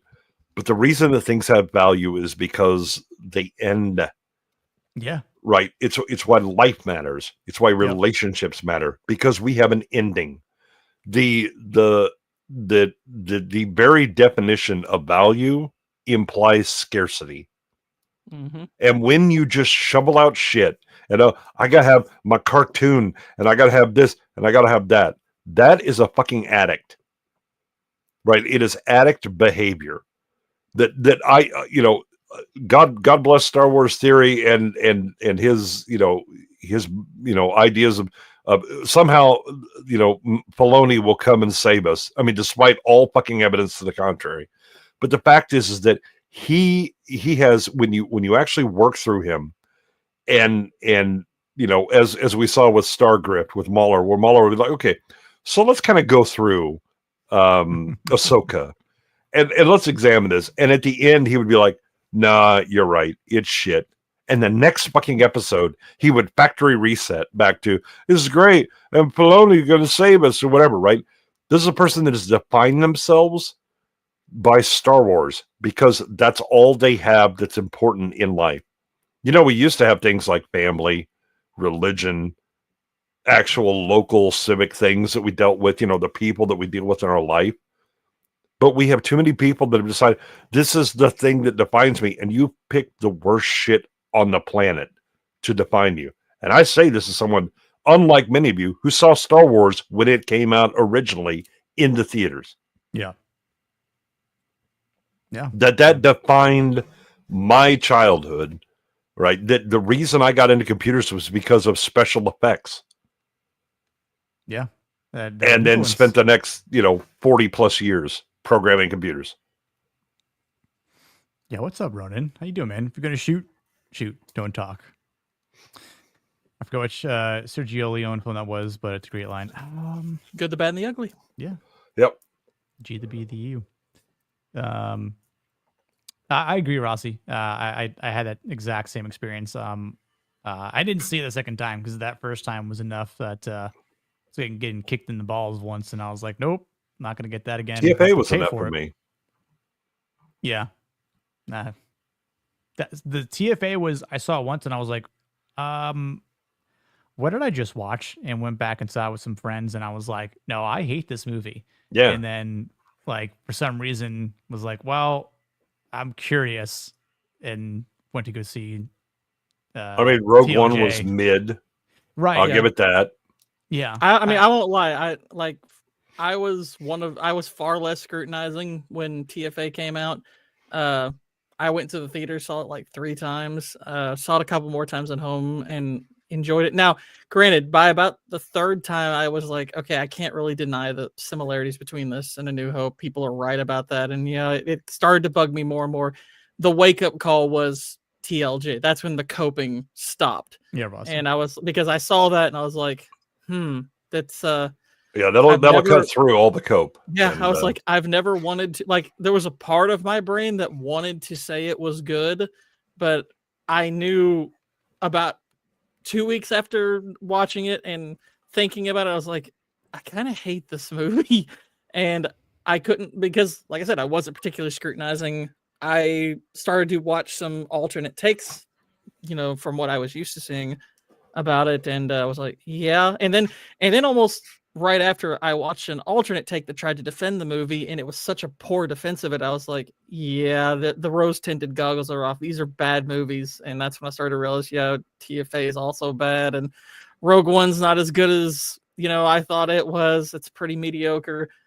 But yeah, it's just the narrative just kind of unlike some people whose channels were started over TLJ, that movie is just the eye opener for me. Yeah. Yeah, I mean, my wife was she had to sit next to me while we went through TFA because we took my my kids to it or whatever, and I am just continuously critiquing it and pointing out let me just predict how this is going to go because I saw Star Wars, and this is just a shit mimic of it, and here's all the things that break, and here's this and whatever, and she's just kind of looking at me and she's like, "Have you seen this before?" No. I'm just watching it as it is, but this is how I watch it. Again, when you there's no here. Let me just sprinkle the glamour on you, and I become blind because you're giving me spectacle and all that. Right? Story is what matters. That's why movies exist. They exist to tell stories. If you just want to see spectacle, go get a cool screensaver. True. No, I agree with what Andy said there too. Of all the ways to lose a person, death is the kindest. Applies to our favorite stories as well. Yes. Seen a lot more often though. Which they have a tragic. lifetime, right? They exist for a certain amount of time and then they end because there is a reason. There's a logical ending. The story was told, right? Luke at the end of Jedi, right? And oh, by the way, there are some problems with Jedi, but the one thing that you can always give it is the throne room scenes and the fight, and then Vader being redeemed, and that is the point that the son redeems the father, and that he comes back to being good. And yeah, you know the burden's going to be on Luke. Cool story. The end. That's why there's a fucking end. Yep. Mm-hmm. Yeah, Rossi, I understand that. And guess what? A lot of us had things that happened to us as kids and we became emotionally connected. That doesn't mean that we remain children for our entire fucking lives. Yeah, I think for that too, like there's a moment where you can still hold on to Star Wars, right? Especially the original Star Wars. And that's something that can be safeguarded for Theory, just as an example, right? Where it doesn't mean that he has to like and has to cope or shill or anything like that for anything that's post the original or what made him fall in love with Star Wars, what brought him out of that dark time or got him through a tough time, right? Because it's like the same thing where let's use Rings of Power as an example. It's the worst and most blasphemous thing to J.R.R. Tolkien. But that doesn't mean or diminish anything from the Lord of the Rings trilogy, which again ends and should never have been touched. And then we saw, obviously part of the disgrace with the Hobbit trilogy, because studios get in the way and force things, and then the whole other shitstorm that happens behind that. But I think for being emotionally connected to anything, whether it is a comic book or a book that gets made into a movie, like to your point, Goodwin, like at some point you have to grow up and you could still be grateful for it, and you could still I mean it molds who you became, right? But but there's got to be maturity behind it. Yeah, but if you are permanently stuck being 12, yeah, you're a child walking around in a man's body. Like Rossi, don't claim being a man. Like I remember, I'm sure you were probably watching this, Rossi, but I remember when the season 2 finale of Mando was airing, and Theory was doing that watch party on his channel, and the moment Luke, and I knew it was fucking Luke Skywalker, and I'm like, John Favreau brought Luke Skywalker into this, and sure, I love the fact that we got the closest thing to EU Luke Skywalker was from John Favreau.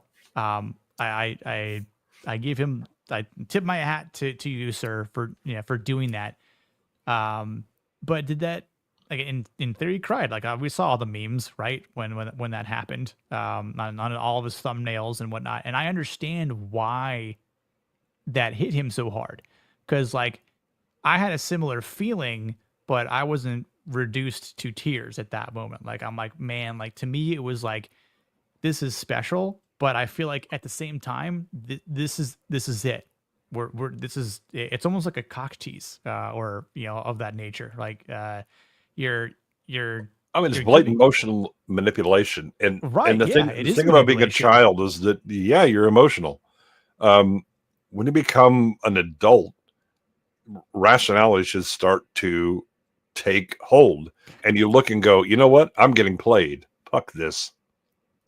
Yeah. That's why, I mean, and Niat was talking about this on his stream last night. It's like he's gotten quite a bit of pushback for his Killer of Killers take. And I'm like, yeah, it's because a lot of these people in the comments are guys that haven't become men. It's like look, if you're a guy, you need to learn how to be objective. It's fine to enjoy something, but you need to understand when you're enjoying something good versus when you're enjoying something that's bad. Movies like that, like Disney's Star Wars crap, it's like maybe your emotional response is positive, and that's fine. Unless it's The Last Jedi, there might be something morally questionable about you if you like that movie. But if you have a positive emotional response, that's fine. It's kind of like eating an Oreo cookie. It tastes good. Guess what? It's not good for you because it's an objectively bad food. These are objectively bad stories. They are written pathetically. You're being manipulated with flash and colors and very hollow moments where they just dangle member berries in front of you. I mean, I'll be honest, Killer of Killers, like the new ending they tacked onto that is one of the tackiest things I have ever seen. And it's equally tacky because a lot of us predicted that this would be the end result. Like this would be something he introduced in a later movie. No, he tacked on an ending to bring Dutch and Lieutenant Harrigan in at the end a few weeks later. And I'm like, Trachtenberg, you're a real piece of crap, He is, and everybody should be terrified. You know, the fact that he didn't pray, and oh look, I'm gonna, you know, here's the background for the pistol. Fuck off, fuck right off, right? Then I'm gonna do Killer of Killers. Oh look, it's Pistol again, and it's Naru, and whatever. I was like, I mean, again, you could put Long Dong Silver in the fucking cryo freeze. I don't care. Get the fuck out of here with your incompetent storytelling. Some guy, I told some guy in a comment section how stupid it was that they brought the pistol back for this movie. And he's like, what's stupid about it? I was like, okay, let's think about the mechanics of it. Since you now know Harrigan's back, this means that, okay, the pistol starts in the time period of Prey. That means they give it to Harrigan at the end of Predator 2, and then they go abduct him and take it back. What did they give it to him in the first place for? And obviously there's the stupidity of treating that weapon as though it would belong to a 1940s tribe, as though they're too stupid to understand what a modern weapon in that time was. Give me a break. They've turned the Predator race into a bunch of clowns. Yeah. I mean, and if we think, if anyone thinks that, Gord, I think what you're not picking up is they haven't gained enough autism to be at full levels. That's they will. Really they will when Badlands comes out in November. Well, the Predator, that's already where they find like peak autism, and now it's just a matter of getting it done. The Predator Badlands. Very, very Badlands. Very, very Badlands. Yes. I mean, I thought the Predator franchise was dead with the Predator. I didn't realize how in trouble it was when people started talking about how good Prey was. I was like, oh no, you think that was good? But that again, it's when I look around and I was like, I don't know about you people who claiming to be men, but turn in your fucking card. Yeah. Let me shred that shit real quick. Yeah. No, it definitely is. The response was so like, I was like, you all realize it took until an effete British gay man came out with his review that everyone realized, oh, maybe it is bad. I'm referring to Platoon, of course. I was like, why was he the first of the major reviewers to realize how bad that movie is? That kind of makes me sad. Yeah, I think that there's I will give some tiny modicum of grace to people who have to professionally review movies. Truth, Draconis. That when you have been essentially had, you know, continual piss poured in your eyes, when someone just goes with some muddy creek water, you're like, oh, this is so much better. Right. But I am not constrained by that shit. Right. I have standards, and you can go ahead and give me 15 or 20 years of complete dog shit. And I'll be like, you know what? Humans have been doing stories for a good goddamn long time. You know what I can do? Go back and read those. Yeah. Let me know when you've actually decided to get good again. Or if never, all right, fine.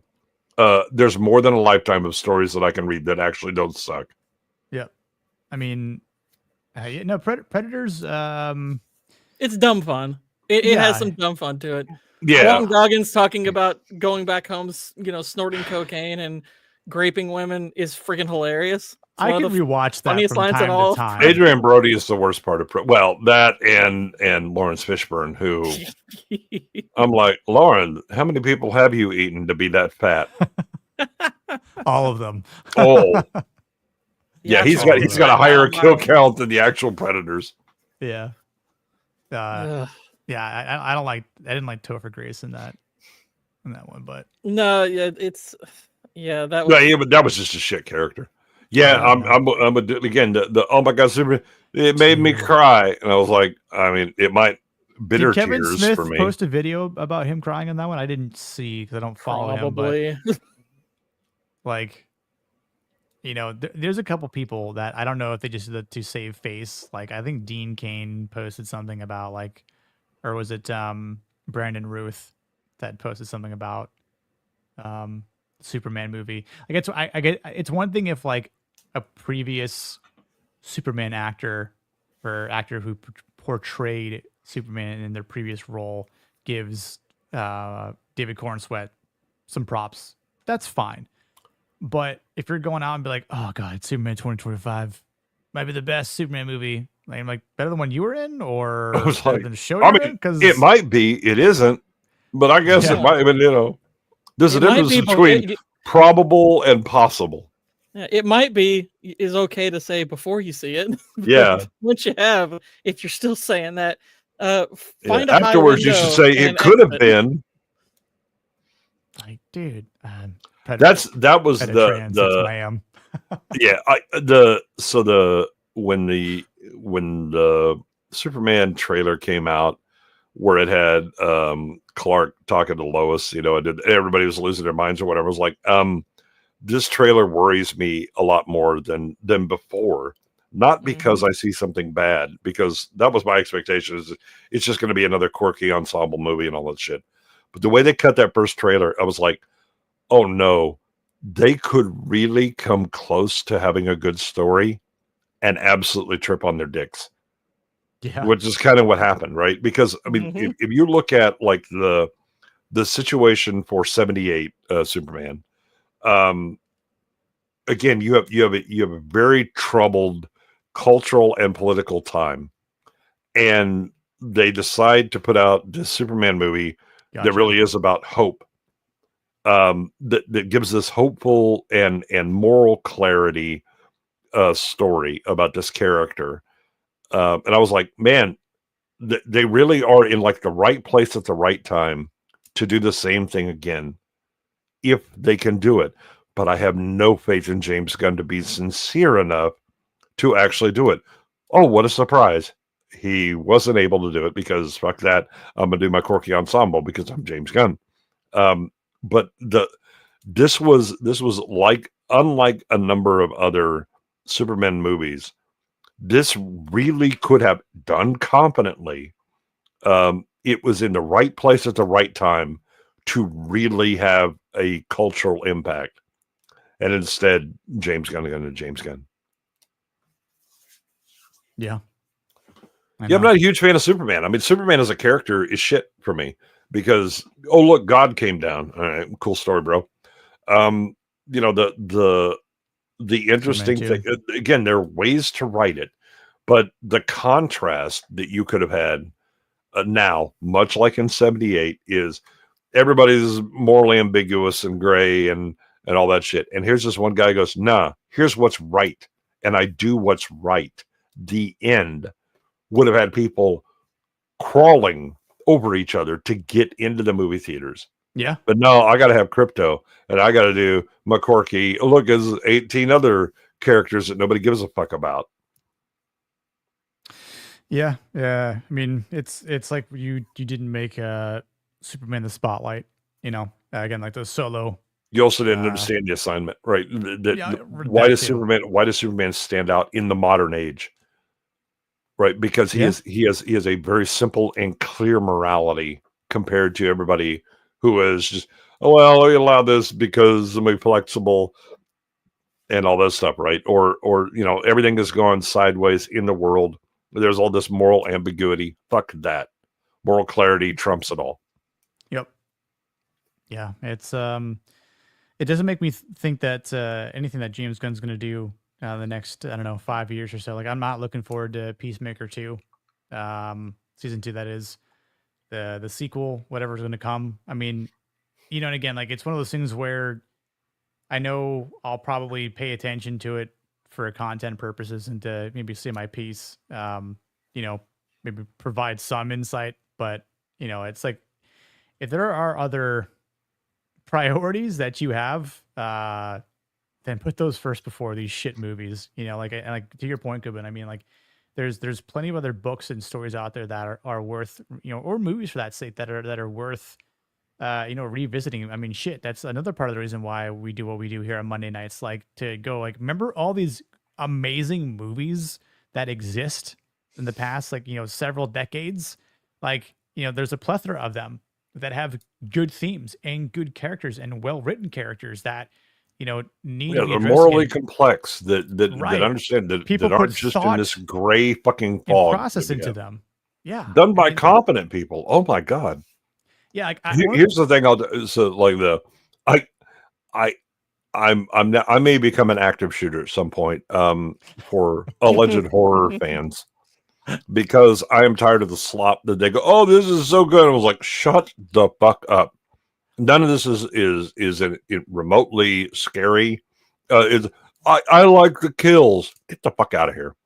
Right. I am looking forward to that movie Weapons. I'm going to see that this coming weekend, which I hope that's decent, because if it's not, and because that's supposed to be a horror film, I might just be done with horror if that doesn't. I have zero faith in it, because I don't know. I've been paying attention to Hollywood for a while, but I mean, if you want to watch an actually like scary but still realistic movie, I'll give you one from 1931, Fritz Lang's M. If you want to see the best characterization of a serial killer ever, that's the movie. 1931. Dude, somehow we knew this shit. Somehow we knew how to write. Yeah. Somehow we knew how to do characters and civilizations and know, oh, look, let me splash blood everywhere or whatever. It's the things you don't see that are the scariest. Yeah. I mean, even the original Exorcist is still pretty spooky. But it is, but it was also a bit of a shock movie that unfortunately has kind of gone by the by. Right. Yeah. I've honestly never found that movie especially scary. Funny enough. For whatever reason. I don't know. How old's the universe?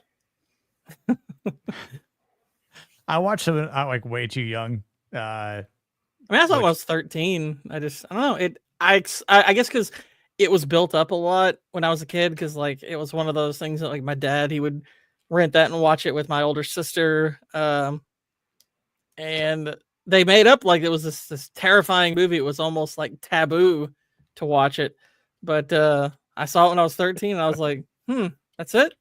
All right. I mean, it's a good movie, but I never thought it was anything all that special. Not gonna lie. I was like, okay. No. Again, Draconis, just take the age of the universe, subtract 94 from it. That's probably how old I was. There you go, running.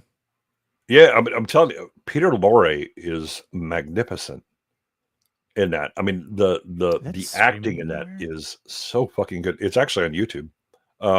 Wow. Yeah. Wow. Wow. Oh my God. I mean, Peter Lorre's the everybody's, oh my God, the Silence of the Lambs or whatever. That is fucking amateur hour compared to Peter Lorre. When he sees, so he's a child killer.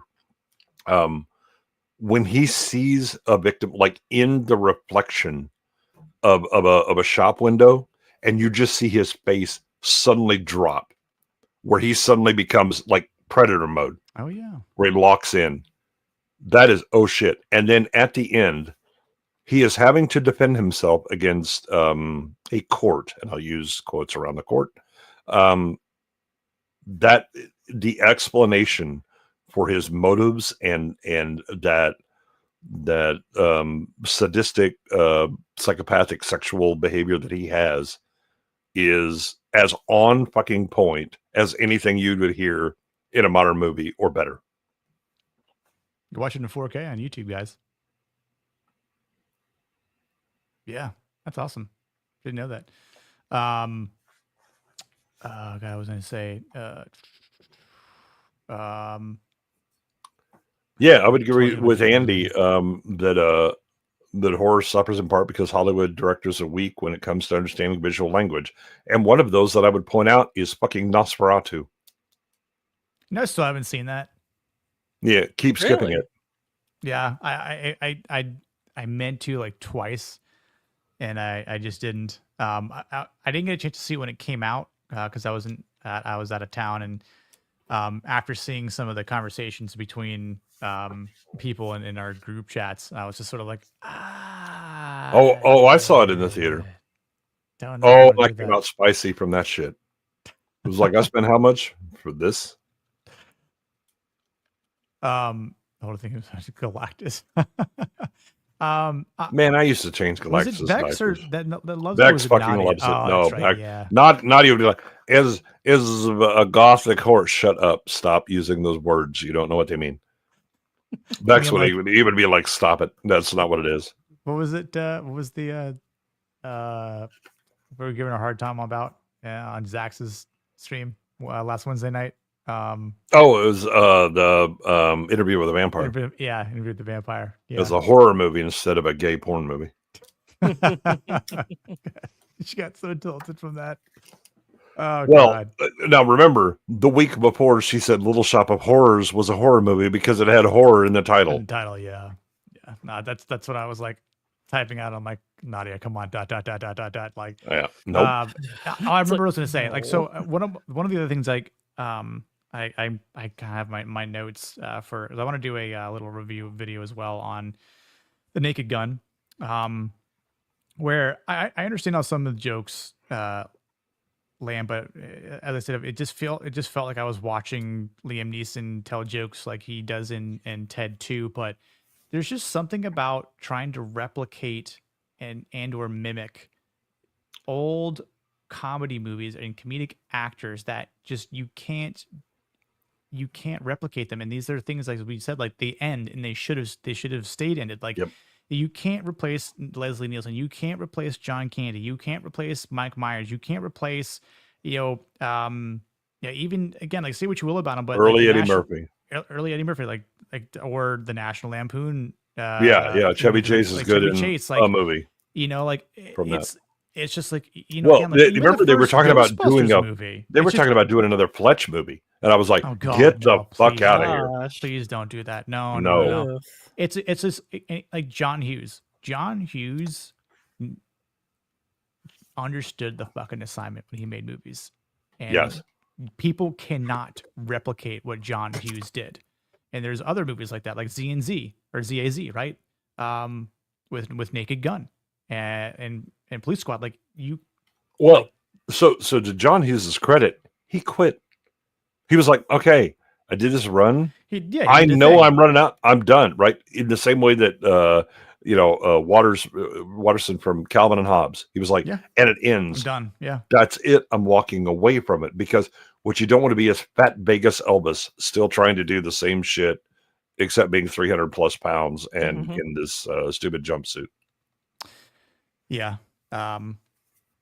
Later, Rick. Rick, good to see you, man. See you, Rick. We're gonna wrap it up here too. I know we've been kind of giving a little extra after hours. But hey, it's monetization. And, I know 500. it's a celebration stream. I forgot. Yeah, we've gone longer than this before. Stop it. I know. Yeah, I know. We haven't gotten to the point where the stream says, "All right, you've been going for long enough. We're cutting it off on." No, you have actually done that. This has been when you were on the trial version. Right. Yeah. Oh God. Yeah. I know. Vix has a six. Oh my God. Okay, I have to talk to her. This is true. This is not a joke. This is actually true. It should be taller than that if it's life accurate. But I know. It's a short King Nosferatu. Yeah, unfortunately, it's the wrong Nosferatu. She probably has the that crappy Skarsgård. That's funny, Jerry. It's true. I was bored. Kirsten Dunst's best performance was Interview. I'm enjoying it. I'm glad you're enjoying this extra banter. I might argue her best performance was season 2 of Thanks Fargo. so much for tuning in, man. I'll see you soon. I thought Kirsten Dunst was really good in season 2 of Fargo. She was. She was. Fargo has 2 really good seasons. I don't know about the rest of it, but four.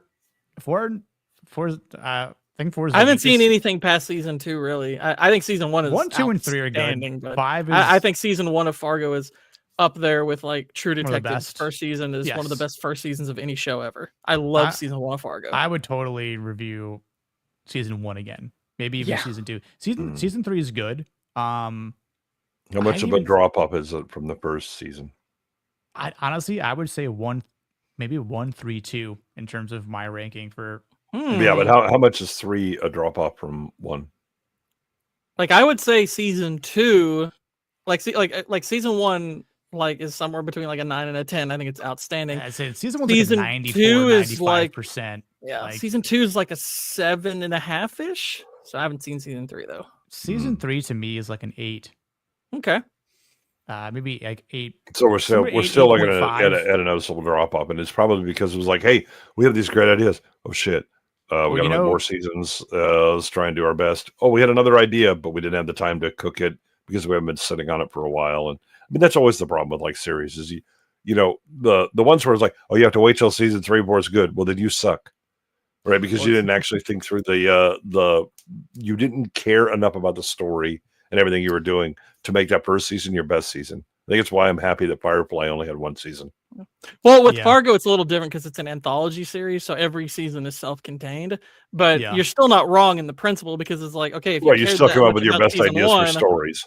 Yeah, it's like you've got a good setting here. You can make great seasons every season if you're really trying. Right. Yeah, season 3 had Ewan McGregor played twins in that movie, which I thought he did a good job in. And then was he both the hostage and the hostage taker? Shit. And then his wife, Mary Elizabeth Winstead, yes, she's also in that, ironically. But it's good. I think it's worth watching. I wouldn't like season 4. Skip season 5. Skip. Honestly, like season 5 could have been better than it was, but it definitely just treated like Firefly. There was one good season. There was a season of greatness and then some adequate season. There's 1 great season and 2 like good seasons. After that, it's like stick with greatness. Call it a day. Rossi, real quick before you go, Tobey Maguire Spider-Man 1. I hated Green Goblin looked like a Power Ranger villain to me. I mean, I agree. He was like a Power Ranger villain. Looks wise, sure. I kind of think the movie works because it's self-aware. Now the weird thing is Spider-Man 2 is almost like, while it's a better movie, it's kind of inconsistent tonally with the first one because it's a lot less Power Ranger like. It is. Yeah, exactly. Andy's right. Season 5 is basically TDS, like, and it's kind of girl. It definitely has like girl boss power in it, and I'm like, you totally cucked John Hamm and basically made him like this. But does it have non-convincing lesbian having sex with man? Because True Detective, I mean, it has that. Come on now. Oh no, dude, I couldn't even finish season 4 or whatever the last one was. 4, yeah, right. With what's your face? I think so. Yeah. Jodie Foster. Yeah, I couldn't finish it. I think I got to like episode 3 or 4, and I was like, yeah, I'm not sure how he finished either in that scene. It's yeah, that was bad. Yeah. And yeah, season 4 Fargo was poisoned by I kind of agree. I mean, so the Rossi exactly Draconis. Yeah, the visuals and some of the jokes. I mean, it's they're like, okay, it's Spider-Man. It's kind of a lower age range than some of the other superheroes and all this stuff. And I think the visual style is a bit camp, but I don't think that the motivations for the characters are absent. Norman's kid, played by a guy who always plays the same fucking character no matter what. James Franco. Yeah, Franco. Yeah. Right. That I don't think Franco can act, or he can, but he just plays the same thing everywhere. He's kind of like Keanu, sure. Right? Yeah. I liked him as Tommy Wiseau. Yeah, because it's kind of that thing. Again, it's the ironic and kind of do whatever thing. It's just again, it's him. God. But I think that Spider-Man, or the first Spider-Man, worked because the even with a bit of the camp and the joke, the joke was people reacting to Spider-Man and things like that. They didn't make Spider-Man himself a joke, right? And that's always the difficult. It's like, everybody complains about Marvel humor now, and they're like, and Joss Whedon started this. Like, stop that. Joss Whedon did have humor, but Joss Whedon is actually talented and can actually understand how to write dialogue correctly and have pauses that matter emotionally and have the normal banter you'll have with people. What everybody thinks of as the Marvel humor is post-Whedon, when you have James Gunn and much lesser writers trying to copy the talent of Whedon in doing his. I mean, Firefly has jokes going throughout the thing, but it's not a humorous show, and it's not making a joke of the characters. Right. The relationships they have, the dialogue they have, the snark that they have, those are part of the characters. That's why it works. Yeah. All that being said, we'll wrap it up Defoe here. at peak powers. There was a firefight. There was a firefight.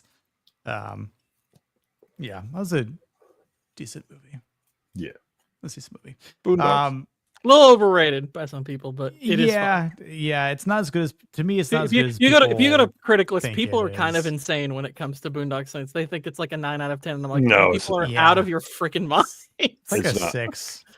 But It's like a 5 or a 6. It's a lot of fun. It is again. It's the entertainment value is hilarious, and William Dafoe going, "Oh, you thought I was over the top in every other movie I've done.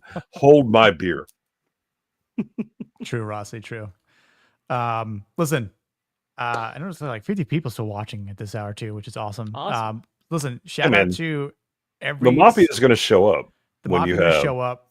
Exactly. Well, we actually have masculine people on the channel still, and in chat, of course. when the boss of bosses makes a call. The Mafia Yeah. shows up. Yeah, gotta get that. Become a Copa member. I'll adjust all that stuff too. Every person who actually just watches this replay, and if you've made it this far, you fucking rock. It's stuck around this long. But everyone that's still been here in the chat, mods, you guys are amazing. Thank you for the promotions of reminding people to like, share, and subscribe. Everyone who's commented, contributed, done this thing called super chats, which I can now officially say on the channel. Thank you so much This again. thing of ours. You did something you didn't have to do, but you did it anyway. And You acted like a man. I am forever grateful for your contribution to the Mafia. Next week, True Lies, and we'll see where the truth lies in people's masculine rating. So be sure to I'm feeling a Karate Kid moment coming on. Oh, my back. Oh, I'm having a problem. That's a pretty interesting conversation, though, I gotta say, ironically. And then how it shut off on Sammy at the end. Yeah, you got it. Yeah, well, the good news is there wasn't a book. Right, exactly. Chris, there might have been a book for fucking Reservoir Dogs, but Oh God, he wrote one. It was his own headcanon, but it was there. Headcanon Reservoir Dogs by Sammy 3-Pete. Let's go. I want to hear the soundtrack to that. Thank you, Ronan. Listen, obviously, I just shout out to every single person who has been on the journey thus far, who's promoted me, shared, suggested, right, and just had the time to spend on any of my streams or Mike having have had me. I'm mumbling now. Have had me on their shows, their channels. Honestly, I could not do this without you. And just again, not to be mushy, but I'm very grateful. And we got to keep the pump train going. I mean, the Mafia is the reason we're successful. Exactly. They go out, they share out on the socials, or that you run into somebody in a chat and you go, you know what? You look like a masculine Mafia kind of person. Hey, you should check this out, right? Just talk to them. You invite people in. We went to school by referral. The family, they reach out, they find the people. We trust your judgment on these people. And we're not slowing down. Not slowing down now. It's going to be we're going strong from here to the end of the year. We're going to be bigger than U.S. Steel.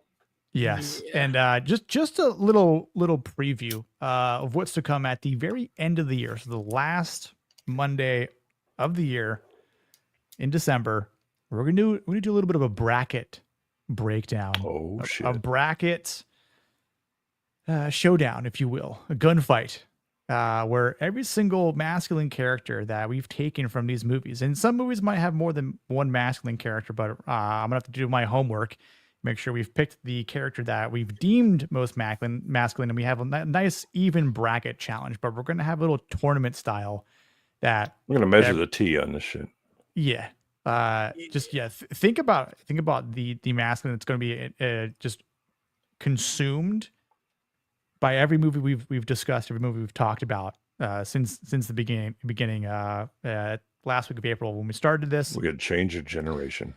Listen, it's gonna be out of this world. People are gonna vote for it, and who knows? I might say, like, if you make a donation to alter the vote, you might be able to do so. Oh, in your yeah. opinion, if you think that, Look, hey, we maybe can't be bought, but we can be leased long term. it's like, let's say, Doc Holliday is going up against, Mr. Orange here, like, and you want to say, hey, listen, if he's Mr. your Orange is more Huckleberry, basketball. If he's your Huckleberry, you know what? Just kind of dump some more tip change. Tip. we can put tip a little to, put a little thumb on the scale. Just the That's fine. tip. Yeah, just the tip. Just the tip.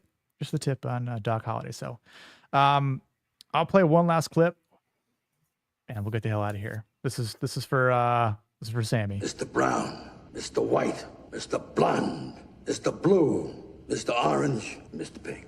Why am I Mr. Pink? Because you're a faggot, all right? Good night, everyone. Good night.